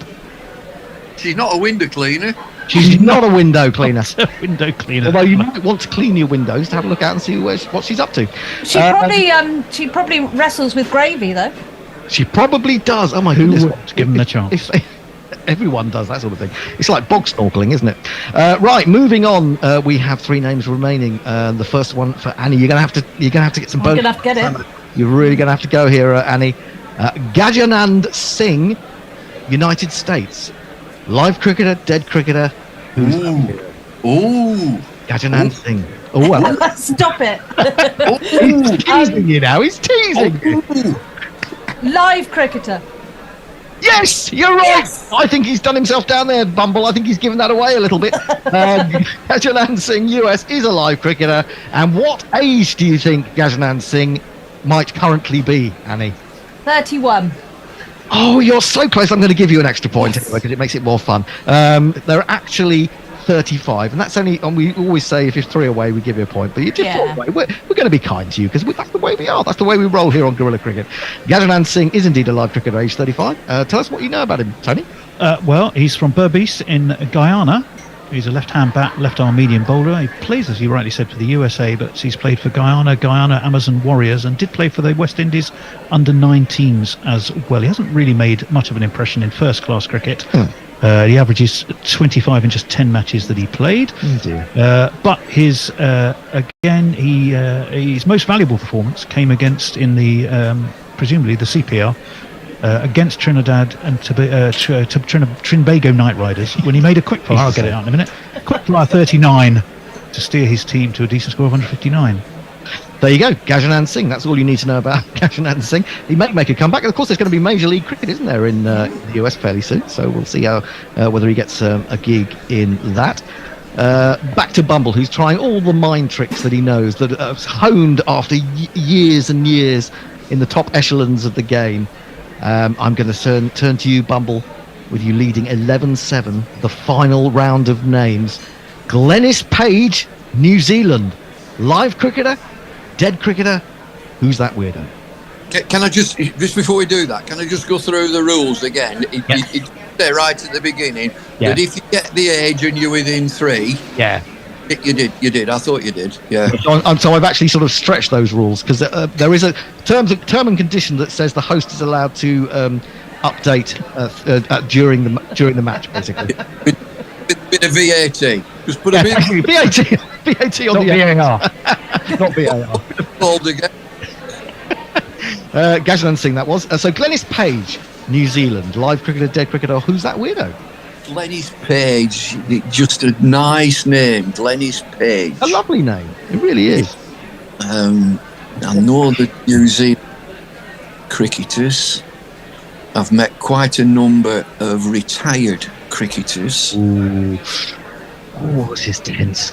Oh, I'm almost dropping dead with excitement. Go on. Who's weirdo? You're wrong. You went the wrong way, Bumble. You threw it around in your head, but you didn't get the right answer from deep in the brain. Glenys Page, is she a dead cricketer or a live cricketer? Annie, this is important. A bonus point for you on the line. Dead cricketer or live cricketer? Oh, Glenys Page, New Zealand. Glenys, you know, Bumble knows some of the old retired ones. You know some Glenyses. You know, but maybe not a really old one. I don't know how far back, but I'm going to go for dead. You're absolutely right. You've got a bonus point. Well done, Annie. You're coming up on the stand side. She died, I can tell you, a while ago. And for an extra bonus point, how old do you think she was when she died? It was really sad. She was only 49. I think she was only 14 for a moment, which would have been really tragic. She wasn't only 49. She was 72 when she. Well, it was still really sad. Yeah, it was really sad. Yeah. She got this mortal coil in 2012. And Tony's got some news and information about her. Well, I can tell you, yeah, she was born in 1940 in Auckland. She played for Auckland women and New Zealand women. Very useful slow left armour. Played just 2 ODIs. She made her debut against Trinidad and Tobago women in the 1973 Women's World Cup, which of course was played in the UK. That game was played in Clarence Park in St Albans. Really? Which, as Bumble I'm sure will immediately tell you, is where St Albans City in the National League South play. Because I've been and watched Watford there many times in pre-season friendlies. And it was also New Zealand, in that first game was also New Zealand women's inaugural ODI. She made 5 with the bat, but took a very impressive 6 for 20. Wow. Rolling the Trinidad and Tobago women for just 61 all out to win handsomely. They all went off. They won the cup that year, of course, the World Cup, under the captaincy of Enid Bakewell. They got a century, but it was the captaincy of Rachel Hayhoe Flint. They won the cup, I think, at Edgbaston. They all went off to meet Edward Heath, the Prime Minister. Oh dear. She still does, Glenys. She still holds the best bowling figures by a player on debut in a women's ODI, and is the only bowler to take a 6-wicket haul on a women's ODI debut. There you go, Glenys Page. She's very much not a weirdo. She's a dead cricketer. And that makes for a fascinating final name that we are going to give to Annie. Now, let me look at the scores. Bumble has 8, 9, 10, 11 points. Annie, reigning champ, has 2, 4, 6, 7, 8 points. So not only are you going to need to get this right, Annie, you're going to need to get some subsidiaries right as well. So this is absolutely crucial for you. And if I do, it'll be a tie. And if you do it, because super over. We'll have to find another name. I don't think we've made contingency plans for that. I have got a couple of spare names. I've got a couple of spare names, so it goes that far. Well, I almost feel like trying to fix it for that, but I won't. Anyway, the final name of today's Who's That Weirdo is Warwick Turner, Australia. Live cricketer, dead cricketer, or Who's That Weirdo? Warwick Turner. Warwick Turner. Definitely Who's That Weirdo. You're absolutely right. You've got 2 points. Oh my God! You're within 1 point of Bumble. Poor old Bumble. He can't believe it. His head is in his hands, because all you need to do now is tell us what you think Warwick